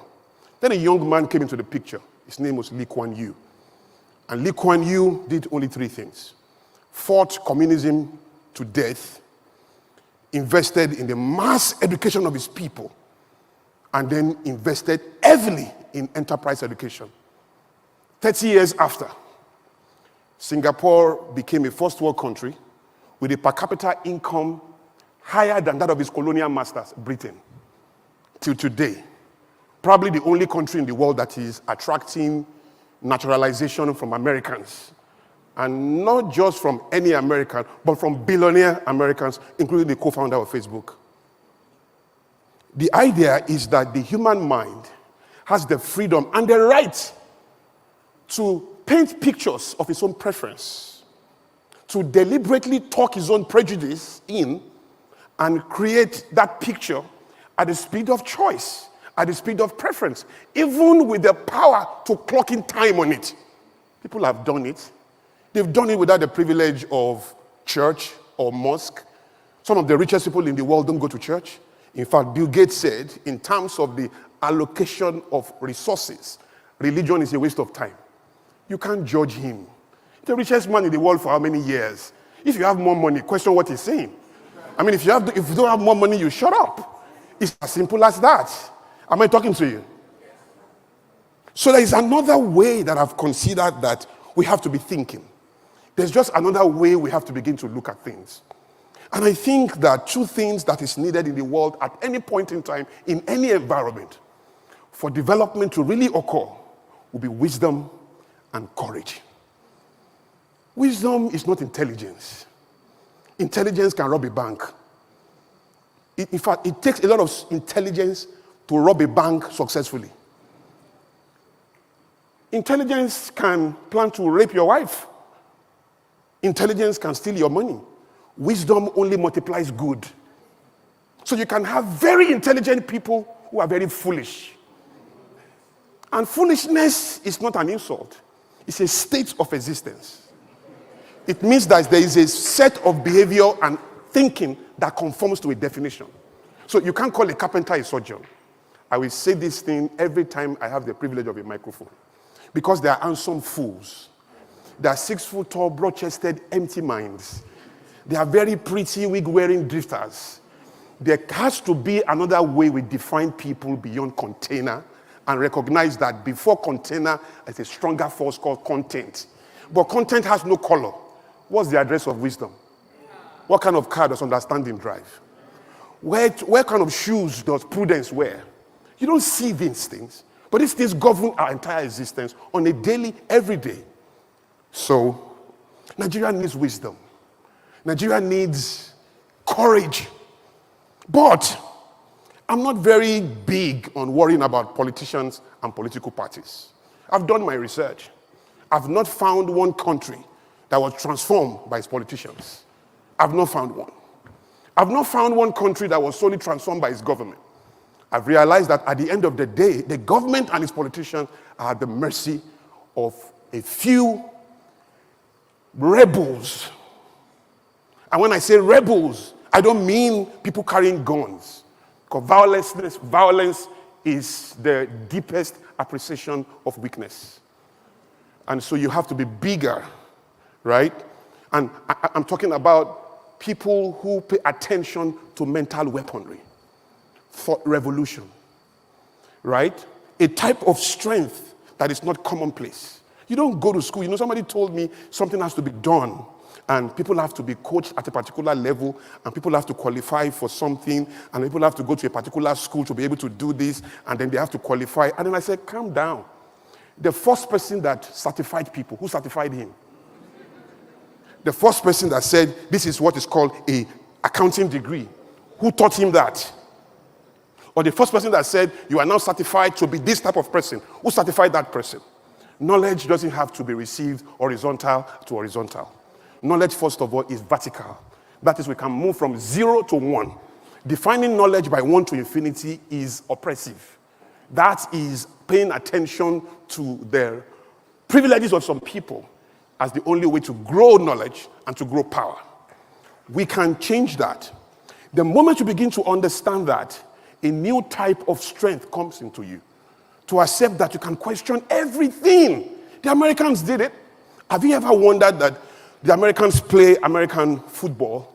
They play the basketball. But when they are playing those things, they call it World Series. And when they win the World Series, they say they've won the World Cup. Except that there's no nation playing with them. It's just them. It doesn't make sense logically. But nobody is questioning it. That is the boldness of a people to say, this is who we are, this is what we do, and this is how we serve it, and you have no choice but to accept it or to leave us to play our world. It's as simple as that. And so one of the greatest things we've lost as a people is that the white man came here. And I don't mean the white man of 2022. I don't mean the white man of the 2000s at all. I don't even mean the white man of the 21st century. But a white man in our history, the white man of slave trade, the white man of colonialism, came here, took away our education, and gave us the classroom. And the classroom has become a major deal. All kinds of enterprises are happening because of the classroom. I have less than 10 minutes more. God help me. So you then have people defining meaning, preferences, outcomes, all kinds of qualifications by the limits of the classroom. And it has not helped, because academics is what you are taught at best. Education is what you teach yourself. To education we must turn. Superior to education is revelation, because that's what you are given. And that is not curated within the human space. But education is enough to transform societies. It has happened again and again, right? So what is education? The right of the human spirit to do 4 things. Number 1, to experience his world freely. Number 2, to question it deep enough. Number 3, to find the options that exist in it. And number 4, to know which of those options to embrace as a matter of supreme importance and urgency. I'll say it again. Education is the freedom, the right of the human spirit to experience his world, to question it deep enough to find the options that exist in it and to know the ones to embrace as a matter of supreme urgency. By that definition, so many people in school with PhDs are not educated. They have passed the test of the technicality of academics, but they fail that of essence, which is education, because they cannot experience their world, even with a PhD. And when they can experience their world, they can't question the world they are experiencing. And when they can question that world, they cannot birth options through that. And when they can birth options, they don't know they want to choose as a matter of supreme importance and urgency, because confusion is not a psychological state. It's the inability or refusal of someone to take a decision in the face of options. So when you have options and you don't know the one to choose, then you are confused. It's not ignorance, right? So we need to prioritize education. We need to emphasize education above academics. And this education has to be informal, right? And there must be another way we have to begin to look at it, to teach our people to essentially understand how to birth options. Their courage is to legislate that. For example, to take a second look at lingua franca, this English I am speaking, very few of us in this country, when you aggregate the value, can do it as good as I'm doing it. And I'm not the best doer of these things. There are a vast majority of people who cannot do to any degree of what I'm doing right now. And those people are going to work with you or work for you at different levels, right? They are the ones that are going to listen to you, right? Listen to your politicians, and they are going to make the vote, not your vote. How many of us are educated on social media, really? Of all the Nigerians, how many of us are on social media? So the guys who are going to listen to the campaigns, to politicians, they didn't have the privilege of your level of awareness. They are not ignorant, because ignorance is a privilege. For you to be ignorant is a cluelessness in spite of training. That's ignorance. There's nescience. That is a state of complete you are not even aware of what's going on. That is, you see, when you have been trained to shoot a gun as a police officer, and then you cannot shoot the gun, you are ignorant, because you are clueless in spite of training. There's something deeper than that. That is what the people are dealing with. So, what is GDP in Igbo? What's per capita income in Yoruba? What's downsizing in Hausa? So when you come and say growth, what does that mean? Jobs, multiplier effect. What does that mean? What does it even mean in Pidgin? So the courage to actually sit down and say, must we learn this way? Africans by history don't learn in classroom. We learn two ways. Key, apprenticeship and observation.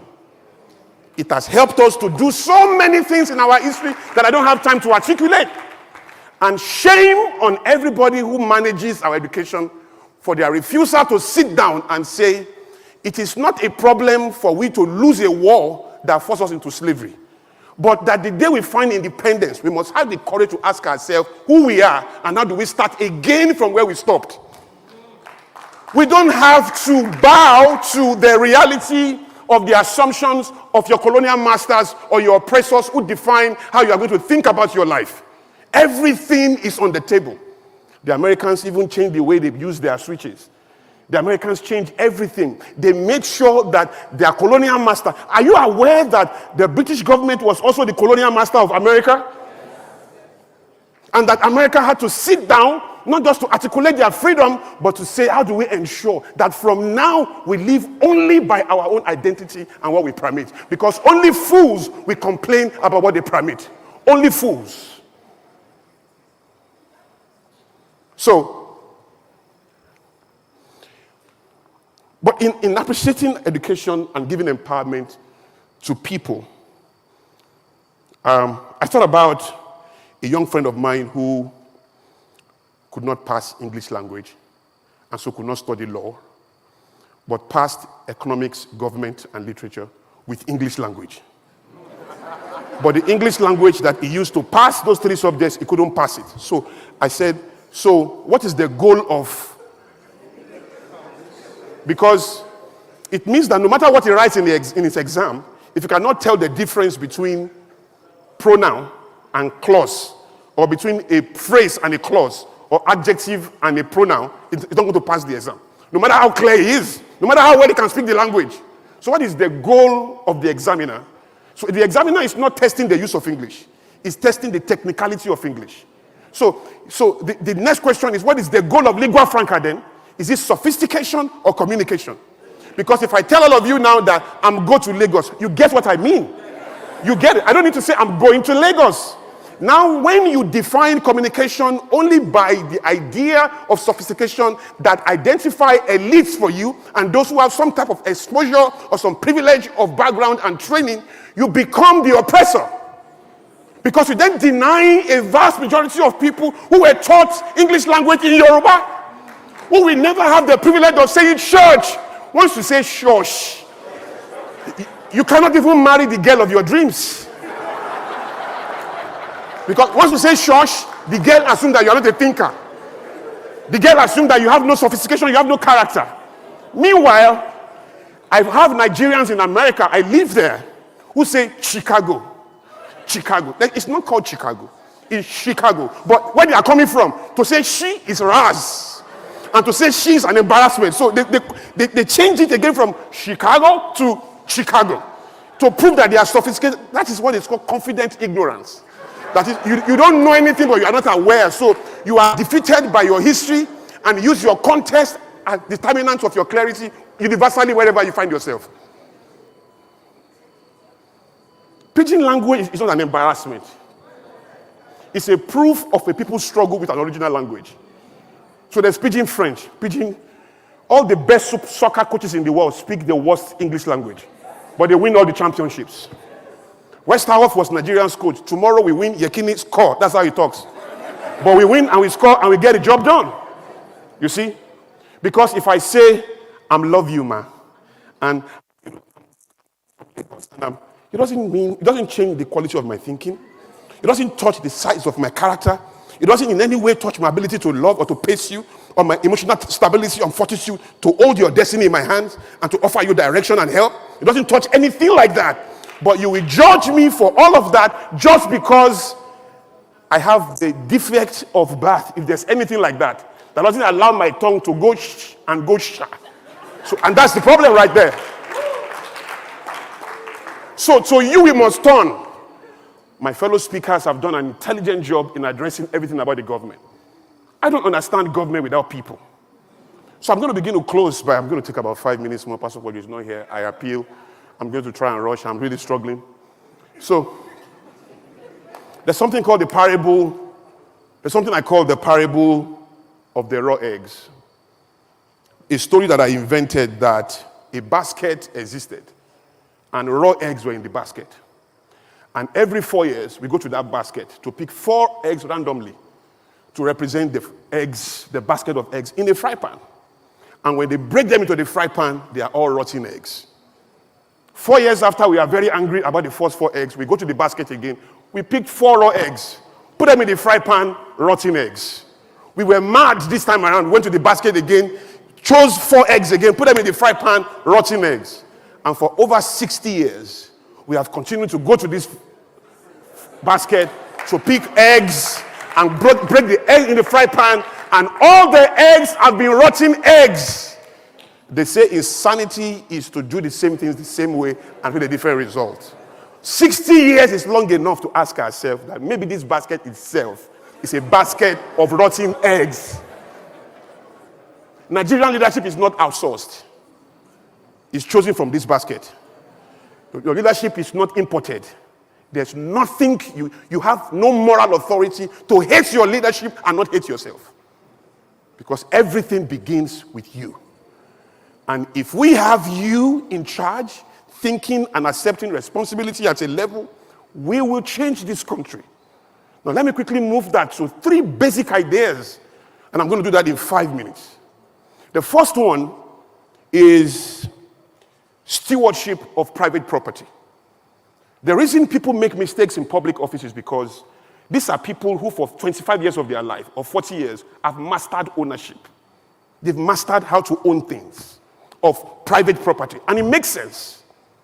So when somebody has mastered ownership of private property, he gets into government and you want him to supply stewardship of public property. The common denominator there is ownership or stewardship. Forget about the property. whether it is public property or private property, the character he has mastered will overwhelm that property. So for 40 years, this guy is a master of ownership, and justifiably so. He has created his entire life, his business, everything, mastering ownership. Nobody has questioned him or held him accountable based on stewardship. I know somebody who is very rich, who pays his house help 35,000 naira. Any income you pay anybody that cannot do three things is slavery. If the income cannot help that person to meet his basic needs in life, eating, clothing, going out. If the income cannot help him to put something away, otherwise called savings, if that income cannot help him to help somebody around him to find meaning, that is slavery. If income cannot do that, it's either you appeal to that person to support you on that job by working for you with the little you can pay, not to harass that person for paying money that is only for slaves, assuming there is legitimacy to slavery. So the idea is ownership of private property will never deliver any society. What will deliver societies is stewardship of private property, not public property first. When you learn to be stewardship of what you seemingly own, to be a steward of what you seemingly own, then to supply stewardship of what is not yours is the easiest thing that will ever happen. And so we have to find a way to hold people accountable to how they use their personal resources. The things that they own by themselves. For example, how do you pay your staff? For example, how do you pay people around you? Critical things. Let me move because I see her, she's already climbing. Before she gets here, I'll finish. So the next thought for me will be something that Dr. It's in the rush. Don't forgive me. It's this time that is causing this. So Dr. Sam Amadi had emphasized. There's something we have to kill in Nigeria, and this is my last thought. If we don't kill it, we joke. And that's the concept of indigenization. Two brothers in America, one from Texas, both of them from Texas, but one was governor of Texas, another one was governor of Florida. From the same family, same mother, same father. Two brothers, governor of two different states. It can never happen in Nigeria. The reason why it happened in America is because there's nothing called indigenization there. What they have in America is citizenship. Above any, it doesn't matter where you are born, if you meet the rules that define citizenship, then you can be governor. You see, the average Yoruba man like me, before I am a Yoruba man, I'm first of all from Remo. You'll be surprised how I will defend Remo affairs above any other thing. Then, when you can minister to me as a Remo person, then I can consider that I'm from Ogun State. Before I am from Ogun State, I'm first of all from Remo. That's the average person I'm talking about, not me. And then, before that person is a Yoruba person, is first of all from Ogun State. So how do you define that man who has sentiments and prejudices that transcend the limits of the identification you want him to live to or you want him to rise to? So before he's a Nigerian, he's first of all a Yoruba man. Before he's a Yoruba man, he's first of all an Igbo man. First of all, an Ogun State man. Before he's from Ogun State, first of all, from Remo. You see what I'm saying? The same thing applies in the East. The same thing applies in Lagos, anywhere. So the idea is, how do we legislate this? That is courage. Now, the courage to actually come out boldly and say that we are going to actually legislate indigenization out of our reality. It will take a tough thing. It will take a lot of persecution. But let me tell you something about persecution. Persecution strengthens resolve, builds regimentation, and grows community. Whether it's the gay movement, or it's Christianity, or it's Islam, anything you persecute will grow. So the innovators of thought and those who campaign must be bold enough to create ideas, really, that will endure persecution. And one more minute, I'm getting out of your face, one more minute. I've said it before at the last platform. We need three people in any society, three groups of people. Entrepreneurs above politicians, innovators above politicians, non-profits above politicians. And that is where I want to challenge all of you. Everybody in this room you have a personal social responsibility. It's called PSR. Forget about CSR. There's a lot of bureaucracy that defines that. PSR is tied to your will, and integrity is an act of will. Start from there and say to yourself, before you complain about what the government is doing, what do you want to do? I believe there should be about 25 different non-profits agitating for the rights of the police force. I believe there should be about 25% agitating for the rights or the welfare of veterans in the military or the military itself. I believe there should be another rights of people fighting for the rights of children or for the sanity of families. There just have to be a way on many levels that we can identify all the problems in society and we can build non-profits that actually challenge all of these things. Now that takes personal freedom, but that takes more than freedom, personal sacrifice. The right to say I will not be bribed is critical, but the sacrifice to say I'm willing to die for that commitment is even deeper. And so that is where sacrifice begins from. As I close, I want you all to reflect into your own personal journey and begin to ask yourself only one question as you move towards 2023. Nigeria will change based on some existential factors. By 2030, whether we like it or not, and by 2050 by extension, 3 things will happen in Nigeria, whether we like it or not. I've told everyone that has come to meet me to fight for the rights of young people and to lead some campaigns that I'm not interested, because nature is doing a job. Because nature is doing that job, nobody should pursue things as you should position for things. What is happening is that whether we like it or not, there is the fading of voices and powers as you know it. It's ongoing. There is the rise of voices and powers as you are yet to know. It's ongoing. Nature is taking care of that. In 30 years' time, Nigeria will be new. It's whether we'll be ready or not. If you are 1 in 30 years, you'll be 31. If you are 20 in 30 years, you'll be 50. If you are 30, you'll be 60. If you are 50, you'll be 80. If you are 60, you'll be 90. If you are 70, you'll be dead. In 30 years' time, the truth of the matter is that there is a natural flavor coming. And whether we like it or not, everybody you hate in government is going in 30 years. And most of them will take a position of weakness in society. It will be your turn to take a stand. The question should be whether you'll be ready or not. And that comes from only one thing: positioning. God bless you.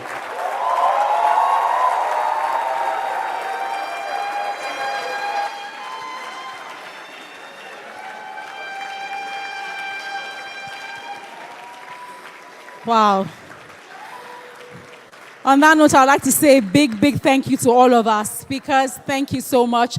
And as we mentioned earlier on the platform, we have a special highlight today, and that is the National Youth Debate. So very quickly, I will call on 𝐿 Akenzwa, who is the program manager for Leap Africa, to coordinate the debate. Please, 𝐿 Akenzwa. Please approach.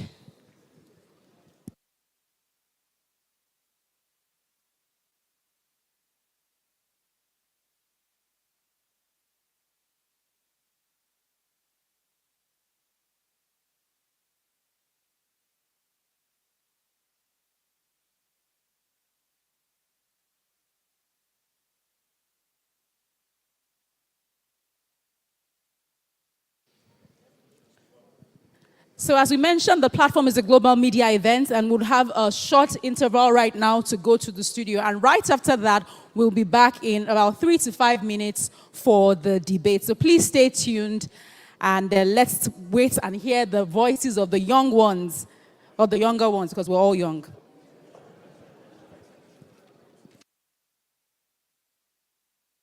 The platform studios, and we've just had 5 back-to-back power sessions, starting from Dr. Victor Oladokun and ending with Mr. Kunle Shorinyo. And quickly, whilst the debate is being set up, because we don't want you to miss the debate, I'll just speak to my, I was going to say co-panelists, co-debaters right here in the studio. From the 5 sessions we've had, what are your highlights and takeaway points? I think, firstly, is the power of vision. Yeah, so you need leadership that has a vision. You know, vision is not saying I'm going to build roads, I'm going to provide healthcare. Vision is a destination. But more importantly, you have to be able to hold them accountable. Now, that accountability, I think Dr. Samamadi spoke very well about it. If I give an example, if you work in a publicly listed company, today is October 1st, the quarter has ended, you know you have to go back to your shareholders or stakeholders and account for what you've done every quarter. No one needs to tell you what to do. You're going to publicly account for it. And I think that's what's lacking. So when we collect the vision from people, this is what they want to do, we also need to hold them accountable. And I think that's where you have the legislative arm has to be stronger. And then let's not build this whole political structure around personalities, because people will fail if the structures to hold them accountable are not there. Thank you, Tola. I think mine is also vision, but then what informs that vision? So for example, what the last speaker, Mr. Soria, was talking about in terms of just sort of upending and having a fresh new ideas. So what informs the vision? We're saying our leaders have to have vision. But who informed the vision? What mentality, what experience, right? What are they trying to do in Nigeria? It even goes right down to the poll done by Mr. Leke Alder. And you now see, I mean, it was a very small poll, but then what people actually want to see is the manifesto, right? And that goes to, they want to see what the leader or what the next president of Nigeria, what is his vision for Nigeria, what's in it? And, you know, how are we then going to push forward, you know, that vision to create the Nigeria that we want, right? And who has put together that vision, right? The structure of Nigeria, who does it benefit? Who are the people who are left empty-handed with the short end of the stick, right? And that's what we have to see now in the next leaders. And hopefully when the manifestos start coming out, we'll read it and then we'll all decide whose vision it is that we love the most. Certainly, and I thought that was an interesting poll as well. Though I know that if we take a poll here, you both say, what would your answer be? In the 7 categories you gave, whether you were the manifesto voter, you were the religious voter, the ethnic voter, the structural infrastructure, stomach infrastructure. Which one would you be, sir? No, see, I'll take the manifesto, but I think there's a bit missing. Yeah, anybody can produce a manifesto. The question is, how do I hold you accountable for that manifesto? That bit today is missing. And that's why people produce a manifesto, and then the next time you see them is the next 4 years. Absolutely. So there's also still the work of accountability to be done, even afterwards, choosing the manifesto. One thing that has also rang through all of the 9 speakers today is unity of purpose. And I think that was something Mrs. Aida, if I'm correct, also hampered on, that it's one thing to say, what is this Nigeria that we carry and that we're so passionate about, what is even the purpose that unites each and every one of us? And I think that's the question that we want to leave with us as well. We need to get back into the hall now to watch the debate. But she also left a question, which we always leave when we end the platform. What are you going to do with all of the information that you've taken away from here today? What are your action points? What are your steps? What are you going to change personally first, like Mr. Soria ended on? So your own personal changes first before we even begin to see national change and family change and all of that. But thank you for watching the platform. It is not over yet. This debate will be a most interesting time indeed, and we'll go right back to the main session where we continue with the debate.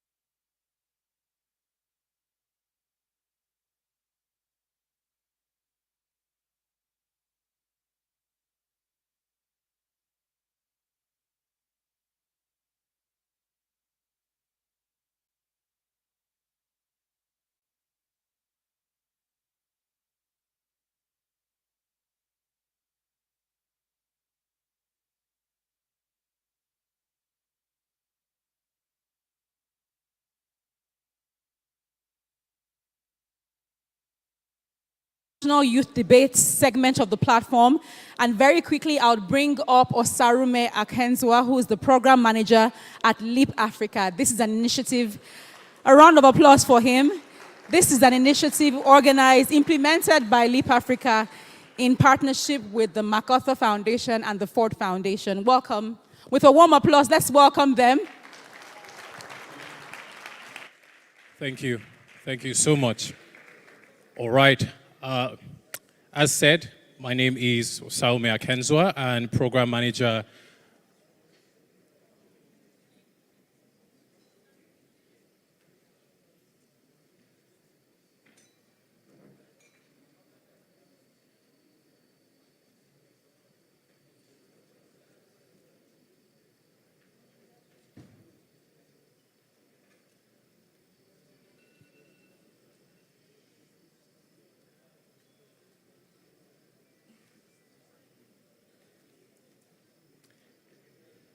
Thank you. It's such a pleasure to be here. And my name is Osarume Akenzua, Program Manager, Leap Africa. We are a youth leadership development organization, and we've worked with young people over the last 20 years, trying to make sure that we're raising young leaders that will transform Africa. And it's a pleasure to be here on the platform today, live in Lagos, and we're just going to be standing on existing protocol, thanks to all of our speakers today. And we have the debate competition funded by the MacArthur Foundation and Ford Foundation. On the 3rd of August, we had young undergraduates who sat at home because the schools were not in session anymore, and the strike was not going to keep them sitting back at home. These young people, after a call for application was made, applied to lend their voices for change in Nigeria. It's a privilege, it's an honor to introduce to you today those students who have keenly contested over the last 6 to 8 weeks on the Youth Leadership Debate competition under the Nigeria Youth Futures Fund, which is supported by MacArthur Foundation and Ford Foundation. Distinguished ladies and gentlemen, join me in giving a round of applause to these young students from across Nigeria who have emerged the finalists on this very incredible competition. So I won't waste much of your time, but before we go ahead, we also have some very special judges who are joining us to decide who the winner that would emerge today from this keenly contested competition. And with us today, we have Samson Itodo, who is the Executive Director of YAGA Africa and the convener of the Not Too Young to Run campaign. Thank you for joining us. Also with us today is our second judge, Yemi Adamolekun, and she is the Executive Director of Enough is Enough Nigeria. Please join us in welcoming. And then we also have representation from one of the sponsors of this particular program, Onyemaobi. She is the Program Associate for West Africa at Ford Foundation. Please join me in welcoming her. Thank you. The Nigeria Youth Futures Fund is created so that young people across Nigeria can begin to lend their voices for change. They can begin to imagine a new Nigeria, a new nation. Hence the hashtag on this competition, the Nigeria we want. Can I hear a chant in the room? The Nigeria we want. Nigeria we want. And these young people are going to be speaking up today and telling us what type of Nigeria they would like to see. The topic today was very deliberately put together so that there's alignment with the theme of this year's 15th anniversary of the platform, Nigeria. And the topic goes thus: transformative leadership will come from the government, not the citizenry. At Leap Africa, we are proponents of transformative leadership. because we believe that once we get leadership right, everything falls into place. But today, we're going to have the two teams supporting and then opposing the motion. Now, it's my pleasure to introduce from the Ahmadu Bello University, all the way from the Ahmadu Bello University, Jafaru Amina.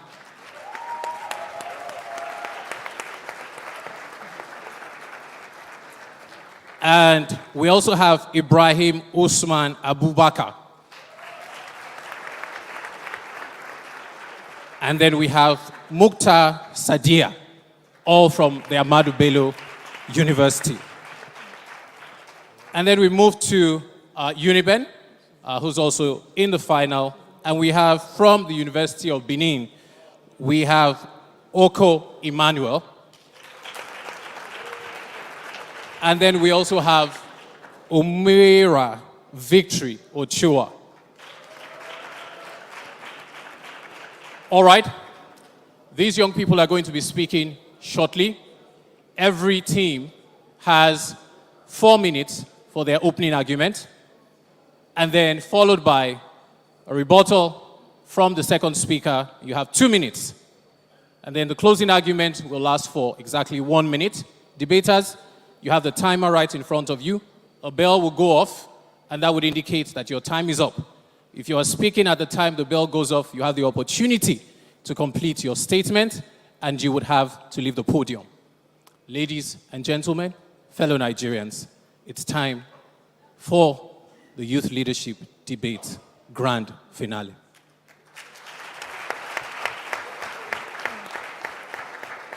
Supporting the motion, I would like to call the first speaker of Ahmadu Bello University to step forward and bring forward the opening argument. You have 4 minutes. Please, a round of applause for our first speaker from Ahmadu Bello University. Leadership is the capacity to turn vision into reality. And vision is not about today, but tomorrow.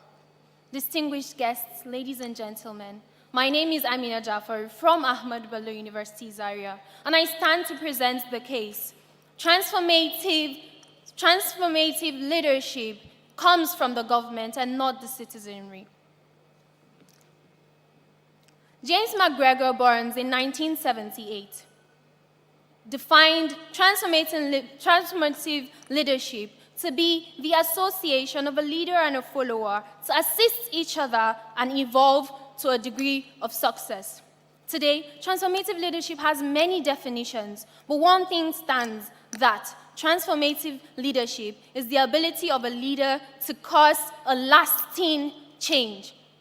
The government is what is capable to cause lasting change, and I will tell you why. Active citizenship is the active participation of a citizen under the law.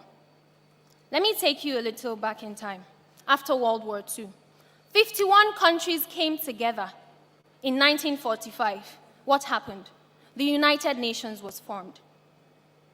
The United Nations Transformative Leadership Framework is transformational at all levels, and the mission is to support and achieve lasting change.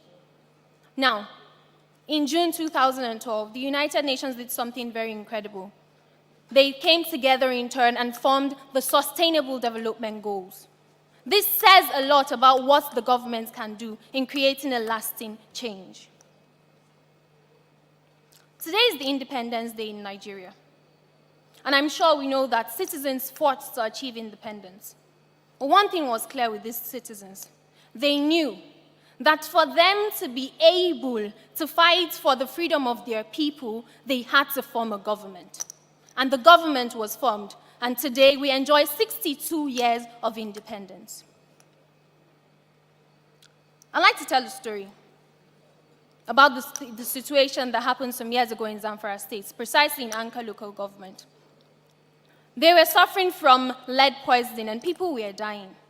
Hamzat Lawal, a Nigerian like myself, decided to use his voice to amplify the problem, and the government immediately responded.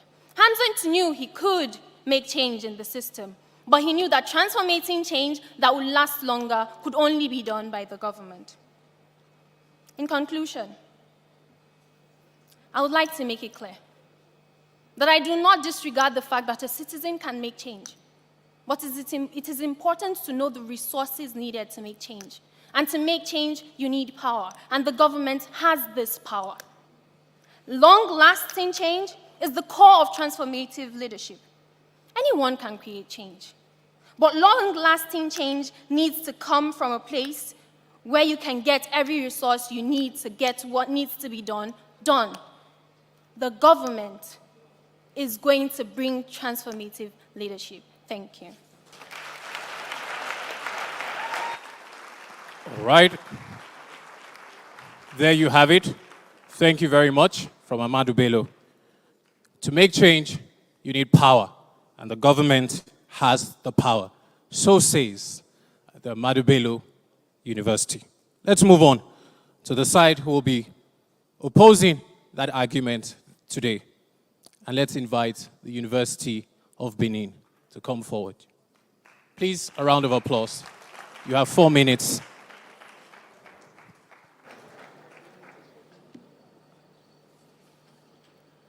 Ladies and gentlemen, a few moments ago, we all stood up in solidarity and we made a loud declaration. We said, "Arise, O compatriots, Nigerians call obey, to serve our fatherland with love and strength and faith." Now, who are these compatriots? Is it one person? Is it a group of people? Or is it everyone who has the privilege of calling themselves Nigerians? It will be of interest to note that the highest office in a land is the position of its citizens, and these were the words of an elected leader, former President Barack Obama. Just as an employer is to an employee, so are citizens to the government. The citizens elect the government to serve them, and they are actually answerable to the citizens. Ladies and gentlemen, change will only come when we as citizens own our position and power to drive the change that we desire. I am Victory Ochua Omwera from the University of Benin, and I will be arguing against the resolve that states that transformative leadership will come from the government, not the citizens. In the course of this debate, or in the course of my argument rather, I'll be taking you on a journey to see reasons with me why citizens are the ones to drive transformative change. First of all elected leaders were first citizens. The President of the Federal Republic of Nigeria, His Excellency President Muhammad Buhari, was first a citizen before he was elected as a leader. So citizenship or transformative leadership starts from the citizens. We have to use a bottom-up approach to start bringing in good citizens who are educated and know their rights to then become good leaders who also can drive transformative change. Secondly, we live in a democratic environment, and democracy by definition is the government of the people, for the people, and by the people. That means there is no democracy without the people. It means that active citizenship is the goal. Third, transformative leadership is engaging others in an ethical manner to generate positive and lasting change. Ladies and gentlemen, where in this definition did I mention the government, or where in this definition did I mention a position? Leadership is not a position, it is an action. Look at the case of Martin Luther King Jr. He never held a political position, yet he was the youngest Nobel Peace Prize winner because of his civil rights movement, and he is the model of active citizenship, not only in America, but in the world today. Finally, ladies and gentlemen, my opponent argues that transformative leadership comes from the government, but what happens when this government tenure elapses? Does transformative leadership end there? No, transformative leadership is a journey and not a destination. So we must begin to educate citizens to know their rights, and then we educate them to keep government accountable, and also educate them to be good leaders themselves. And lastly, educate them on how to elect good leaders themselves. That is where the journey of transformation leadership begins. Thank you very much. All right. Okay. All right. So leadership doesn't end after the tenure of a political office holder. Those were the words of the University of Benin today. Okay. Seems like it's getting pretty interesting in the room. And I see that those of us in the room are engaging with the arguments put forward by our debaters. We'd like to remind that the hashtag for this is the Nigeria we want. We'd like you to also tweet and put in the comments or whatever social media platform you're part of and begin to write the Nigeria you want based on some of the arguments here or other arguments that you may have. We'll be proceeding further in this keenly contested debate. I don't envy the judges right now. Does anybody in the room envy them? All right, and it's just the first speaker. So we move on to the second. It's my pleasure to invite to the podium the second speaker of Ahmadu Bello University.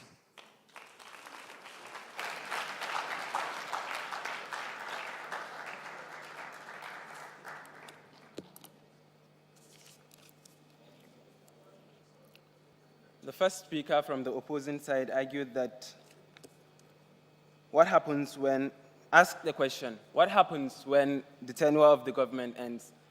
Governments usually carry out their tasks using policies. These policies don't stop when the tenure of a particular government ends. The policies continue.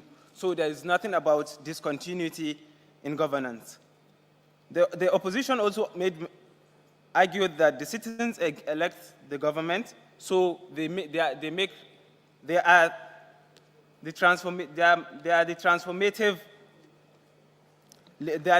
the ones carrying out the transformative leadership. But the opposition also forgot that the government are eventually the ones who eventually carry out this transformative leadership.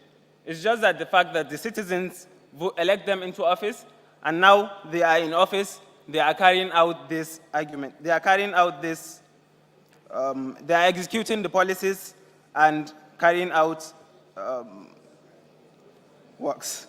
So the opposition also argued that they are first citizens, that President Buhari is actually first citizen before he is a leader.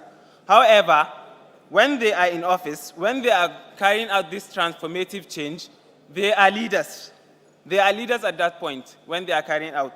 The opposition also argued that democracy, that this is, so I'm here to tell us that this is not just about democracy, because there are countries in the world that don't practice democracy. There are countries in the world that practice monarchy. So are they to be done away with? Distinguished guests, ladies and gentlemen, my name is Usman Abubakar from Ahmadu Bello University, Zaria, and I am on the proposing side of this argument. Let us remember that the government is not a body of one person, but rather a body guided by policies directed to direct every sector for transformative leadership. We can all agree that major transformations that have happened in the world have been more through people in government than out of it. Examples include events of the 20th to 21st century, such as the ending of the World War II in 1945, launching of the first artificial satellite in 1957, and the first landing on the moon in 1969, among many others. These are transformative changes, and they definitely need all the resources they can get from the government to be able to execute these transformative changes. Transformative leadership is more conveniently and effectively executed by the government than by citizens. The current security challenges that is currently bedeviling this nation can only be addressed by the government, which has resources such as the military at its disposal. While there are citizens that have made attempts to cause changes in their various communities, governments have the biggest capacity and resources to make transformative change at scale. In conclusion, there is no doubt that citizens have their role to play in the development of their nation, but transformative leadership, which is for change and major reforms, will come from the government and not the citizenry. Thank you very much. Thank you. Can we encourage the second speaker there? It's never easy to stand in front of the entire nation on a day such as the occasion of the celebration of the 62nd independence and speak and address the nation. One more time, can we appreciate and encourage the second speaker? I did have to interject because the timing for the second speakers was actually 2 minutes. But because of that hitch along the way, it was only fair that we extend the time so that the gentleman can recover. I hope that that's okay. So we will do and extend the same favor and generosity to the second speaker. I now will be inviting to hear from the other side, the second speaker, rebutting from the University of Benin. Ladies and gentlemen, can we please welcome the second speaker?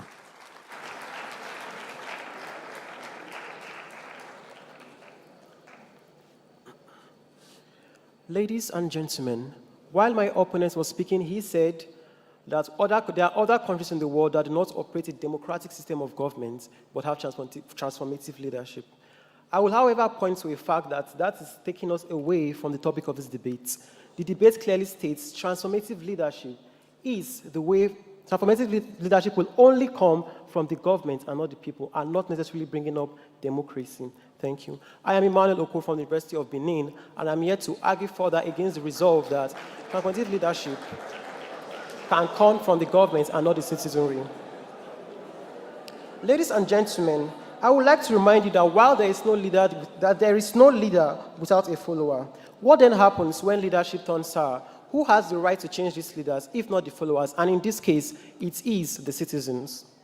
How long must we sit and wait as citizens while we wait for our leaders to change? Do we just stand by the sidelines and fold our arms while our infrastructure is depleting, our educational sector is in problem, our health sector is in problem, or do we take up actions as active citizens to ensure that these issues are properly addressed by our government? Secondly, let us consider the registration of permanent voters' cards this year. A report by Channels TV states clearly that INEC said, and I quote, that there was a record of an unprecedented surge in the registration of the permanent voters' card this year. What led to this surge? Let me ask, ladies and gentlemen. Was it the influence of the government or the people?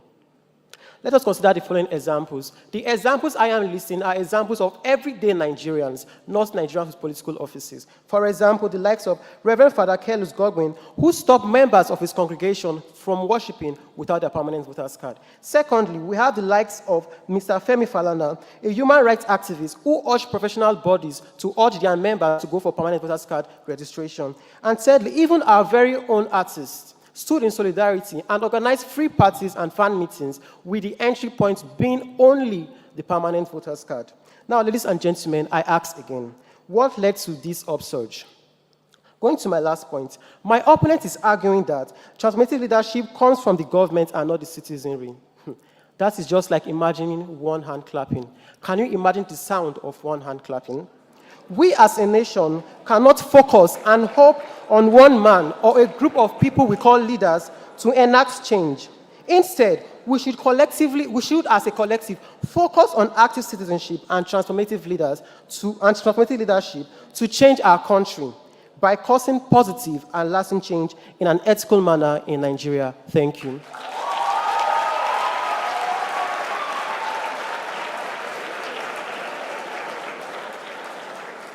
Okay. Distinguished ladies and gentlemen, we are at a point which I believe would be perhaps a deciding moment in this debate competition. And I appeal to us. I know that some points or some comments are resonating, but I appeal to us just to support the debaters, to please help with the side comments so that they're not too distracted. So I appeal to our audience. Thank you. I think this is very pivotal because we now have the closing statements from both schools. The first speaker has gone and been able to open the argument from the Ahmadu Bello University. The second speaker also has been able to rebut claims or suggestions made by the University of Benin. and vice versa. I will now be calling on the speaker from the Ahmadu Bello University. It's the closing argument. Nigeria, a closing argument from one of our university students on this topic, that transformative leadership will only come from the government and not the citizenry. Supporting that is the speaker from Ahmadu Bello. You have 1 minute for your closing argument. Ladies and gentlemen, please join me in welcoming the speaker that will be closing the argument from Ahmadu Bello University. Thank you.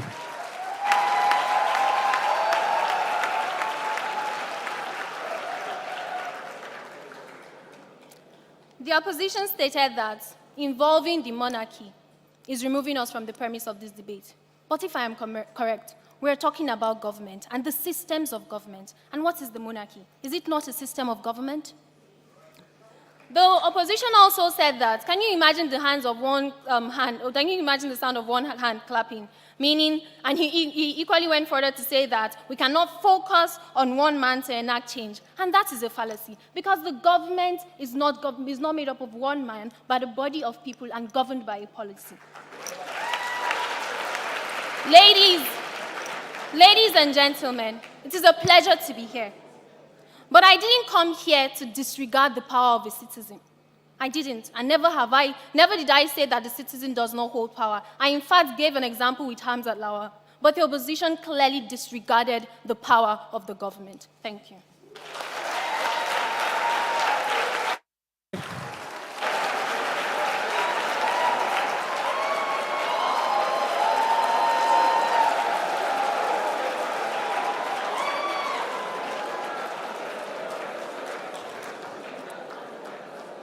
Okay, it's getting pretty exciting in here.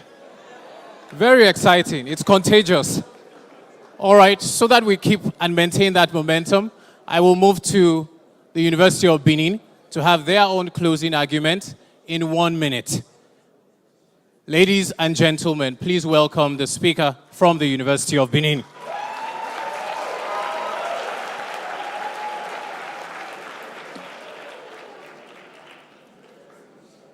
Ladies and gentlemen, yes, it takes 2 hands to clap, but it takes even more to make a loud ovation.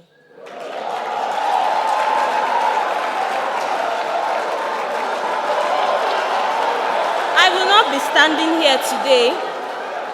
be standing here today to debate on this topic, if not for several reasons. I mean, I've been away from school for 7 months.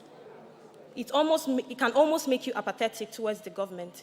But I'm here for 3 reasons. Number 1, the kind of people I've surrounded myself with who inspired me to be patriotic. Number 2, the kinds of trainings I've received from patriotic citizens. And number 3, the good citizens who gave me this platform to state this case.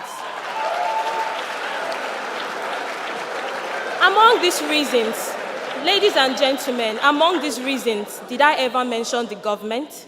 No.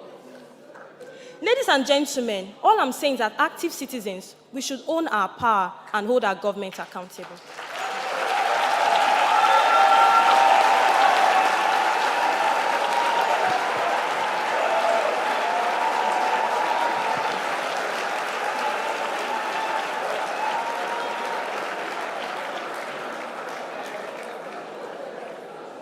If I ever wanted to be a judge, not today. No, not today. Never today. And so our judges have quite a Herculean task today. Do you agree? To be able to decide the winner of this keenly contested debate on this occasion of Nigeria's 62nd celebration of independence. So, ladies and gentlemen, fellow Nigerians watching, can we please, if you're watching virtually, and you can put your clap icons in the comments, and for those of us, to these university students who have gone through such a grueling process, debating, lending their voices to issues that affect the future and the development of Nigeria. Who says that the youth don't have a voice? Do the youth have a voice? Do they have a voice? So we will be going to our judges to give comments. They will share their comments, and then we will go on a short break and return for the final verdict. But without wasting any time, I will proceed and ask our judges to share their comments. And in that process, they would also give some feedback to the debating schools. Each judge has 2 minutes so that we can proceed. Thank you very much, judges. I will begin with Onyinye because I see you've dropped your pen and you're ready for some feedback. So please would hear comments from our judges, and we'll start with Onyinye. Over to you, 2 minutes. Thank you. Thank you. But I think it's a very difficult task, like you noted. But I would say that the two groups, they were actually very clear on what the topic is. So beginning with the University of Benin, I found that they understand what transformative leadership meant. They were also clear about contextualizing the issues. There was a good balance of what the citizens need to do while not ignoring the role of the government, which I found very interesting. I think that their opening was also very clear, and the perspectives were good. I must commend the composure, the poise, the confidence of the speakers, and they did a good analysis of the topic. So, but I guess what they could have done better was also to provide some examples of where, putting all the powers on leadership had failed, just also to balance their idea of the role of the citizens. I was telling Yemi that perhaps she groomed them because they sounded more like what she campaigns for. Anyway, so that's about University of Benin. And for ABU, I actually commend that they started from a global understanding of what transformative leadership should look like. And they cited good examples of where it has worked. I also like that they did a good research and they looked at what the SDG is supposed to do for national development. But I thought that they could have also brought in the contextualized meaning of that into what nation building required and then bring it into transformational leadership. But they did a fantastic job with the definitions. So also their topic is a bit, right, good. Yeah. Please. You can do the final statement so that you can, please go ahead and land on that. Oh, okay, so no, statement. I know that their topic was tricky from their side, but they did well also to provide examples of where citizens also played a role in supporting government. So that's what I would say. Round of applause for our George. A good balance, isn't it? Thank you. All right, Yemi, comments? I'd really like to start by commending Amina and Victoria as young women who were extremely confident.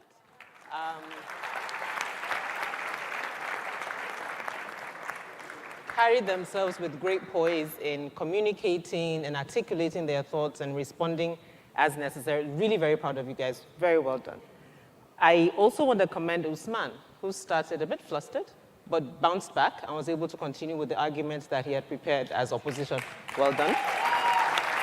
And to the gentleman from the University of Benin, sorry I didn't get your name, but I love the fact that your rebuttal was, you focused on just one point, went straight to it, and then continued with your argument. Well done. The larger issue of the arguments, I think both teams did extremely well, and the focus of government was challenging as you guys started, but I love the fact that your point really was that government has resources, and government has power to get things done, and you made that the crux of your argument. And for citizens, I love your narrative around the fact that anybody in positional leadership starts first as a citizen, and then you built your argument on that and the power thereof.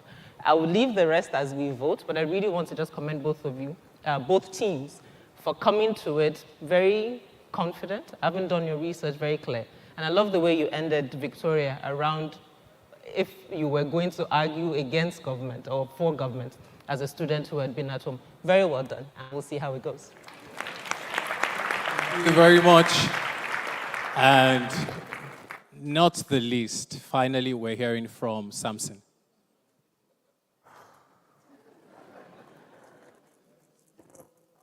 Say, thank you very much for telling Nigerians and for demonstrating why the government needs to ensure ASU goes back to the classroom.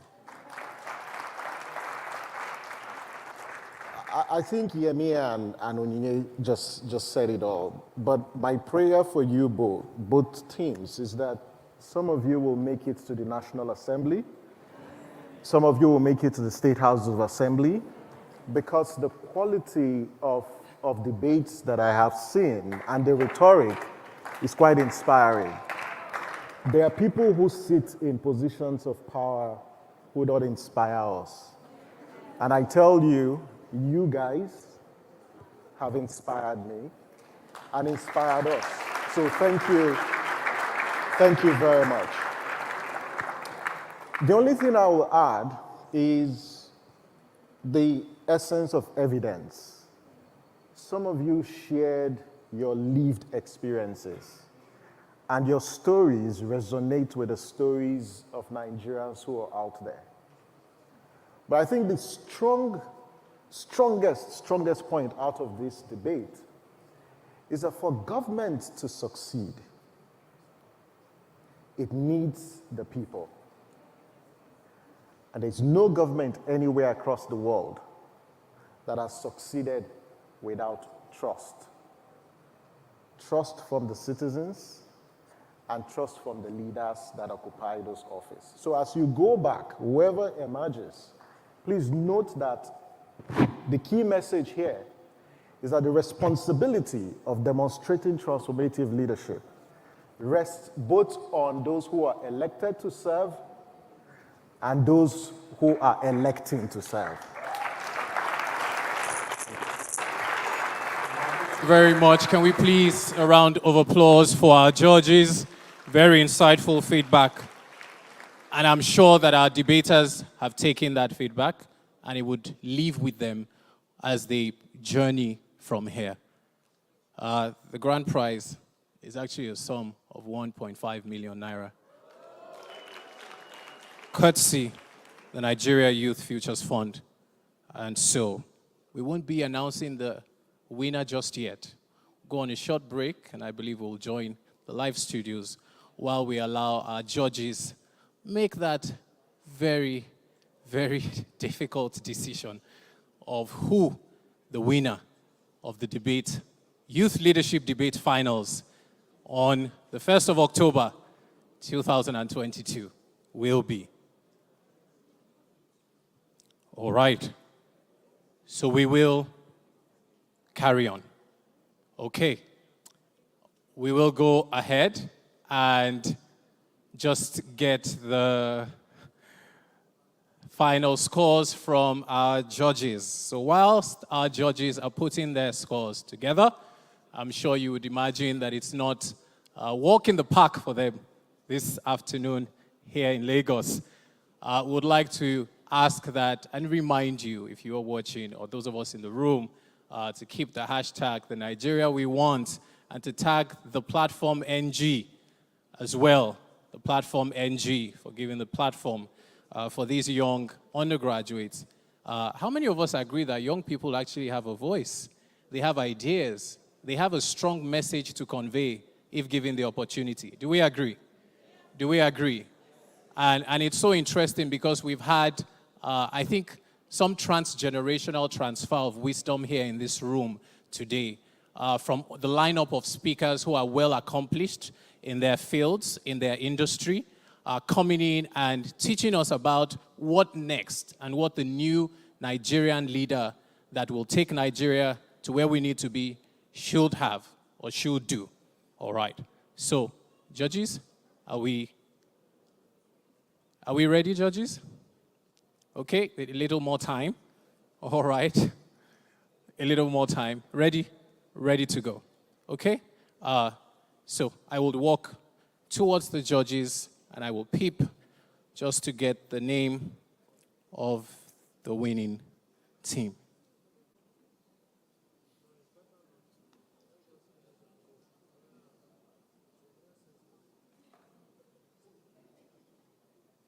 All right.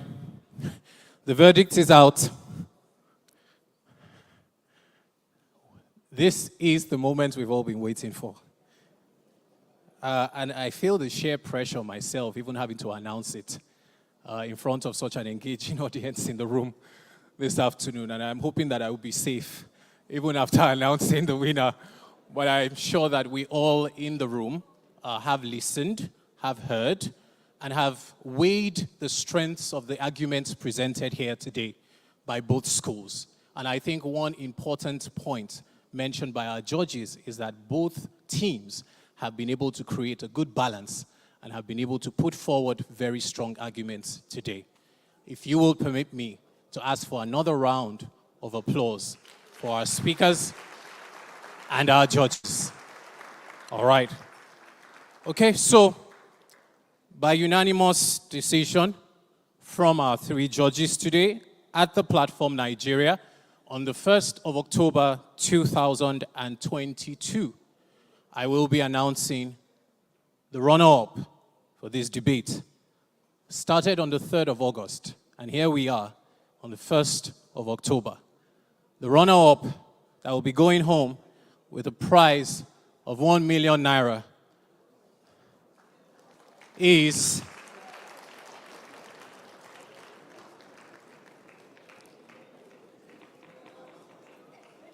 okay. The second place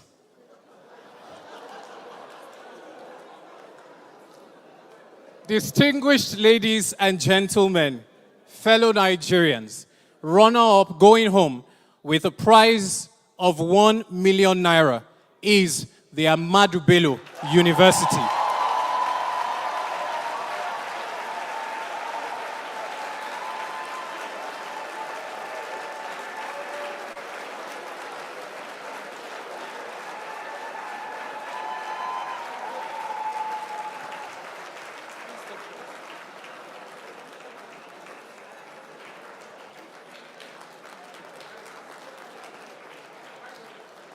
All right, well done, well done. I think we can invite the third members of the team also up. Please, this is the third member of the team. All the teams were made up of 3 to 4 students representing the university. And I think that they have done well. They have done well. Well done to the Ahmadu Bello University. Okay. This is the point where I would call on our winners for today. A debate that started many weeks ago, going home with 1.5 million naira, is the University of Benin. Our winners for the Youth Leadership Debate under the Nigeria Youth Futures Fund, supported by MacArthur Foundation, Ford Foundation. We have our winners today.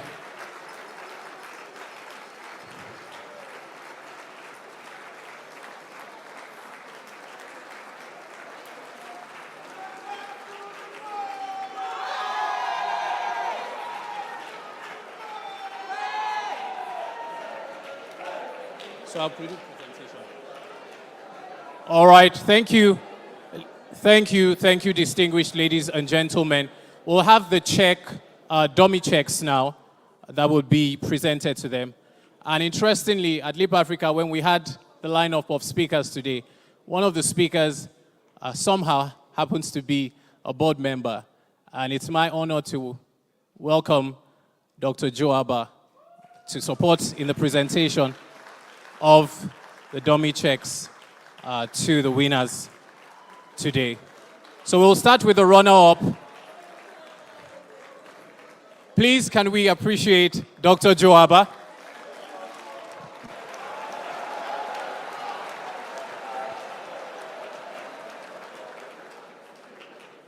I would also invite our Acting Executive Director at LEAP Africa, Ms. 𝐏𝐨𝐬𝐬𝐢𝐛, to come up stage also and join in the presentation. Please, a round of applause for her. Thank you very much. This had been put together by the team at LEAP Africa. Thank you. All right, so we'll be presenting the check to the first runner-up. The first runners-up over here, Ahmadu Bello University. I also welcome our Director of Programs, Ms. Amabel Wakama. Thank you very much. Okay, so please, can we have the presentation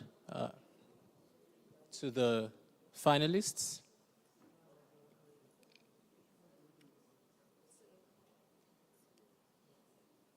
So maybe just, yes, just here.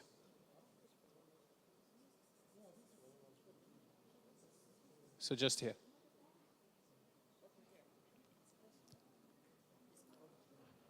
Please step forward. All right. Please, once again. All right. For second place on the youth leadership debates. Thank you so much. Thank you very much. Well done, Ahmadu Bello University. Well done. Well done. Well done. All right. Nigeria, there you have it. I would also like to invite our second runner-up. They will be going home with a prize of 600,000, and they are the University of Ilorin. Please invite the University of Ilorin. Can we have you? Debate speakers from the University of Ilorin. Can we have you step forward? Please appreciate them. Thank you.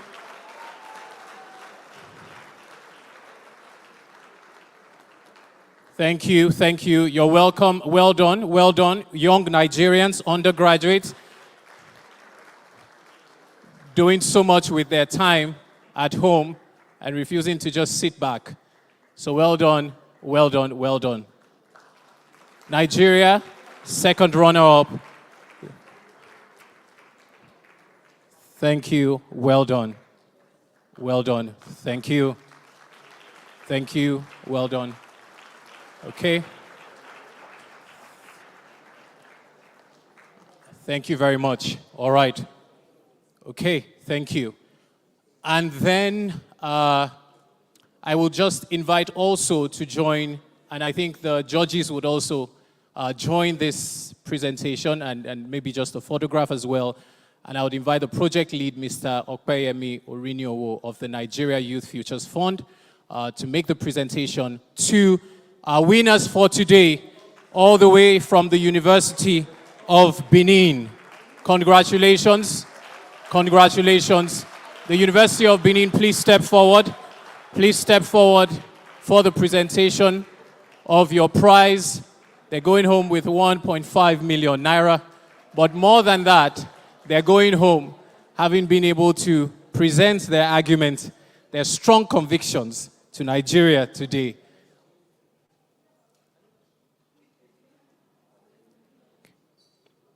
I would like to appreciate the judges. Yemi Adamolekun, thank you so much.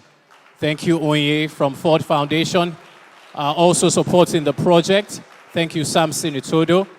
Thank you to our debaters. Thank you to the platform for the opportunity to have our young people speak to the nation on such an incredible occasion of the anniversary, 62nd anniversary of Nigeria's independence. Thank you. Thank you so much. Once again, on behalf of LEAP Africa, Ford Foundation, and the MacArthur Foundation, under the Nigeria Youth Futures Fund, I'd like to say a big thank you to Pastor Poju and Pastor Tony for the opportunity and the entire platform team for allowing us to bring this to Nigeria. Thank you. God bless Nigeria, and God bless the platform. Happy Independence Day. Thank you so much, everyone. Please, let's continue on that rousing note. I just want to say thank you to you, our live audience. I know this funny video about an African country where the economy was going, whoo, do you remember? And I think the energy level at this platform today really went from here to here. Like for once, it felt like the energy level kept on increasing as the hours went by. We spent 7 hours together, and it has been a wonderful time together. So thank you. And on that note, I'll just ask us to allow our speakers get ushered out, as we appreciate them for all the time they spent with us today.